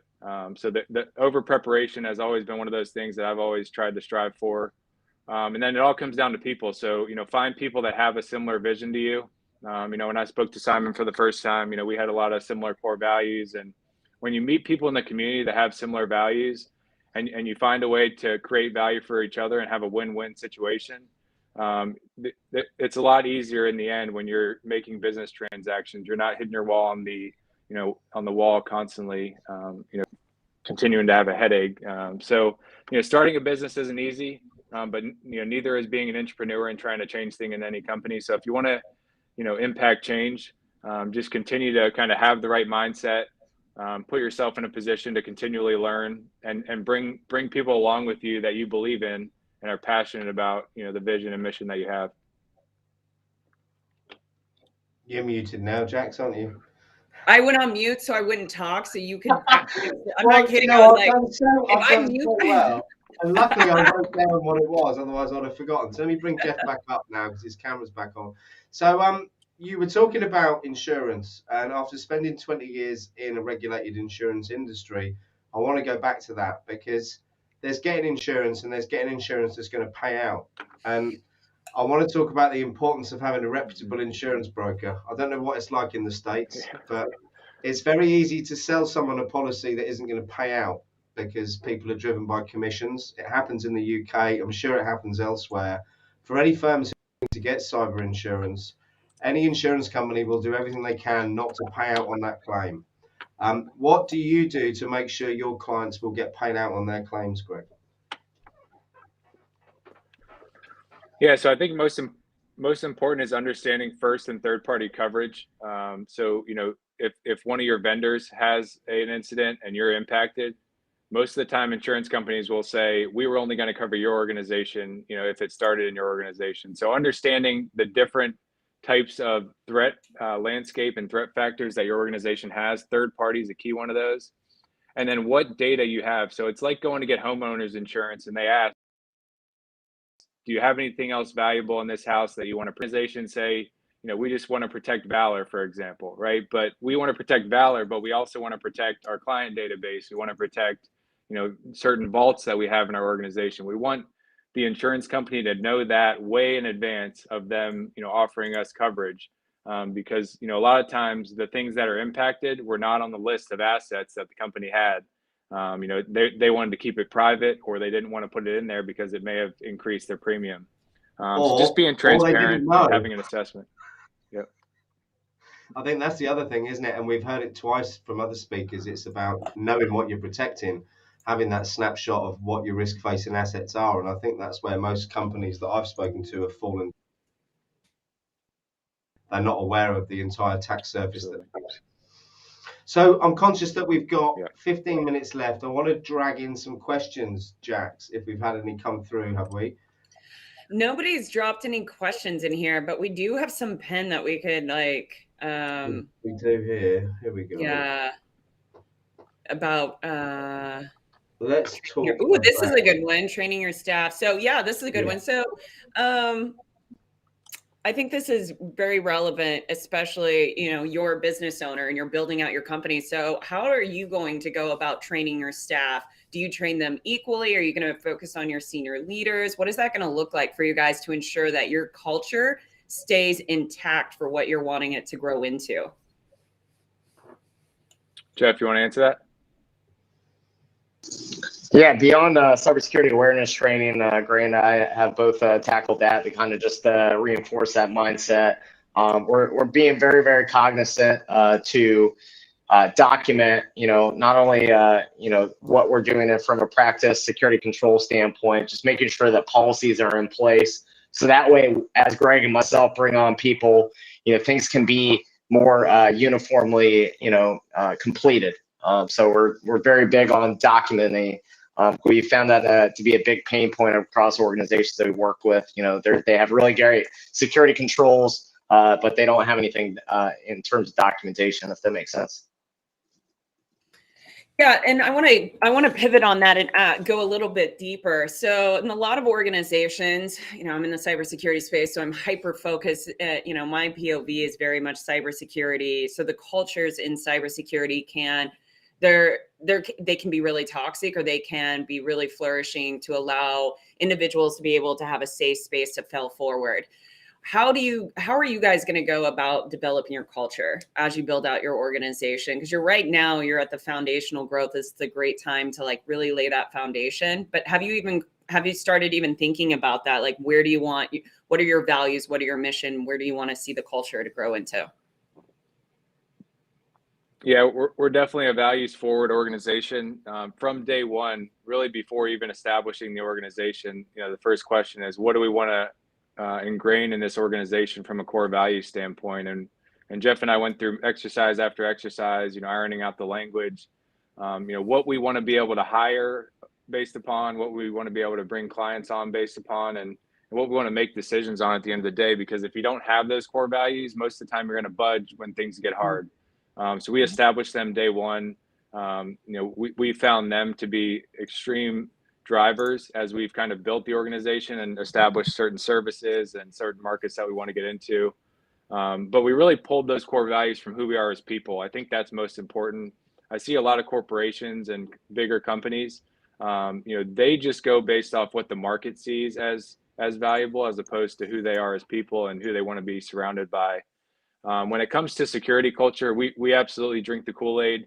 We want to put ourselves in a position where we can say, we've done this in our own organization, and we want to help you do the same thing, as opposed to, we want to help you with something that we don't believe in, and we're not going to do it ourselves because it's too hard. So, we've been open for about 3 months. We've done our own internal risk assessment. We've laid out a roadmap of how we're going to prioritize initiatives. As Jeff mentioned, documenting. When it comes to training, a big part of training is that continual reinforcement of the material, right? So we're not just going to do phishing exercises, do a video once a year. We want to have conversations on a weekly, bi-weekly, quarterly basis on, what's the latest threat landscape look like for service companies? What does it look like for our clients, and how can we learn from it? Put things in place, but also be able to trickle that back to our partners and clients through newsletters and things of that nature. So thought leadership is one of our key values, and we want to continue to lead the path and lead the industry toward a more secure environment. I love that. Are you guys hiring right now? Any job openings? So we haven't posted any. We're really focused on the apprenticeship program at the time, kind of grooming folks who want to get into the industry. When I first met Jeff, when he was mentioning he was working for the IT service provider, I just saw the passion that he had.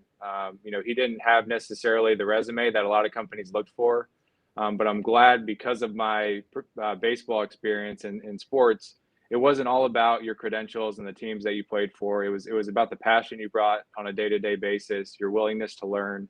We want to find more folks. We could clone Jeff a couple times, but find more folks that have that same mindset, and at the end of the day, want to join a company that's on the ground floor and growing somewhere I believe is pretty special. That's awesome. I love that.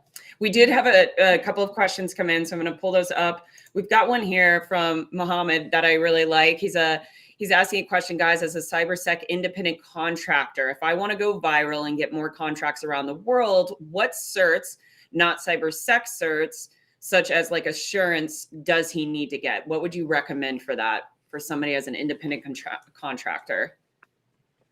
Yeah, I'll give some thoughts and then I'll toss it over to Jeff. You know, so it really depends on what service you want to provide. So we're strictly, you know, advisory, helping organizations, helping the leadership and the board make decisions. So for us, it's, you know, certified CISO, the C risk certification. There's a couple kind of CISO level, you know, GRC level. But if you're just starting out, I always recommend Security Plus. And then kind of going, which, you know, the CISM, the CISM, which is Information Security Manager.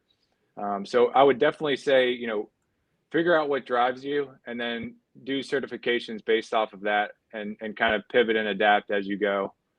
That's really the only way that I've gone. I actually had just a quick story. I had a great mentor early on. I had my Security Plus. He actually sent me to certified business continuity professional training first, because he said, you know, cybersecurity is business, needs to be business focused. And if you have that business background and kind of related to business continuity and disaster recovery, you're going to be a lot more successful kind of where you want to go. So that definitely shaped where I'm at today. I got that certification, got my certified CISO, and that's kind of rounded out my expertise for the position I wanted to get in and later the CEO here at Valor. But I'm continuing to look for more certifications in that path and kind of continue to grow my knowledge. 100% agree on all of those, especially the BD one. Yeah. Jeff, any addition to that? Yeah, no, not to say that he checked off all the boxes, but the only two ones that come to mind, Net Plus, know and understand, you know, the different components of networks, how to secure your home network. That's a great one. CMMC, that's going to be a huge one going forward. Most of the people I've heard on this call that the cyber workforce in any contractors working for the U.S. government are going to have to you know, be in compliance and alignment with a cybersecurity standard going forward. So that's something else to look out for. The CMMC accreditation body offer various kind of training programs. One should be the registered practitioner that I went through that. It's a great program. There's some content around the edges that is a little bit dry, but it's great. So Simon is I couldn't resist bringing up the comment there, Jeff. Apparently, we've got your clone in the audience, and they want a job. Yeah. Connect with us. Bring it on, Joe. Oh my gosh, I love it, Simon. I gotta love this guy. Okay, question. Are you guys looking towards having a learning management system?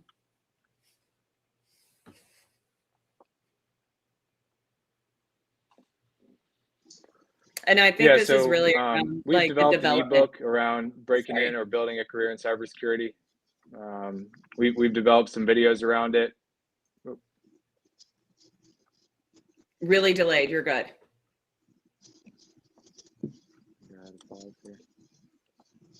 Yeah, just maybe we can get, can we get a clarification what specific content are they looking in terms of LMS, like internal to us, or, how to pivot, break into cybersecurity, what that might look like? I think if it's Aaron asking the question, he's probably wondering what platform you're going to use to implement it or what one you'd recommend, because I know him and I have spoke about that a few times.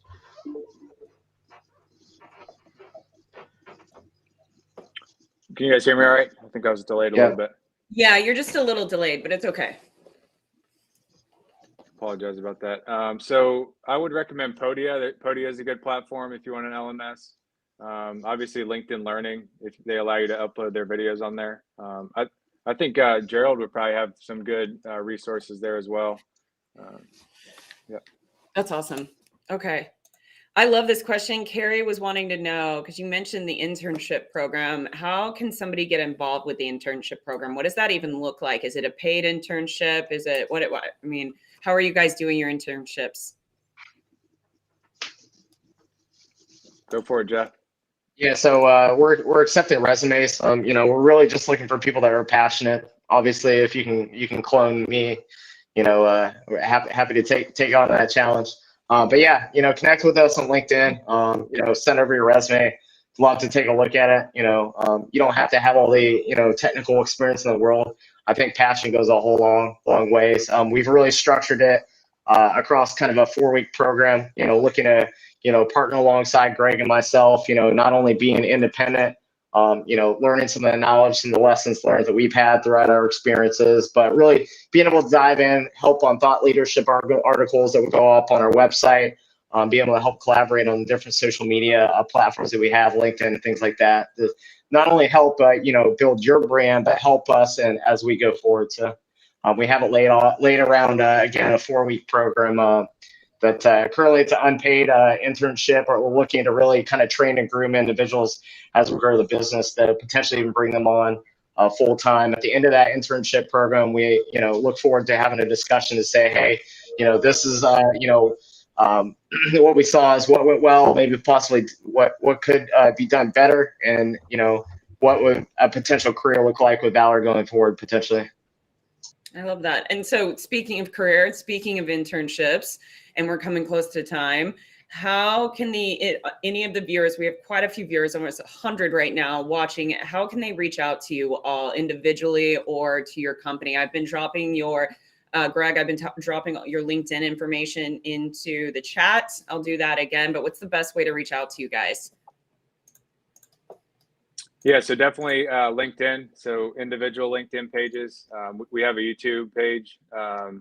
Also, I would recommend contacting us through the website. If you go to our website, there's a request a meeting. You can request a meeting. You could submit your information.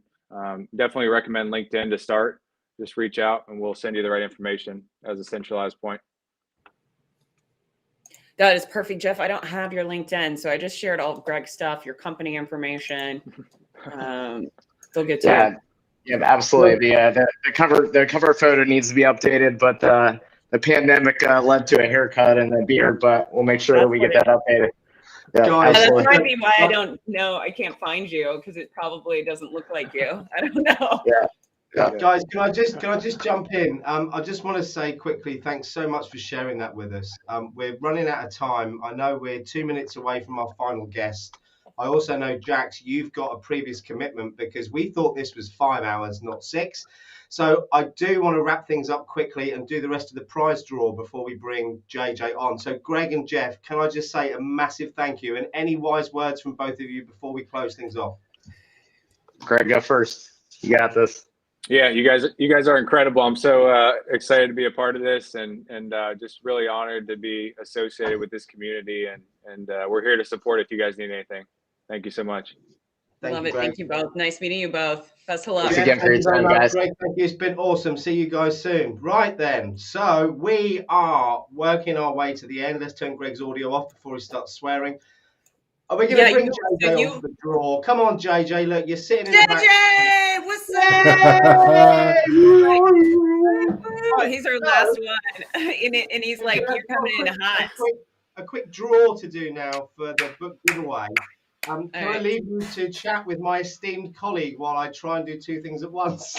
Oh, God. Are we doing this again? Well, at least it'll track the name. So don't close that screen. If you close that screen after we're done. It's all right. We're good. We're good. So I just need to share my screen like this. Here we're doing this again. We're doing this again. This is live wheel spinning. This is the most fun I've had for weeks, by the way. This is how boring my life is. Right. So I've added the other names in and we are going. Here we go. Oh, I see we've got a theme song. I know. Amazing. Yay! Way to go, Kodo! Way to go! We have got 9 more to go. I love the music, Jack. Reminds me of my childhood. Oh, he already won. Whoa. He already won. Delete him. I didn't remove him last time. Sorry, Graham, you can't have 2. Let's do this again. Yeah. We're doing that one again. I didn't click remove, did I?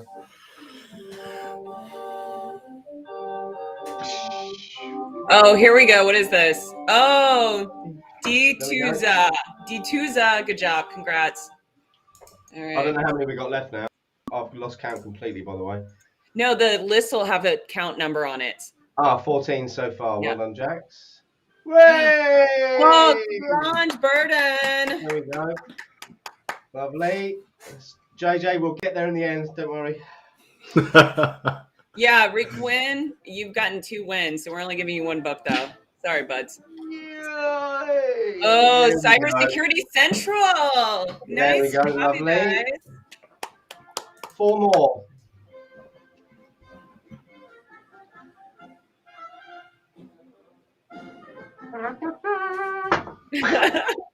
The introverted extrovert. I like that. Congrats.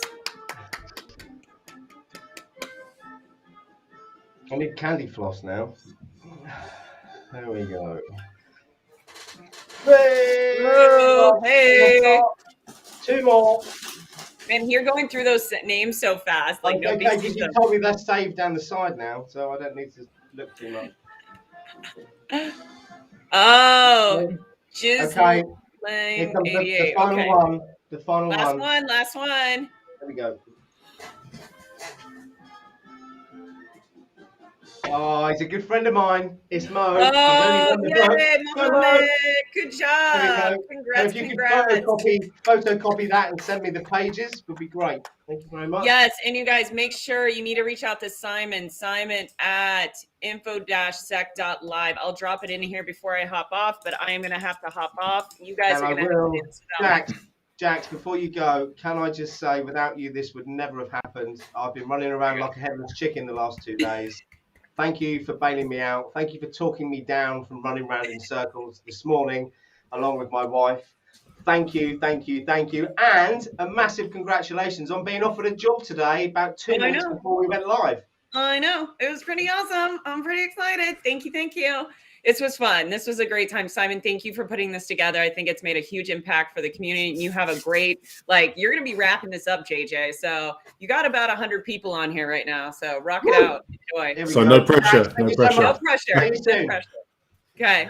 Take care, Jax. JJ. So, just us.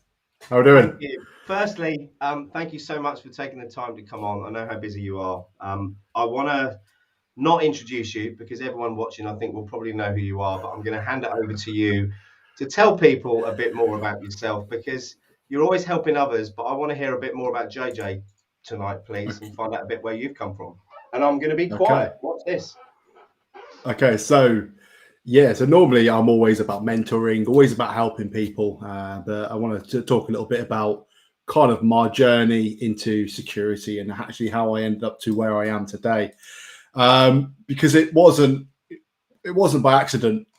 So I originally started my technology journey in the armed forces for 5 to 6 years, and with that I fell in love with technology. And even though it's an army kit and it's it's a little bit different to what I'm using now, I kind of got that passion to see how things connect together, how things talk to each other. And also seeing the side of it as well, how do we secure it from the enemy? And I always thought that's quite interesting. I got bored of the armed forces and I left. Probably wasn't the best decision at the time. So I landed myself in quite a sticky situation. I know how that goes. Yeah. So I thought, right, what now?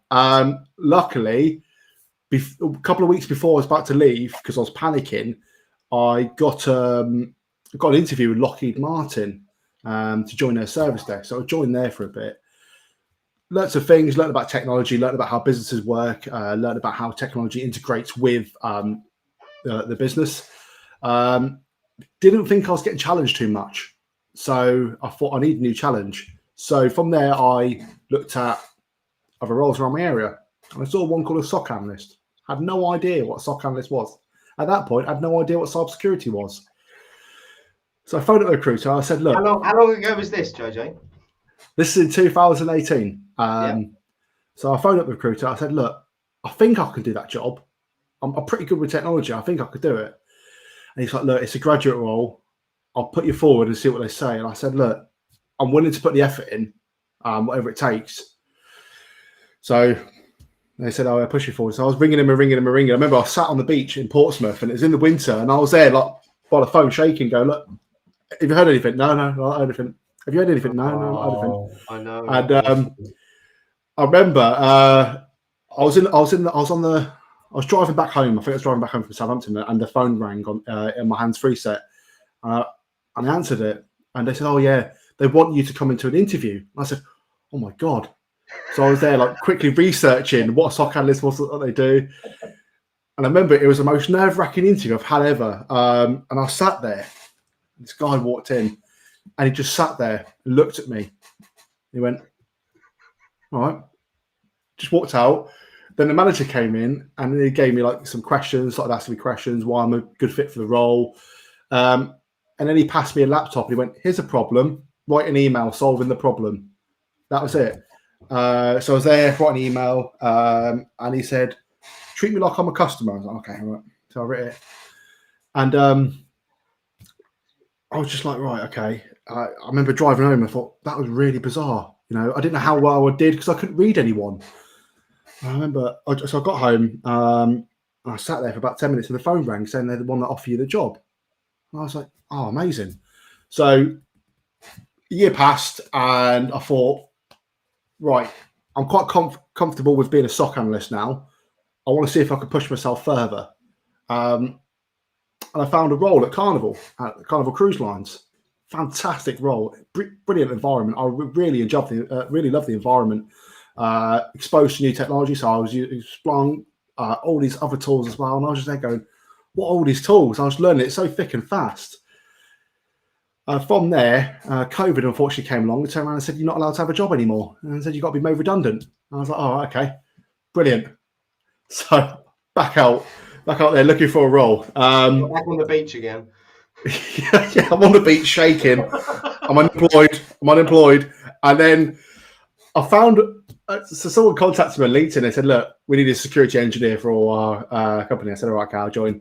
Turned out to be like a pen testing role, and so it was a bit like, right, I've never done pen testing before, so I had to learn trial by fire.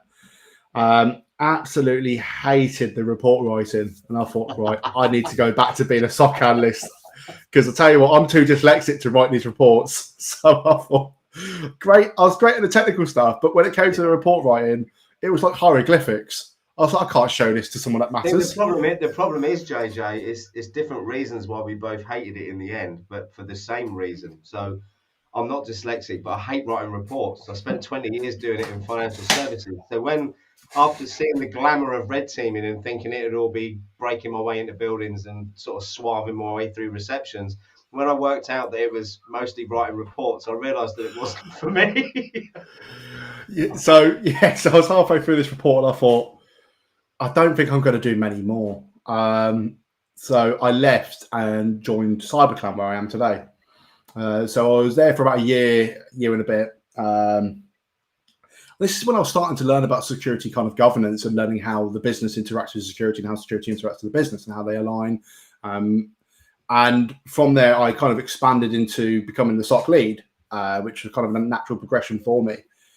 And that's where I am today. Is I'm now looking at building kind of SOC governance, how I can align the security operations centers to the business and how the business can benefit and see where we can deliver the value of the security operations.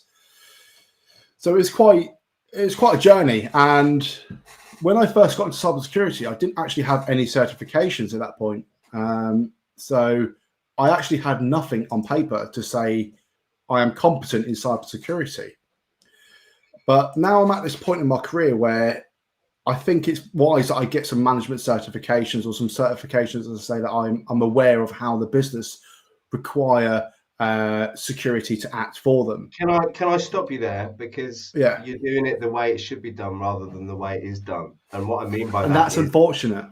You've got the knowledge first.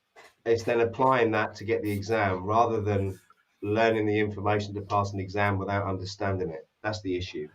And that's the unfortunate thing, because nowadays we're seeing all these companies going, you need CISP, you need CISO, you need OSCP. It's an entry-level role and it's a junior role. We could teach all that, and it's quite sad to see that. For me, that says a couple of things about the organisation. Does the organisation really know what they're hiring? Probably not. No. And it probably says something quite bad about their security posture. If they need somebody to come in with 1 year's experience with CISM and OSCP, it probably says quite a lot about them. So for me, I'd rather look at an organization that has quite a sensible job description at that particular level. I think that I got really lucky to find the opportunity that I did when I was looking. When I found that stock analyst role locally to me, I think I got incredibly lucky.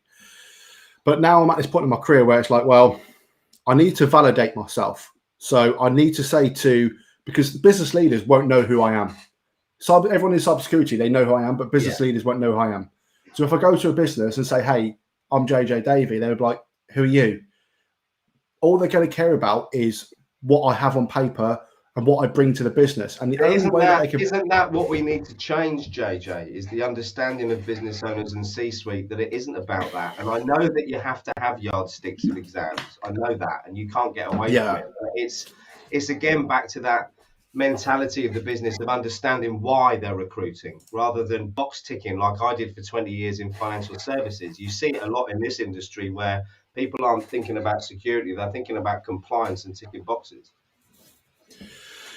Yeah, but at the same time, we need to look at it from the fight. So I understand the problem, I understand the pains that people are having with this, but at the same time, we need to look at it from a business perspective. We need to think, well, why are they asking for those certifications in the first place? Is it because of their compliance reasons? Is it their legal obligation? If they come to a disagreement with another company and they go through litigation and it gets drawn to court of law and they say, right, can I see how competent your security manager is? And they say, oh, actually, our security manager hasn't got any kind of professional accreditations. They will say, well, that is negligence. And unfortunately, that's just the way business is. True. There's nothing we could do to change that. So businesses will think, right, we need to hire somebody who's competent at this level to give us that kind of assurance that they're going to deliver on a promise, on an expected kind of value, on their responsibilities and their duties. But at the junior level, we shouldn't be like that. At the junior level, there's no responsibility to the business apart from to their managers. Their managers are responsible to reporting to the business. So their manager needs to be right, okay, we're going to get you in at this baseline level and we're going to give you a skills matrix and we're going to help you develop from where you are to where you need to be. But a lot of places don't do that. A lot of places, they want you to come in at this level.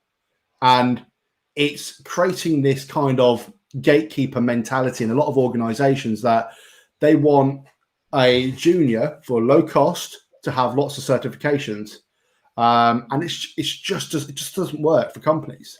What they should do is say, right, okay, I want you to do this interview. And in this interview, it's going to be a way for me to gauge what you are right now and where you want to go. So say to me, tell me, do you want to be a pen tester? Okay. This interview is going to give me a baseline of what you can do.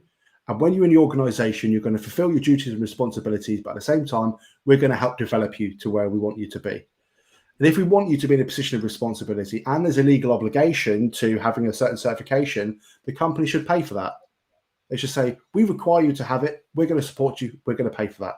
Yeah. Now, unfortunately, that's not the way it is at the moment. And that's something that I'm trying to kind of spread awareness on, that we need to hire at the junior level and the entry level much better. Now, on the flip side of this entire conversation, we need to look about how do we study correctly? Because at the same time that this is happening, we're having a lot of people going, right, all these businesses are looking for these certifications. I need to study quick and pass quickly. And then it's like they get to these interviews and they fail because they aren't able to articulate and portray that knowledge.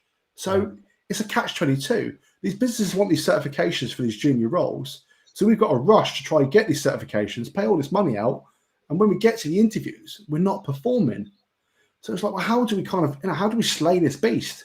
There's no really easy... I think you're on the way to doing that, because from what I've seen you launch already this year is a way to apply the knowledge you've learned to a practical, relatable situation. And I tried to do that within the community, but I've got this much knowledge in cybersecurity, so it was a bit of a struggle for me. So it's refreshing to see other people doing that. Want to tell us a bit about what you're working on there?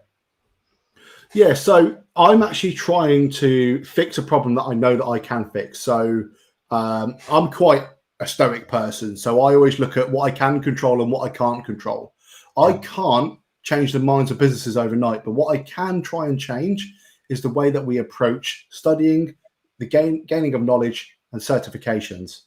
So I built a SOC study guide. So what I'd done was I put all of my kind of resources into a formal kind of guide that gives you the foundations, the security foundations, and some other extra bits as well that make a well-rounded analyst.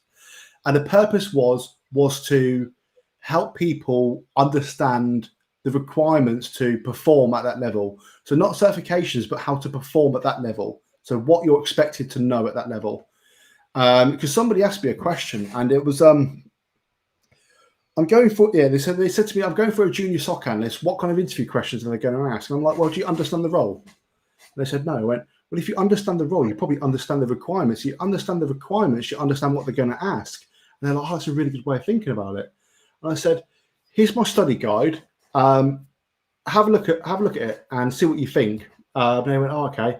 So I need to know all of this inside and out. I said, no, you need to know some of it quite well to be able to talk about it. Yeah.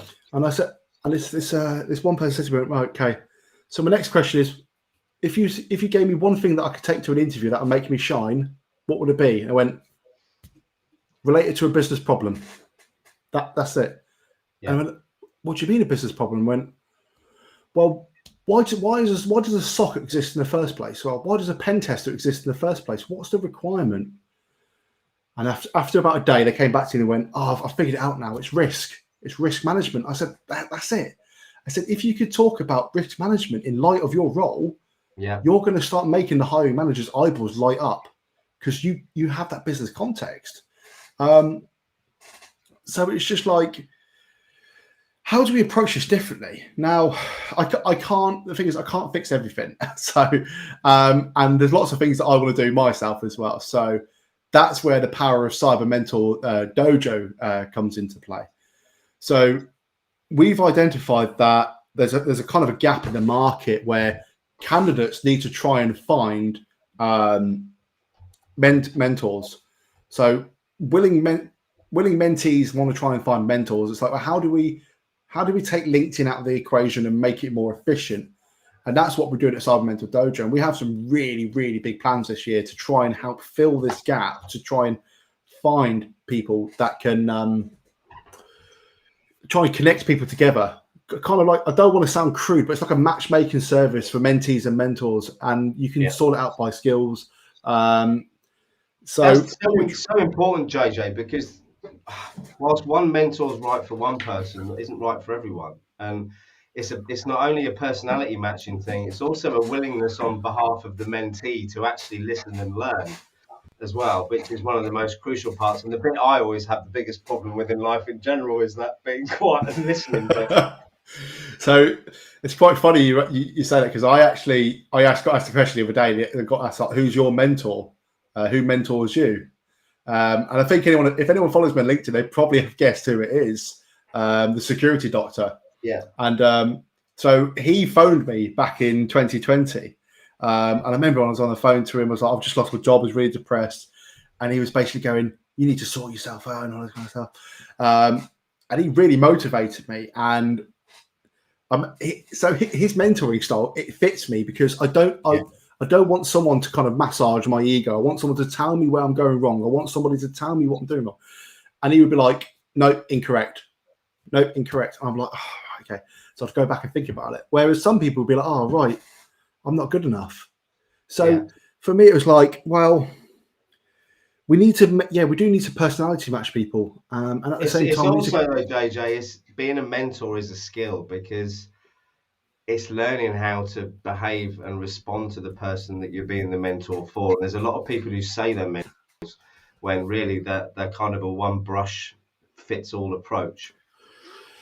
Yeah. Now that's another problem that really irks me. Oh yeah. So mentors that are not able to read people really winds me up. Like, frozen, or whether it's my internet, I think. Yeah, I've just got like a really shiny forehead of Simon. There we go, he's back. Yeah, here we go. It's really shiny, actually. Yeah. I think it's we've got Starlink here for the internet, and sometimes we've got a partial obstruction which is the roof of our house. We've got it on the shed, so I think that just happened. So apologies for that. That's By fine. the way, I have put the link in the chat for Cyber Mentor Dojo for anyone who wants to get on there today as well. Sorry, JJ, carry on. Yeah, that's fine. Yeah. So one of the problem with mentoring that I see so much is not being able to read the mentee and align to them, understanding their problems, where they want to go, and understanding how they learn. So the universal thing that I always tell my mentees is break your goals down. Research your goals, understand what they're made of, the construction of those goals, and break it down into logical pieces and give yourself plenty of time to tackle them. Because what my first ever kind of mentee wanted to do everything yesterday, wanted to do everything so quickly. I said, right, you need to slow down. And the only way that I could get them to listen was to give them a reality check. And that was difficult. So the only way I could give them a reality check, I was like, right, let's do a mock interview. Let's see where you are. So we'd done a mock interview and they'd done terribly. And it was like a reality check for them. They were like, all right, okay, I do need to learn this. And I said, it's quite crucial that you do learn this. So I didn't hear back from them. And then a couple of days later, they messaged me again and like, can we have a phone call? So we had a phone call and they said, like, I'm going to take this seriously now. What do I need to do? And so I said, get a pen and paper out, write down what you want to do eventually. What is your goal? And they said, I want to be a pen tester. And I said, right, okay. Now I want you to research what you need to do to become a pen tester, what skills you need to learn, what courses you may need to do, what certifications are hot in the market right now. And then once you've got all that jotted down, we could discuss a study plan to achieve this and build a roadmap. So we did that. We built a 2-year roadmap. Alongside this, I also gave him some tips on how to improve his LinkedIn. Within 8 months, he was in a pen testing role because his mentality completely changed. It was just approaching stuff with a completely different mindset. He was more inquisitive. He was reading research papers. He was always reading and always trying to learn. And he was always asking questions. He was always like interacting with people on LinkedIn. And he got a role. And he didn't stop there. He carried on. And now he's a mentor at Cyber Mentor Dojo. And it's like he's now mentoring people. And he's trying to tell them his mistakes. He's trying to tell them his mistakes because that's all mentoring really is. It's more about the mistakes than teaching people what you've succeeded at. That's for sure. Yeah, and one of the things I do now is I'm like, get Notion, build a Kanban board, and put your goals in there, break it all down, and every morning have it open. Change your homepage to your Notion task list. So every time you open up Google, it's your task list, and it's just there in front of you. And you'll be like, right, okay. I can't Google search the news. My task list is right in front of me. So that kind of gets you focused to what you need to do. And that's one of my top tips is always give people is that even if you can't afford a mentor or you don't have time for a mentor, you always have time to break down your tasks and understand where you want to go. And that's the kind of problem that irks me is that a lot of mentors are like, you've got to do it this way. You've got to do it that way. You need to do it my way. That's not going to work. That's not going to work. It's like, hang on. Do you even know who you're talking to? Because they may not be a academic. They may be someone that wants hands-on. And you're here giving them Google Scholar papers. Yeah. And it's just like... It's the one-size-fits-all approach, though, isn't it? Which is my other pet hate on boot camps. Let's not get talking about that today. No. Boot camps is another can of worms.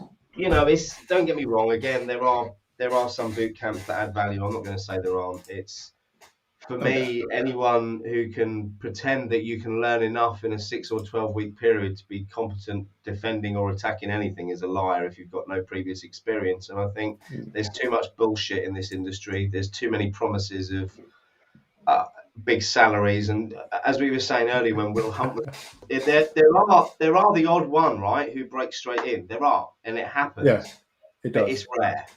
It is rare, and someone needs to be held accountable for some of the bullshit that's spoken out there. That's how I feel about it. And my wife constantly does this to me to stop me making any comment online.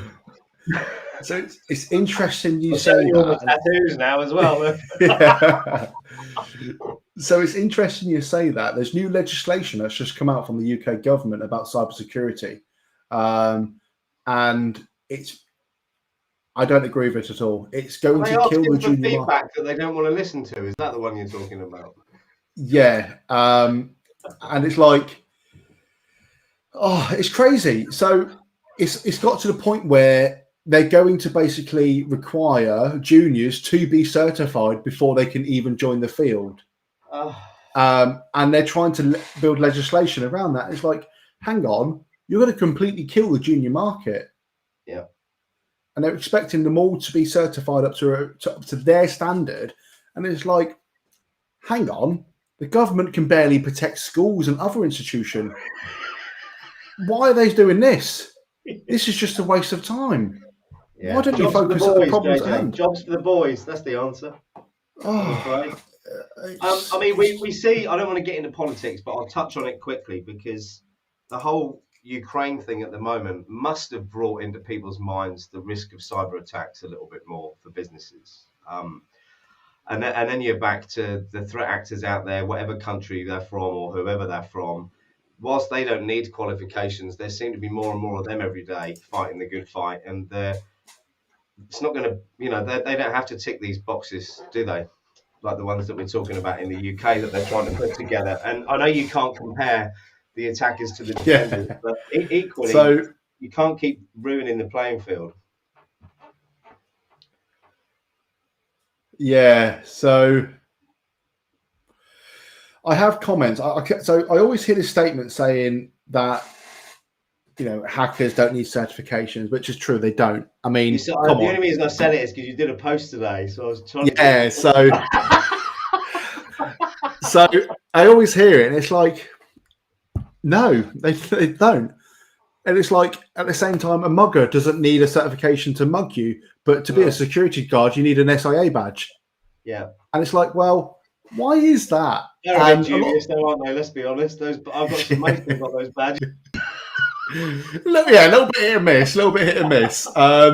But so we've got to understand that cybersecurity professionals, especially at kind of a senior or management level, they have a responsibility of due care to the business. So they're not employed to be cybersecurity professionals. They're employed to build resiliency for the business. They're employed to help the business protect their value and protect the value and look good to their customers. That's what they're there for. Obviously, it depends on what business you go to, but ultimately you answer to the business. And if the business have no way of clarifying your competence, because they don't know cybersecurity, that's why they're hiring you. They're hiring you to come in to do cybersecurity for them. So the only way that they know to kind of assure a kind of benchmark of standard is these certifications. That's all they have. And unfortunately, that's just the way it is. And the famous line, facts don't care about your feelings. It's a fact. That's the only way that they can assure that you can come in and be competent. Is it a proof of competence? No, it's not. But as far as the business care, it is. So when you're going for those kind of management roles or those senior roles, be prepared to be asked for certifications. And it's just the way the company crumbles. Because now where we're seeing lots of legislation coming with cybersecurity, it's going to become a requirement. Well, like you said earlier, JJ, it then becomes a blame game. And, unless you've got those certs, you're not doing it properly and it's a breach. And you're right, but where the flexibility does lie is, as you rightly said, the entry level. And the last thing we need is the government saying that these guys and girls need certs when we all know that it isn't what they need at that level. No, it's not. What they do need is a structure. So that's what the government should have done. They should have built a training structure. So they should have built a framework of skills, partner with the NCSC and build a proper skills framework to say, right, businesses can hire junior level talent, but they need to fit these requirements in terms of their knowledge. They need to hire management, but they need to fit these requirements and certifications. But now we're starting to go towards a heavy kind of legislation, both in the US and the UK, where you're going to need to be certified at the junior or senior level. Now, a lot of people have highlighted my worry is that it is a way for certification bodies to make a lot of money, and the government have probably got their fingers in the pie somewhere trying to, get a little bit of of this cash that's coming in, because it is going to become a racket, an even bigger racket than what it is.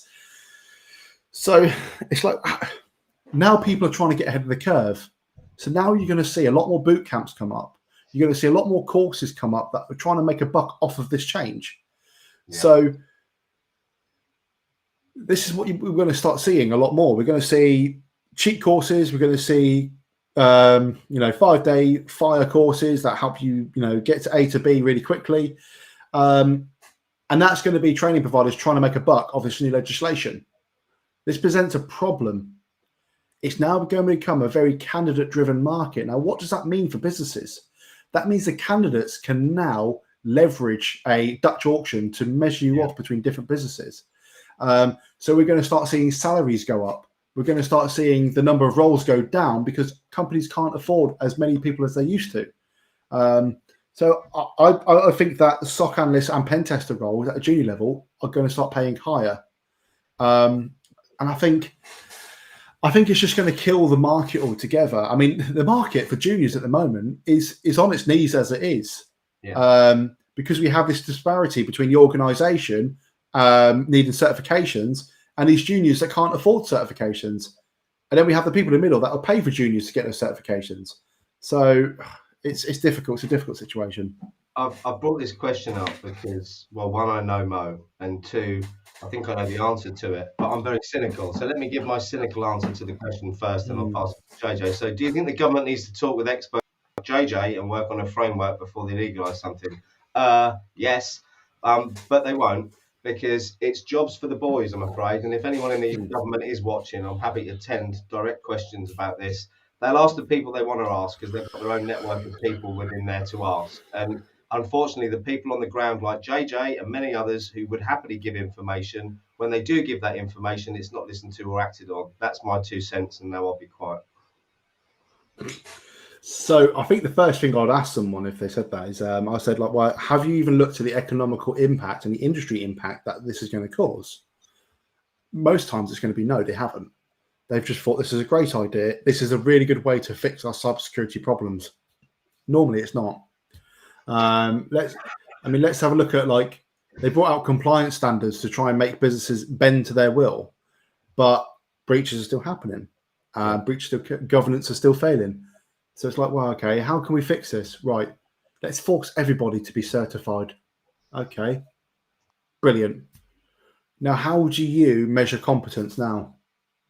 How would you say that? Because what's going to happen is everyone's going to become certified to that reasonable standard.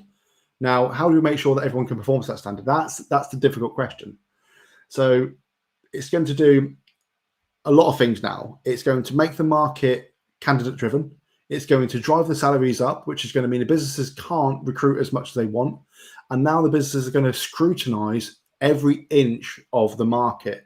So what I mean by that is, if I went to apply for a role, and let's just say that I had all my certification, I went to apply for a role, they're going to really scrutinize my ability before they even dare to give me the money, because the salaries are just going to go crazy. I mean, I'm not looking forward to it at all.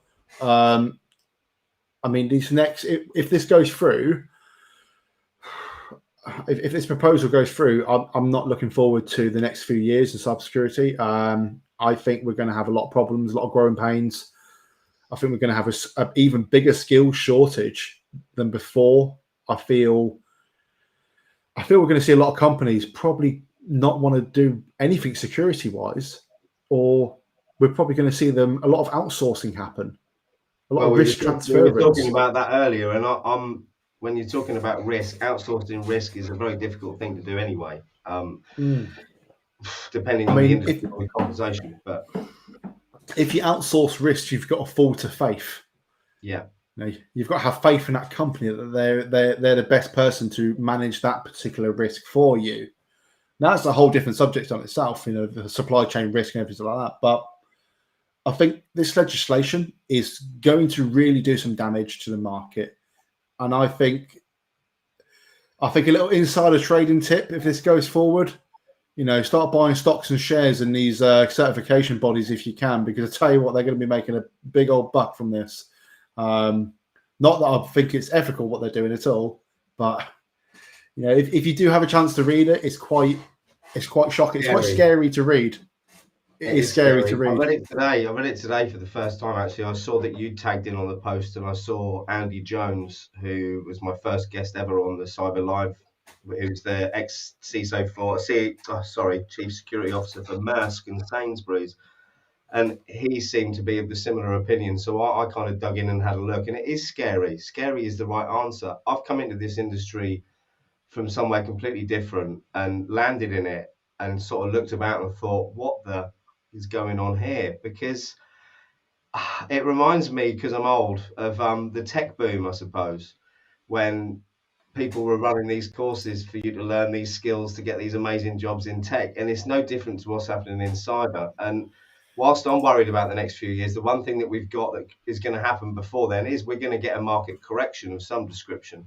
Maybe that'll help, maybe it won't, but it might stop some of these companies who are pushing out these things, especially the buy now, pay later ones that I've got a particular bee in my bonnet about at the moment, but we won't talk about them either. So if you actually go to that legislation, I think one of the scariest parts to me is section 4.4, which says the benefit, so this is a benefit that they've highlighted, deterring attackers and minimizing the effects of criminal activities. Okay. Okay. How do you do that? Do you put a sign up saying we've got a firewall? And certificates. No, don't attack here. That'll be very bad. We're certified. Yeah. It's like we're following government legislation. It's like, yeah, a lot of people follow laws, but they still get mugged. I mean, I'm very cynical about this. Decreasing the likelihood of market disruption caused by breaches. Okay. Can anyone say Equifax or British Airways? I mean, come on. These are highly regulated companies, companies that are bound by compliance, and we're seeing those big, high-level breaches.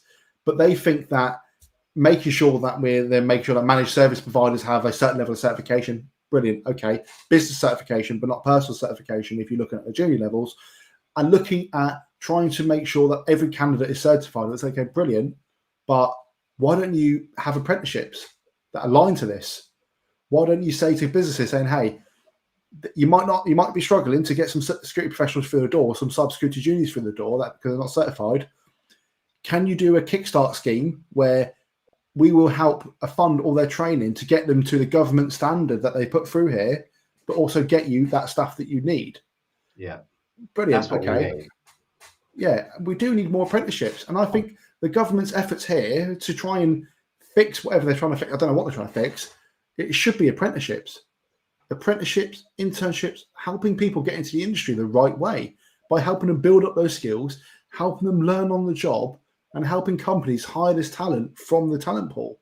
I mean, we have lots of people that are really, really talented, and they have lots to give, lots of passion. They're really driven, but the thing is, they can't afford these costly certifications because they've got bills to pay, they've got children to pay for, they've got cars to maintain, whatever it is. I've got loads of children, no car. So you're just carrying around your kids all the time. There you go. We're going to the market. Come on, kids, we're off. Look, I've seen in the chat, there's now been several comments saying they're going to jump over to Cyber Mentor Dojo, which I think is amazing. It's something that I would thoroughly recommend. But I want to talk about what happens when they do, JJ. Do you want to just cover off a bit about Cyber Mentor Dojo for me? Yeah, so there's not too much I can say right now, but stay tuned for the next couple of weeks. We're going to have some big news, but this platform is going to eventually become an all-in-one platform for people to find mentees. It's going to be the Tinder for finding a mentor. It's going to be that platform to help you cultivate these kind of conversations with the industry leaders. I want to try and get people from the ground connected with people at the top and help bring them together. My vision was to create an application that removed all titles, removed all seniority, and it was just building that human connection. And the benefit of that human connection is it's dedicated to your career. Now, this is the problem that I want to try and solve. And we have a fantastic team at Cyber Mentor Dojo that are working long hours and effortlessly to try and make this happen. Now, I'm hoping that when we release this, that people just swarm over to it and they instantly see the benefits. That's my vision, is I want people to benefit from this. and I'm so excited. Like I'm shaking just because I really want to tell people what's going on, but it's like, oh, I can't. And I'm like shaking because I know it's going to change lives. And you know I'm going to keep digging and try and make you say something. No, it's like it's on the tip of my tongue. I'm like, it's going to change lives.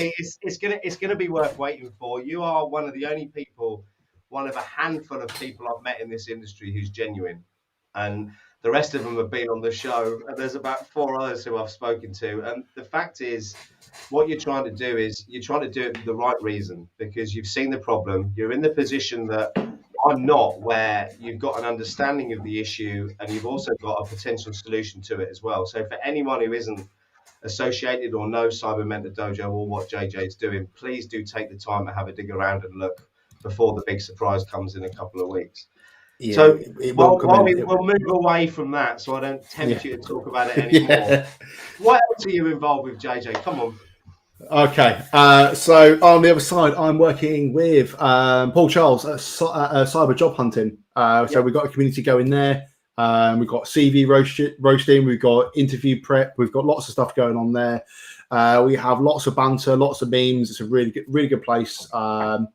It's sometimes the memes do get quite out of hand and I have to step in sometimes, but ultimately the community is amazing. I've seen someone literally post a CV in there, and in a week, their CV has come back amazing. They've got some really honest feedback from industry professionals.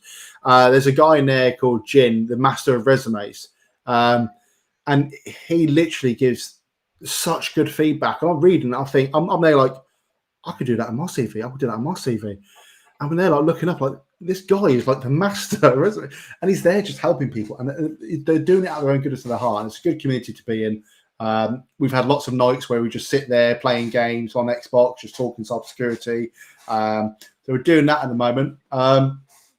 Also, I'm trying to get involved. Community quiz night, shouldn't we? Quiz night. Or is that because I'm 47? Is there something else you could do these days? So, can you tell me the name of the CISO that was involved in this breach at British Airways? Yeah. Hold on. Yeah. So Cyber Mentor Dojo and Cyber Job Hunting are the two things I'm involved in at the moment. But I've got a kind of personal endeavor while I do this, is that I want to try and do more talks at universities. Yeah. Because I want to reach those students before they leave university, just to give them the right kind of advice that they need. Like, hey, get a LinkedIn, build a LinkedIn profile, connect with the community now while you're still studying, just to try and help them. How about, because now we've got something new in the UK this year called Technology Levels, JJ. And my 16-year-old is doing Technology Levels. They're A-levels, but for technology. Hang on, I'm just Googling. My 16-year-old's the first year of launch, and he has got his placement at Aviva. So he's landed that because we live near Norwich, and it's the only firm there that employ people. He's got his internship there, but he is absolutely loving his Technology Levels. And do you know what the best thing of it is they've already talked to them about LinkedIn, and they're 16. So that is amazing. Yeah, they're only allowed basic profiles, but they've already started talking about it. So the education sector, i.e. leaving secondary school, they have made some huge progress for technology, but it's now, what I'm saying is it'd be great. They're looking for speakers all the time, these schools, to get people in to talk to them. So I'm there. Yeah, brilliant. Right, you're done. I'm there. Your diary's busy. Put me down, because I want to try. It's an even better age to get them at 16 than it is leaving university, isn't it? He says in a non-predatory way. I mean, it's a good age to get there. I mean, Simon, probably not the place you want to say that kind of stuff, but okay. Well, 6 children, I love them dearly. It's fine. No, but you're embedding this, the better. You're absolutely right, and it's the kind of age where you want to try and motivate them in their kind of studies, in their building their professional network and getting connected with people. And it's also good to try and connect them straight away with the industry and get them talking to the professionals on this kind of format. Yeah. So I think if they could start building more Q&A sessions with industry professionals, that's probably going to go kind of That's going to go far. That's going to go so much far. Like, I would love to say, hey, look, you're interested in defensive security. Well, I've got a study guide that could, give you some resources that you can learn from. Yeah. And they can just quickly copy it and be like, oh, this is amazing. By the time they come to the age of 18 and they go to university, they're already equipped with the knowledge, the skills, and they're just going to perform. And that's going to be the beauty of it, is that they're going to go to do their dissertations, their research, and they already know what they're kind of looking for. They know the acronyms, they know the jargon, and it's just going to be a lot easier. Because we find that a lot of universities, they don't give you that holistic learning that you should learn. It's just a case of a lot of research, a lot of paper writing, which is brilliant, really good skills to have, and it's a really good skill that you should take forward with you, is the ability to write at a high level. But at the same time, it's like understanding the why something works, how it works, how do I test it, how do I secure it? Like a question that somebody asked me the other day is, how do I do network security? And I went, you learn networking, but think about it securely. And they're like, oh, wow. And it's like, you study your switching, and then think about, okay, you've learned about what a switch is, now learn about how to secure a switch. Yeah. And they're like, oh, wow, okay. But it's that kind of element that you need to start at that level, at that age 16 to 18 is where you really need to start driving that home. And then when they get critical thinking skills as well, couldn't you? Because I think you and I have spoke about that before, and there seems to be a bit of a lack in the industry of critical thinking, perhaps. Yeah, so there's a lot of people that come out of university with a literal thinking on there, like literally like yes or no, very binary. But the question, a lot of stuff, especially in my role, is you've got to always question things. You've got to be able to tell a story. You need to find the evidence. You need to be able to speak to the customer with clear conviction about what you've detected and what you've found. Like when you're doing digital forensics, you need to start questioning, okay, how do they get in? When did they get in? What do they use to get in? What do they do when they got in? How did they leave? Was there any data exfilled? It's all about asking those questions. And a lot of people don't actually have that ability. And it's something that you nurture over time. But if you can build that up early, by the time you get to that point, you're going to be a very, very powerful professional. You'll probably get promoted really quickly if you go in the technical route. But having that critical thinking, I can't stress how important that is. Absolutely. So I'm conscious that we've got 15 minutes left of this 6-hour live stream marathon I decided to embark on today, which, by the way, has been amazing fun. The 3 days leading up to it got to be honest with you, it was a bit of a debacle, but I want to make the most of the last 15 or 12 minutes and talk about what you want to focus on, JJ. So anything you want to focus on for the last 12 minutes? I think for me, it's I don't want to get too spiritual here, but please do. Please do. All right, okay. Let me just light some candles. It's Friday. Yeah. Let me just light some candles and summon some demons. I'll just get my bell going. Hold on. Yeah. Just get my Ouija board out and just start talking to the dead. I think for me, it's people need. I think this year, especially this year, people need to focus on themselves a lot more and focus on their career aspirations, and do what I've done today, and that's take a plunge. Like I've just spent a lot of money on my personal learning just because I think this is my next step. And I would always give myself excuses to why I couldn't take that next step, or trying to put it to the back of my mind going, I'm going to do it sometime. I woke up today and I thought, you know what, I'm just going to commit to it. And I just spent almost $2,000 and just went, right, that $2,000 is going on me and my career. Yeah. That's an investment on myself. It's probably going to put me in a little bit of a difficult situation for a short period of time, but in the long run, that investment is going to be so worth it. So my message to people is just to start investing in yourself more. Like if you think that certification is too expensive, maybe look about it on the other side of it, on it. How many doors may that open? How many kind of jobs would be more open to you if you got that certification? For example, a lot of pen testing roles for billable pen testers are asking for stuff like OSCP or ECCPT. It's an expensive certification with a lot of time commitment. You've got to ask yourself a question. How much would it change your life?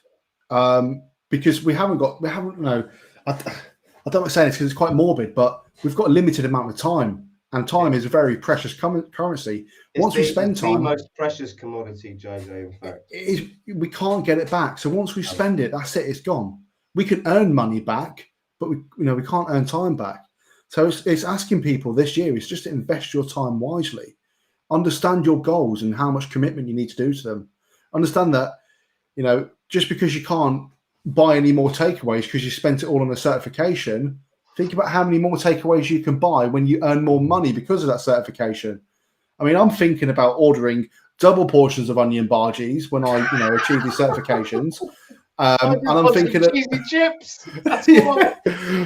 I'm going to be there. Like, I've got this certification, all these doors open to me. I'm going to get a brand new roll, loads of money, loads of onion bhajis. I'm going to be there with stacks of poppadoms, 2 tubs of mango chutney, and that's all because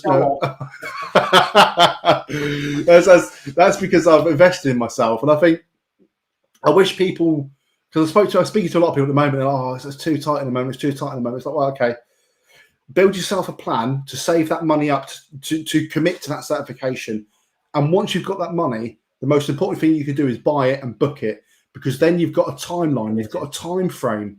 There's no going back. Like for me, I'm studying for a certification at the moment, and I've got to the point where I've booked it as soon as I can.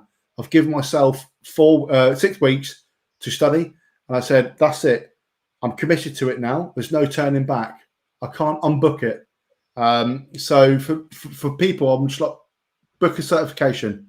And people, we all do it. We always say it's not the right time, or I'll do it next time. And the thing is, there's never a right time, is there? Really? There isn't. There isn't.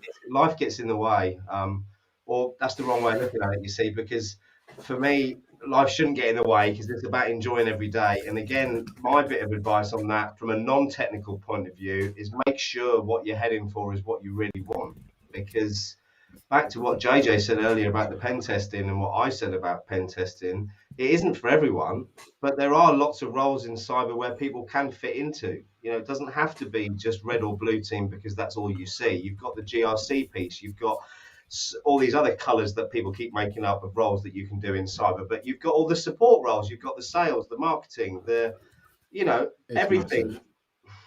And it's being open to all the roles that are available, and making sure that it's your goal and not someone else's. Because I spent 45 years chasing other people's dreams, not my own. And that's the biggest bit of advice I can give, is from learning from failing, is chasing other people's dreams. 100%. And as going back to one of your earlier points, is that you never know you're ready unless you try, unless you take it to the arena. I mean, you could be like a gladiator training day in, day out, but you never know if you can fight until you go into the arena and you put yourself to that test. And a lot of people I tell to is just put yourself in that arena. So what if you fail? So what if you lose that battle? Go back, train again, and fight again. The worst thing you can do is hang up your gladiator shoes, walk out that arena, and go slum it on the streets. You need to keep on going. You need to learn from that failure. If you need to realign and change direction, it's not a failure either, is it? That for me, I've gone from thinking I was going to be a pen tester to still not really knowing what I'm actually doing in cybersecurity. But I will find out what roles for me soon, JJ. I'm sure. That's the beauty of it. Is I love technical cybersecurity. I manage technical risk. I can help a business manage their technical risk. But at the same time, I want to learn information security, and I want to be good at that as well. So for me, it's a case of stepping out of my comfort zone and becoming an academic and learning information security a lot more. So I've spent nights reading Google Scholar papers, learning about information security. And, I don't want to sound like a motivational speaker, but stepping out of your comfort zone is a massive thing as well. And I'm so glad that, I met Richard Diston when I did, because he really changed my mindset and everything. I went ahead and bought all of these books on stoicism, all these motivational books, and it's crazy how much it changes you. Yeah, I mean, it's absolutely mad. Success is a mindset, JJ. I keep saying it over and over again because it so is, isn't it? It's like when that guy sent me that message, that really horrible message on LinkedIn, the first thing I did was take a sip of my coffee and went, you probably won't ever be like me. So that's the difference, yeah. And then, so I sent that vulnerability report, and it's quite funny. I got an email back saying, "Thank you for all this information." This is from the manager. "Thank you for all this information. I saw the comment made by my employee that you shared. So don't worry about that. That'll be dealt with." And I went, so I emailed back and said, "That wasn't my intention. He's probably having a bad day. Yeah. Don't worry about that. I just want you to fix this problem." Because a lot of people have problems in lives. So that's why I wasn't going to go around and say a lot of his names. I was going to say, like, this guy's probably got a lot of problems. He's probably really frustrated right now. So I'm not going to go here and, hang him up to dry, because at the end of the day, my purpose is to protect businesses. My purpose is to help business and help people realize cybersecurity. And also, JJ, you've taken that time to take a step back and put yourself in the other person's shoes as well, and that's a skill in itself. And I mean, I'm a bit ADHD, so I'm constantly typing out messages and deleting them. I mean, today was a particularly good day, actually, because I was in a bit of a grump this morning, and I must have deleted 5 posts that I typed to put on LinkedIn this morning. And it's a regular thing for me, but I put it in notes, not LinkedIn. So then I'll type it, get it out, and then read it and go, well, that's silly, and then delete it and not send it. And it's that mindfulness, or being present and being aware of everyone has a shitty day from time to time, and sometimes we all need a bit of a break. Don't get me wrong, some people are just knobs, there is that. to be fair, I sometimes I reflect on what I've said on LinkedIn. I'm like, I probably shouldn't have said that. Yeah, well, we all do that. I think maybe I've got like 20 years on you, JJ. So the only thing that's done me any good for that is I've done it so many times, not on social media, but normally involved in having a fight at some point where I've said something too quickly, and that's why my hands are broken and I've got like a squashed nose. The beauty of LinkedIn and social media is that these trolls hide under bridges, and they come up and clatter around on their keyboards for a minute and then scuttle back, and you've just got to feel sorry for the people who do things like that. And like you said earlier, they're never going to be you. They're never going to be me, and for them. On that arrogant note, have you got any final words before I wrap things up? Yeah, you probably don't want to be me because I'm ginger, and I've got bad eating habits. So you probably don't want to be me. I mean, yeah, I'm quite good at cybersecurity, but that's not everything in life. I mean, you're going to be ginger. I can't comment because I am actually partially ginger. It's just going grey now, so you can't see it, JJ. So, look, JJ, it's been absolutely amazing. For anyone who hasn't, make sure you jump onto Cyber Mentor Dojo. Make sure you connect if you haven't with JJ on LinkedIn. It's been 6 hours of chaos and fun today, and we finished with one of the best guests ever. I'm going to play out with a little video from some of our community members that tells you a bit about InfoSec Live. We're a free community, the same as Cyber Mentor Dojo, ESDN, all the other ones we've talked about today, Simply Cyber. We're all doing things for the same reason, because we care about it and we're trying to help people. It isn't about the money, it's about community. That's what we're about. And I think everyone I've had on the show today has got that in common. Community is everything, whether it's Cyber Mentor Dojo, InfoSec Live, Simply Cyber, or whoever it is, it doesn't matter. Make sure you've got the support around you. Thank you all for watching. I'm going to stop talking, stop sweating, play the video, and see you all later. Thank you so much. Thanks, JJ. Thank you. Take care. I'll find the video. I'll play. And it's been so great to be part of this awesome community where you can learn, get potential jobs, and this is the part that the community has helped me the most, being able to get a great contract in security, and thanks for this. You don't have to be super experienced in order to contribute. They really foster a sense of community, and they encourage everybody to contribute anything that they can, regardless of whether you're just starting out in your career or if you've been in the career for decades. I like the different challenges that they have, the different pathways that you can follow, the fact that you can join communities that are specific to you and your needs. It's a new and growing and thriving group, and I'm really proud that I was able to be a part of it from almost the very beginning. given me a community I could lean on, and the people in there are always willing to help. I've also gotten to break into cybersecurity because of InfoSec Live, and I'm very grateful for that. Cybersecurity professional or are trying to become one, you need to get onto InfoSec Live. Whether you brand new to the field, whether you are pivoting from another IT career or you're pivoting from a non-IT career, this is the place for you to. Also, even if you are an experienced professional, there will be something here that you can learn. InfoSec Live has been great for me because it's brought me closer to other like-minded people, and I've been able to pick the brains of some real industry experts that are also part of the community. To the right place, because listen, let me tell you that InfoSec.live is everything that it claims to be. A vibrant community. They've got all that you need on InfoSec.live. Listen, to tell you, InfoSec.live is addictive. Get on board. Come and get addicted. Get on InfoSec now.